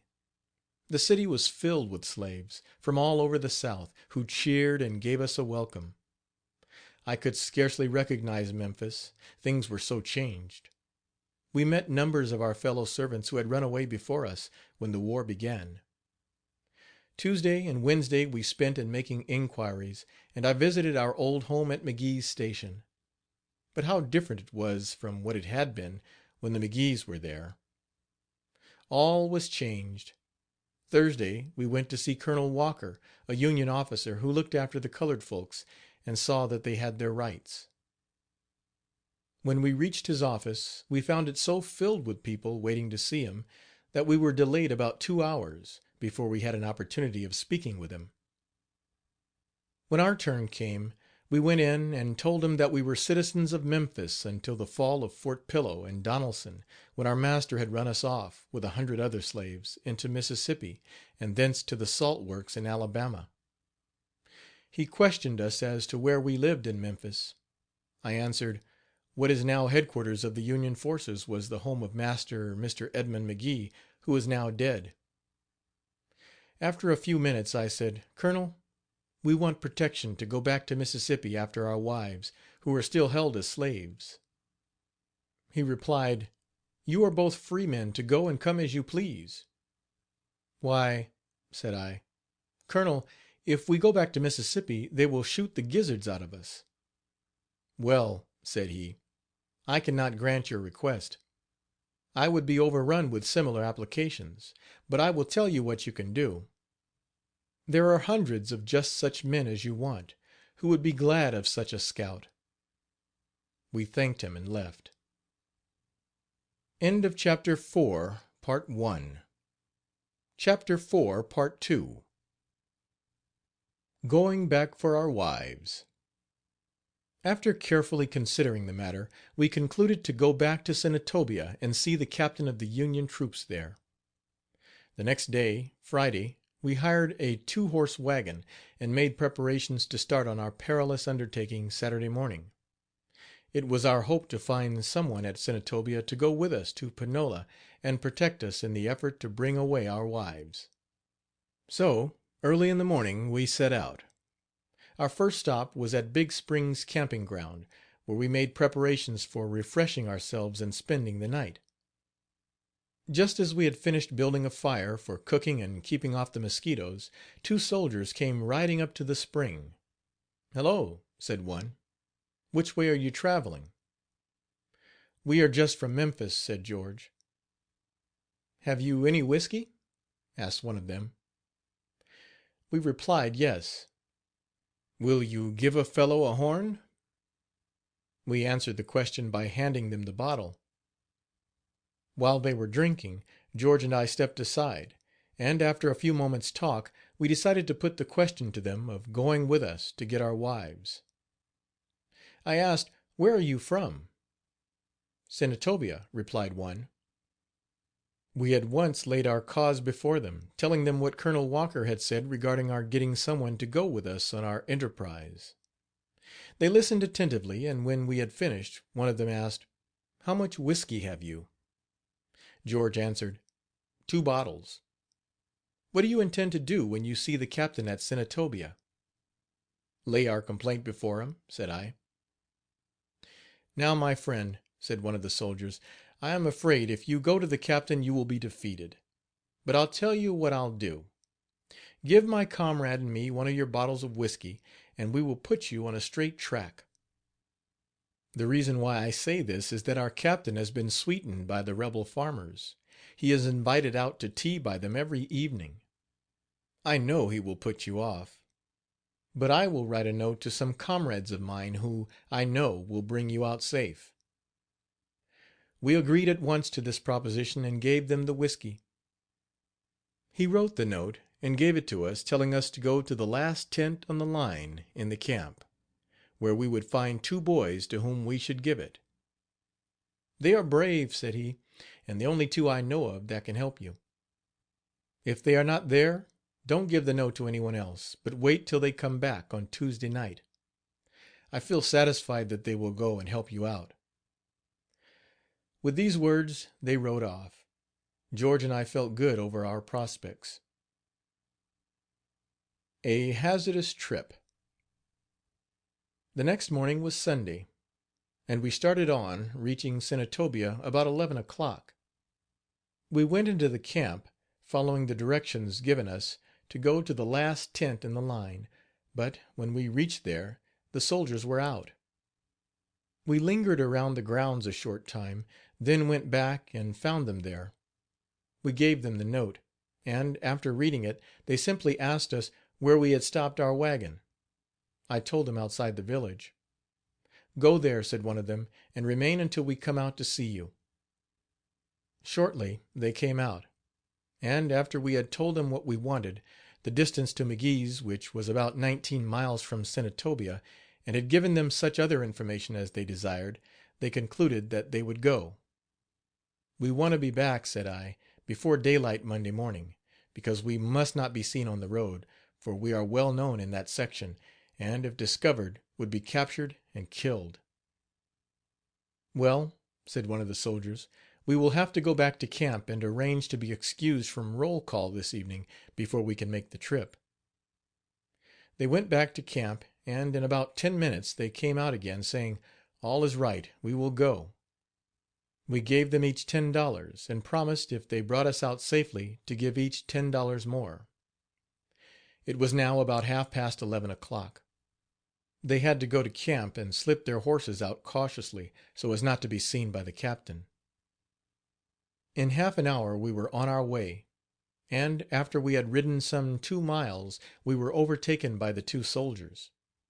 It was Sunday afternoon, and our having a wagon attracted much attention from the farmers as we passed along.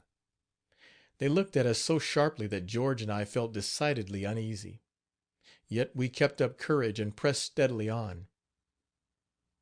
After a long and weary ride we reached old Master Jack's a little after sundown. The soldiers rode into the yard ahead of us, and the first person they met was a servant, Frank, at the woodpile.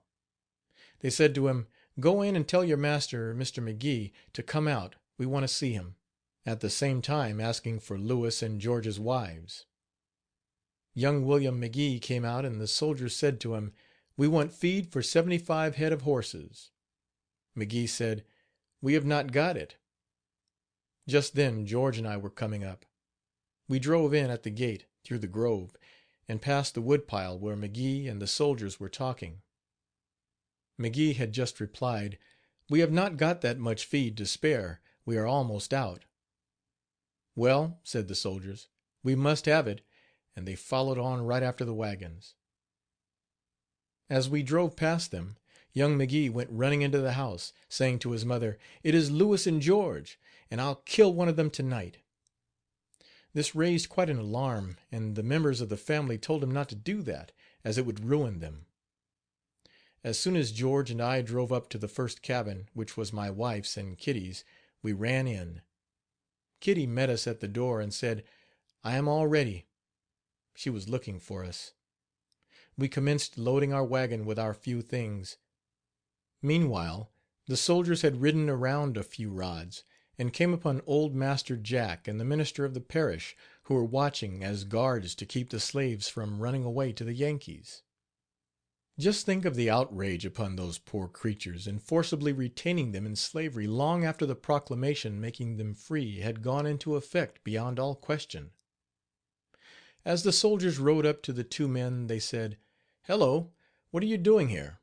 Why have you not told these two men, Lewis and George, that they are free men, that they can go and come as they like?"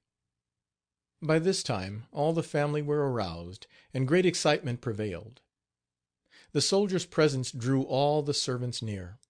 George and I hurried to fill up our wagon, telling our wives to get in, as there was no time to lose. We must go at once. In 20 minutes we were all loaded.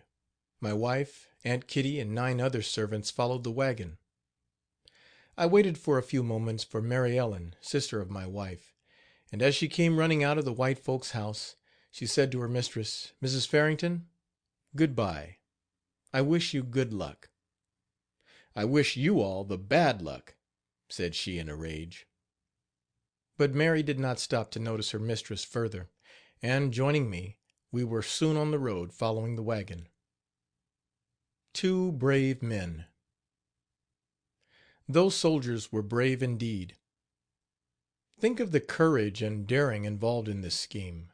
Only 2 soldiers going into a country of which they knew nothing except that every white man living in it was their enemy. The demand which they made for food for 75 horses was a clever ruse, invented by them to alarm the McGees and make them think that there was a troop of horses near by, and that it would not be safe for them to offer any resistance to our going away with our wives. Had they thought that there were but 2 soldiers, it is certain that they would have endeavored to prevent us getting away again, and 1 or more of us would undoubtedly have been killed. As already stated, 9 other slaves followed our wagon, as it moved off. They had no hats on. Some were barefooted. They had not stopped to get anything, but, as soon as they saw a chance to get away, they went just as they were at the moment. Aunt Kitty was brave and forethoughtful, for during the week we were gone she had baked and cooked a large amount of substantial food that would keep us from starving while on our journey. At the first road crossing the 2 soldiers thought they saw a large troop of soldiers in the distance, and they galloped ahead of us at full speed, but on arriving at the spot they found that what they had thought soldiers were only a herd of cattle. They rode on to the next crossing, we following as we conveniently could. Each poor slave was busy with his thoughts and his prayers. Now and then one would hear a moan or a word from some of the party. All were scared, even though the soldiers were with us. We came to the next crossroad and passed that safely. Our fear was that the McGees might get the neighborhood to join them and pursue us, or send the home guards after us. But Providence was seemingly smiling upon us at last, for no one followed or molested us. We moved on all night until we came to a creek at 4 o'clock in the morning of Monday. The banks of the creek were very steep, and as the horses and wagon went down into the stream, the mattress on top of the wagon, upon which my wife and her sister's children were sitting, was thrown off into the water. Immediately the horses stopped and became balky. It was such a warm night that they did not want to move on out of the water, and would not start either until they got ready. As soon as the soldiers saw the mattress slide off with my wife and the children, one of them plunged into the water with his horse, and in a minute brought them all out. All had a good ducking; indeed it seemed like a baptism by immersion. The drenched ones were wrapped in old blankets, and after an hour's delay we were again on our way. The soldiers said, "Now we must leave you. The time is coming when we must be in camp for roll call. If you are not at our camp when roll call is over, we will come back and see about you." We gave them each the second $10 as agreed upon, and just as they rode to the top of the hill they left us. We had a clear sweep from this point, and we came into Senatobia about 9 o'clock in the forenoon. Our two soldier friends, who had brought us out so safely, came out of the camp to see us. They cheered us and seemed glad that they had rendered us service. We stopped at the camp until we had dried our clothes and had some breakfast, and then we made our way to Memphis. Out of bondage at last. My wife and her sister were shoeless, and the latter had no hat on. She had hurried out of the house in such excitement that she thought of nothing but getting away. Having to walk some of the way, as all could not ride in the wagon at the same time, we were all tired, dirty and rest broken, and, on the whole, a pitiful crowd to look at, as we came into the city. One venerable old man, bent with age, whose ebony face shone with delight, came running out into the road as we appeared, exclaiming, "Oh, here they come! God bless 'em, po' chillen! They come fannin'." We used large palm leaves to fan ourselves with, as we were so warm. Those 9 souls that followed us walked the whole distance, arriving shortly after we did. Thousands of others, in search of the freedom of which they had so long dreamed, flocked into the city of refuge, some having walked hundreds of miles. It was appropriately the 4th of July when we arrived, and aside from the citizens of Memphis, hundreds of colored refugees thronged the streets. Everywhere you looked you could see soldiers. Such a day I don't believe Memphis will ever see again, when so large and so motley a crowd will come together. Our two soldier rescuers looked us up after we were in Memphis, and seemed truly glad that we had attained our freedom, and that they had been instrumental in it. Only one thing we regret, and that is that we did not learn their names. But we were in so much trouble, and so absorbed in the business which we had in hand, so excited by the perils of our undertaking, that we never thought to ask them their names, or to what regiment they belonged.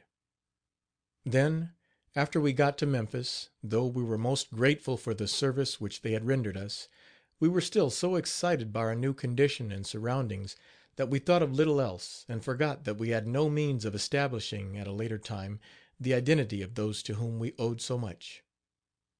Freedom, that we had so long looked for, had come at last, and we gave praise to God, blessing the day when we met those two heroes. It is true that we should have been free sooner or later.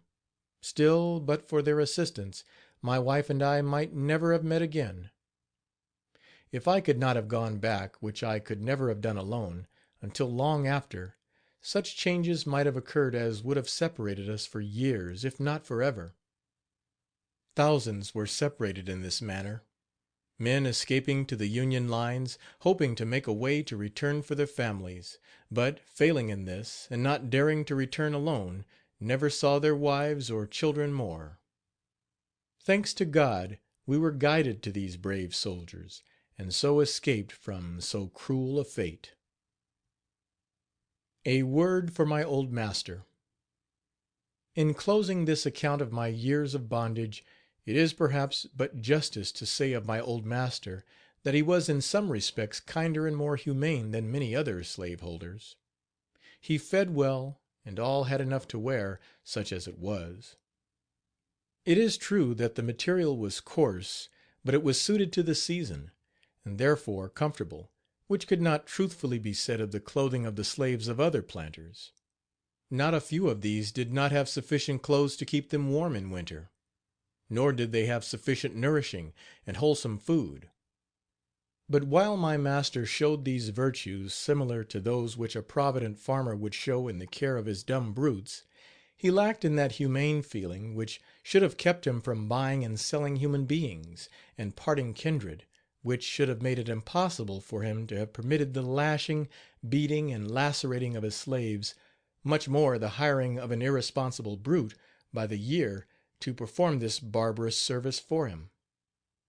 The McGees were charitable, as they interpreted the word, were always ready to contribute to educational and missionary funds, while denying, under the severest penalties, all education to those most needing it, and all true missionary effort, the spiritual enlightenment for which they were famishing. Then our masters lacked that fervent charity, the love of Christ in the heart, which if they had possessed, they could not have treated us as they did. They would have remembered the golden rule: "Do unto others as ye would that men should do to you." Possessing absolute power over the bodies and souls of their slaves, and grown rich from their unrequited toil, they became possessed by the demon of avarice and pride, and lost sight of the most vital of the Christly qualities. End of Chapter 4, Part 2. Chapter 5. Freedom After Slavery. Coming North. As before stated, we arrived in Memphis on the 4th of July, 1865. My first effort as a freeman was to get something to do to sustain myself and wife and a babe of a few months that was born at the salt works. I succeeded in getting a room for us, and went to work the second day, driving a public carriage. I made enough to keep us and pay our room rent. By our economy we managed to get on very well. I worked on, hoping to go further north, feeling somehow that it would be better for us there, when one day I ran across a man who knew my wife's mother. He said to me, "Why, your wife's mother went back up the river to Cincinnati." I knew her well, and the people to whom she belonged. This information made us eager to take steps to find her. My wife was naturally anxious to follow the clue thus obtained, in hopes of finding her mother, whom she had not seen since the separation at Memphis years before. We therefore concluded to go as far as Cincinnati, at any rate, and endeavor to get some further information of mother. My wife seemed to gather new strength in learning this news of her mother, meager though it was. After a stay in Memphis of 6 weeks, we went on to Cincinnati, hopeful of meeting some, at least, of the family that, though free, in defiance of justice, had been consigned to cruel and hopeless bondage in violation of civil as well as moral law. We felt it was almost impossible that we should see any one that we ever knew, but the man had spoken so earnestly and positively regarding my mother in law that we were not without hope. On arriving at Cincinnati, our first inquiry was about her, my wife giving her name and description, and fortunately we came upon a colored man who said he knew of a woman answering to the name and description which my wife gave of her mother, and he directed us to the house where she was stopping. When we reached the place to which we had been directed, my wife not only found her mother, but one of her sisters. The meeting was a joyful one to us all. No mortal who has not experienced it can imagine the feeling of those who meet again after long years of enforced separation and hardship and utter ignorance of one another's condition and place of habitation. I questioned them as to when and where they had met, and how it happened that they were now together. My mother in law then began the following narrative: When I was sold from the Memphis trader's yard, I was bought by a man who lived not far from Memphis. I never heard of any of the children, and knew nothing as to what had become of them.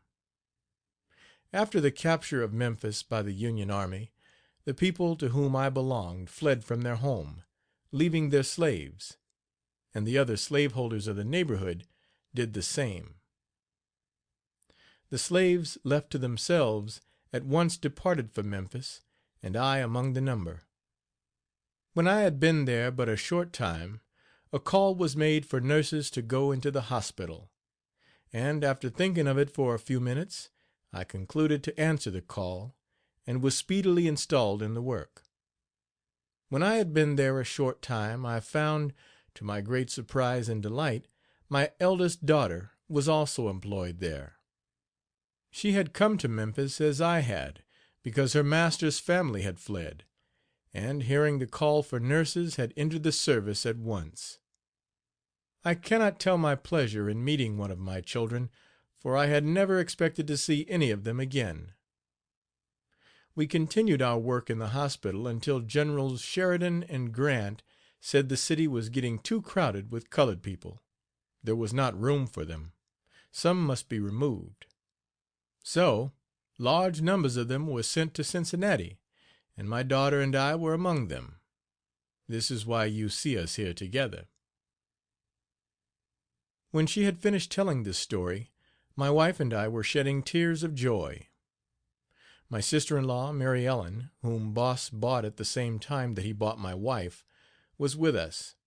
Thus the mother and 3 daughters had met again most unexpectedly, and in a way almost miraculous.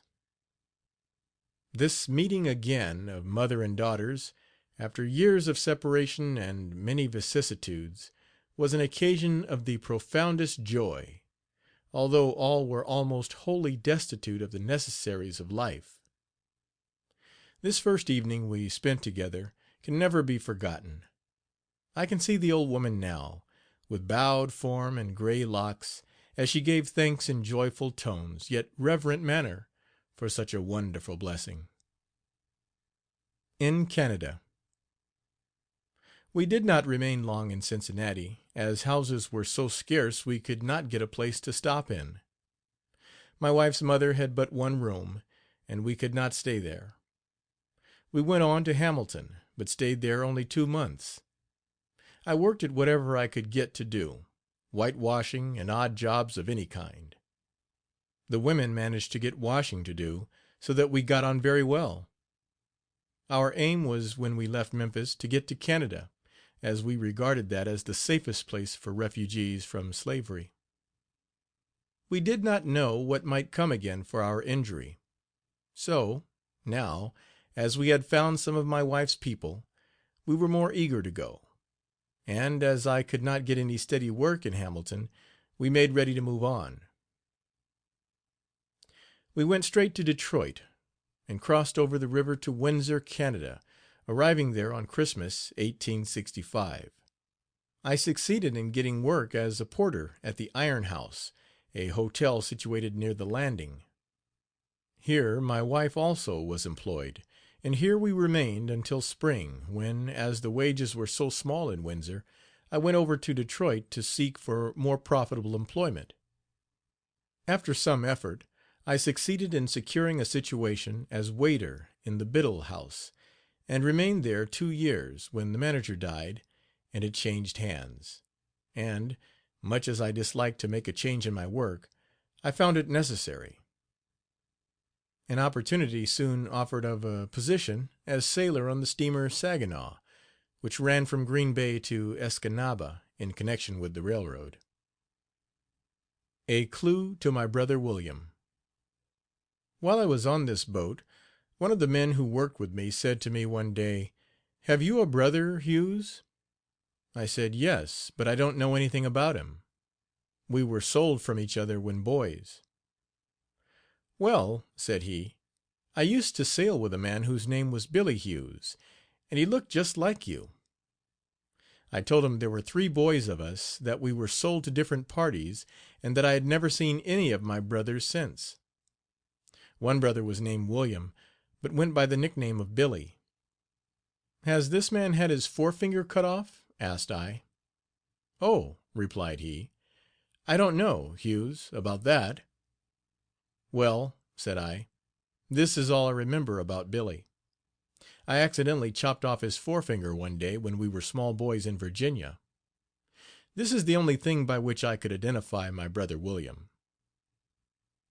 Nothing more was said upon the matter, and it dropped out of my mind. I did not realize how important were the words of this man. It never occurred to me that he held the clue that might bring us together again. Work in Chicago. When the sailing season had ended, the steamer tied up at Chicago for the winter. Upon going ashore I at once tried to get something else to do, for I could not afford to be idle a day. One of the first men I met in Chicago was my old friend and fellow servant, Thomas Bland. He was glad to see me, and told me all about his escape to Canada, and how he had met Will McGee at Niagara Falls. He was working at the Sherman House, having charge of the coat room. I told him that I had been sailing during the summer, but that the boat was now laid up, and that I was anxious for another job. He said he would try and see what he could do for me.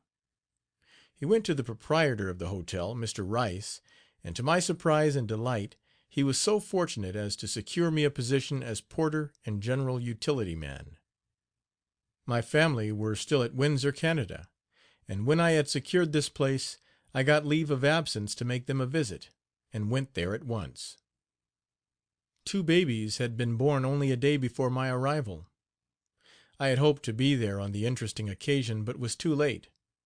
However, I was pleased to find 2 bright little girls to aid in the family greeting, which was delightful after the months of separation.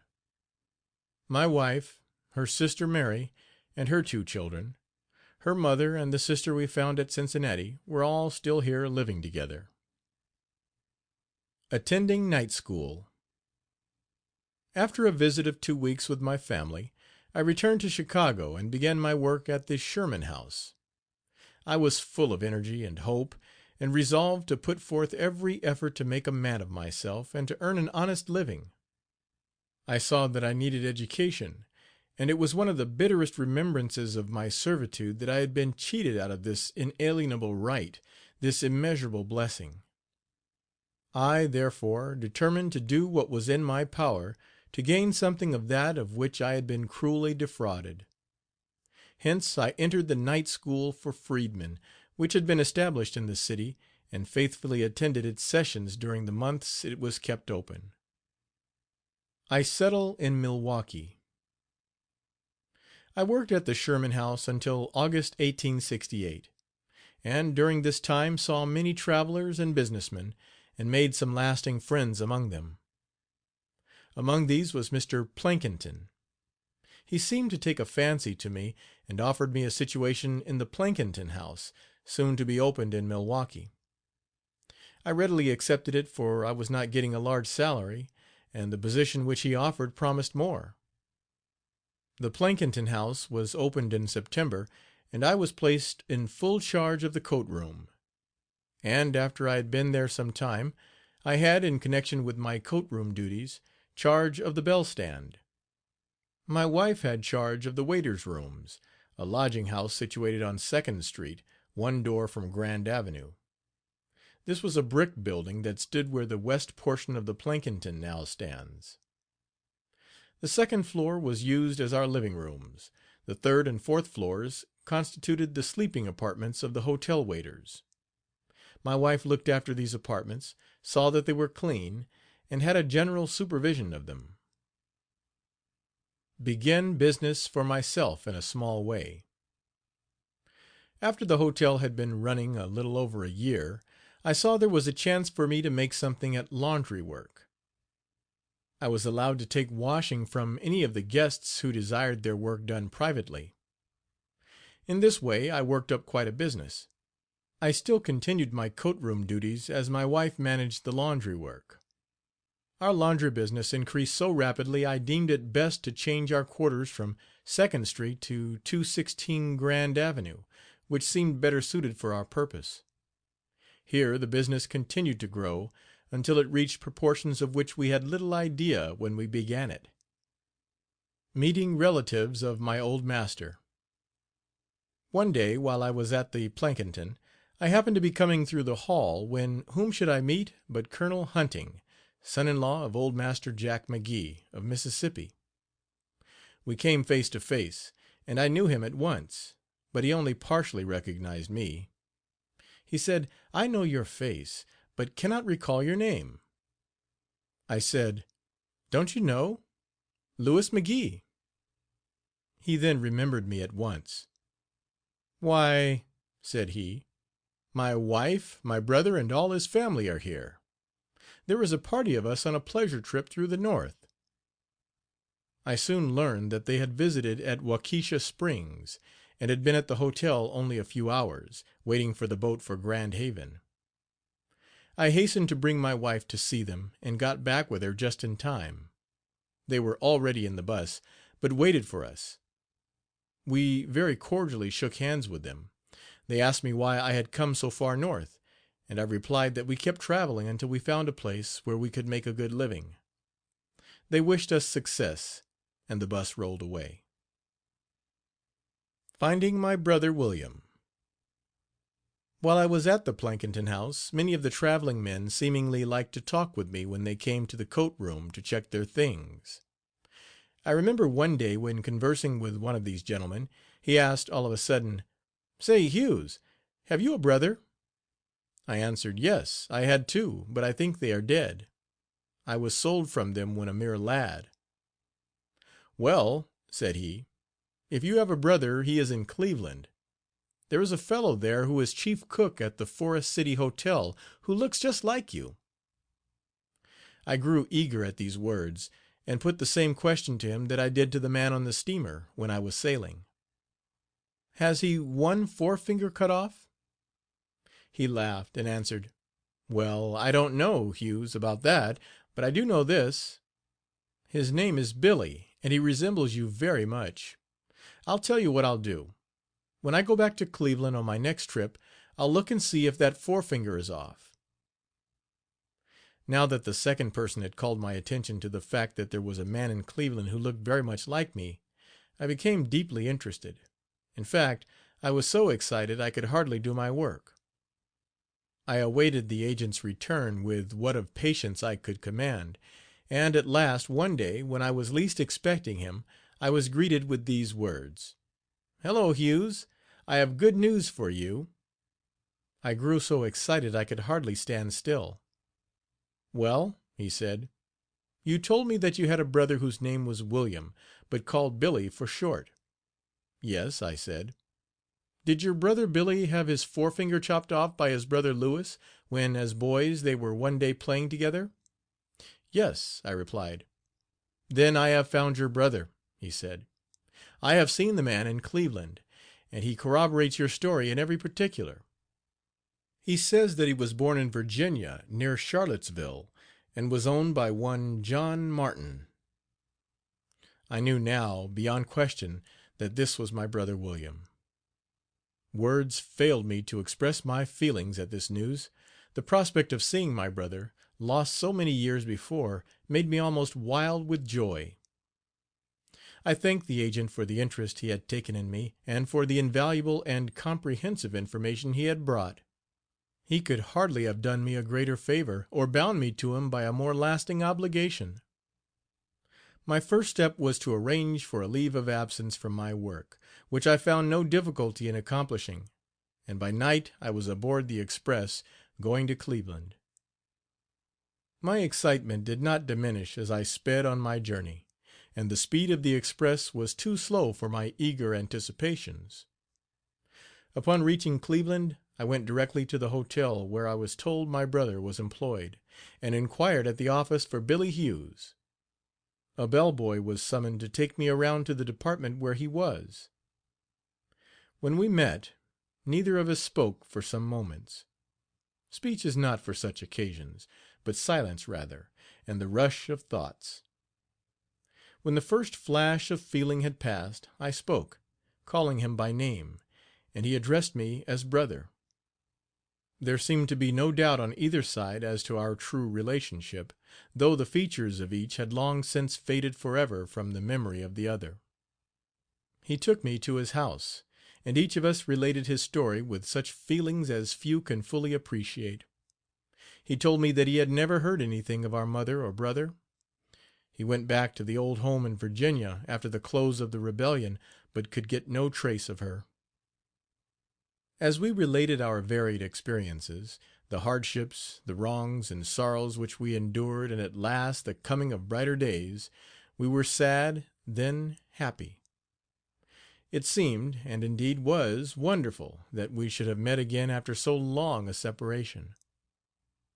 The time allotted to my visit with him passed most pleasantly, and all too quickly, and as I looked into the faces of his wife and children, I seemed to have entered a new and broader life, and one in which the joys of social intercourse had marvelously expanded. When I came to saying good bye to him, so close did I feel to him, the tie between us seemed never to have been broken. That week, so full of new experiences and emotions, can never be erased from my memory. After many promises of the maintenance of the social relations thus renewed, we parted, to take up again the burdens of life, but with new inspiration and deeper feeling. I came back to my work with renewed vigor, and I could not but rejoice and give praise to God for the blessings that I had experienced in the years since my bondage, and especially for this partial restoration of the broken tie of kindred. I had long since learned to love Christ, and my faith in him was so firmly established that I gave him praise for each and every ray of happiness that came into my life. Growth of the laundry business. I continued the laundry work in connection with that at the hotel until 1874. I had been in the Plankinton House then 6 years and a half. The laundry business had increased to such an extent that my wife could not manage it all alone. I, therefore, gave up my position at the hotel, and went into the laundry work on a somewhat larger scale than that upon which we had been conducting it. We were still doing business at 216 Grand Avenue, and there we remained until 1876, when we removed to more commodious quarters at 713 on the avenue. But we remained there only a few months, when we removed to 134 4th Street in the rear. The establishment here was fitted up with all modern appliances, but I was not so successful as I anticipated. My losses were heavy, and though the facilities for doing the work were much better than those which we had before possessed, the location was not so accessible or inviting. We therefore went back to our former location at 713 on the avenue. Employed as a nurse. Not long after this, Dr. Douglas, a prominent physician of the city at that time, was in failing health, and, wishing a nurse, I was recommended to him for this service by a friend. I served the doctor in this capacity every night for 3 months.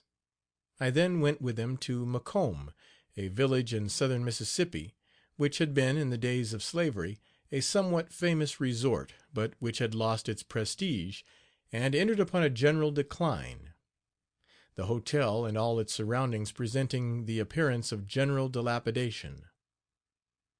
I remained here with the doctor for 2 weeks, until they succeeded in getting another person to care for him. I then took a run down to New Orleans. A trip south. On this southern trip I had the opportunity of observing the condition of the country through which we passed.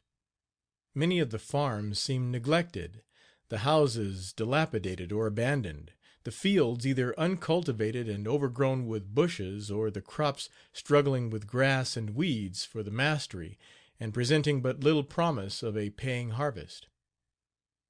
In some places the bushes and other undergrowth were 15 feet high, and the landscape was peculiar and by no means inviting. I could remember the appearance of the cotton farms in slavery days, but how changed were things I now saw. They did not look at all like those which I had been accustomed to see. Everything was dismal and uninviting. The entire country passed through in Mississippi looked like a wilderness. This deterioration was the natural result of the devastating war which had swept the country, and to the industrial revolution which followed, and to which affairs had not been adjusted. When I arrived at New Orleans I found the levee filled with fruit. Oranges and bananas were piled in masses like coal, and the scenes in this portion of the city were very different from anything one sees in the North. Among the many places of interest in the city were the cemeteries.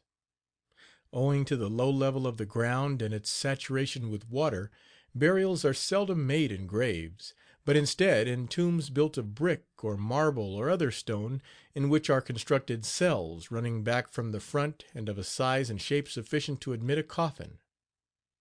Then, as soon as filled, they are sealed up. These tombs contain from 2 to 6 or 8 or even more of these cells, and their general appearance from the front is not unlike that of a section of mail boxes in a post office. Other places of interest were the old French Market, the public squares and gardens, the old Catholic churches, and some of the relics of slavery days in the shape of pens where slaves were exposed for sale. One of these was in the basement of the Hotel Royal, which would contain several hundred at once, and from which hundreds went to a bondage bitterer than death, and from which death was the only relief. I make nursing my regular business. I came back to Milwaukee with a new idea. I like nursing. It was my choice from childhood. Even though I had been deprived of a course of training, I felt that I was not too old to try, at least, to learn the art, or to add to what I already knew. Dr. Douglas gave me a splendid recommendation, and had some cards printed, bearing my name and address. These I distributed, and thus began the business which I have followed steadily since that time. Dr. Marks very kindly recommended me to well known men needing the service of a nurse, and to his professional associates, and through this means, and through his continued kindness and interest, I have been almost constantly engaged in this work. I am also indebted to Drs. Fox and Spearman, and other prominent physicians, for recommendations which have resulted in securing me employment which has proved remunerative to me, and which seem to give entire satisfaction to the sick and their friends. This is no small part of the compensation in the difficult, often wearing, and always delicate duties of the nurse in the sick room. To every true man or woman it is one of the greatest satisfactions to have the consciousness of having been useful to his fellow beings. My duties as nurse have taken me to different parts of the state, to Chicago, to California, and to Florida, and I have thus gained no little experience, not only in my business, but in many other directions. I have endeavored, in the foregoing sketch, to give a clear and correct idea of the institution of human slavery as I witnessed and experienced it, its brutality, its degrading influence upon both master and slave, and its utter incompatibility with industrial improvement and general educational progress. Nothing has been exaggerated or set down in malice, although in the scars which I still bear upon my person, and in the wounds of spirit which will never wholly heal, there might be found a seeming excuse for such a course. Whatever of kindness was shown me during the years of my bondage, I still gratefully remember, whether it came from white master or fellow slave, and for the recognition which has been so generously accorded me since the badge of servitude was removed, I am profoundly and devoutly thankful. The End. End of Chapter 5. End of 30 Years a Slave, From Bondage to Freedom, the Institution of Slavery as Seen on the Plantation and in the Home of the Planter, by Lewis Hughes.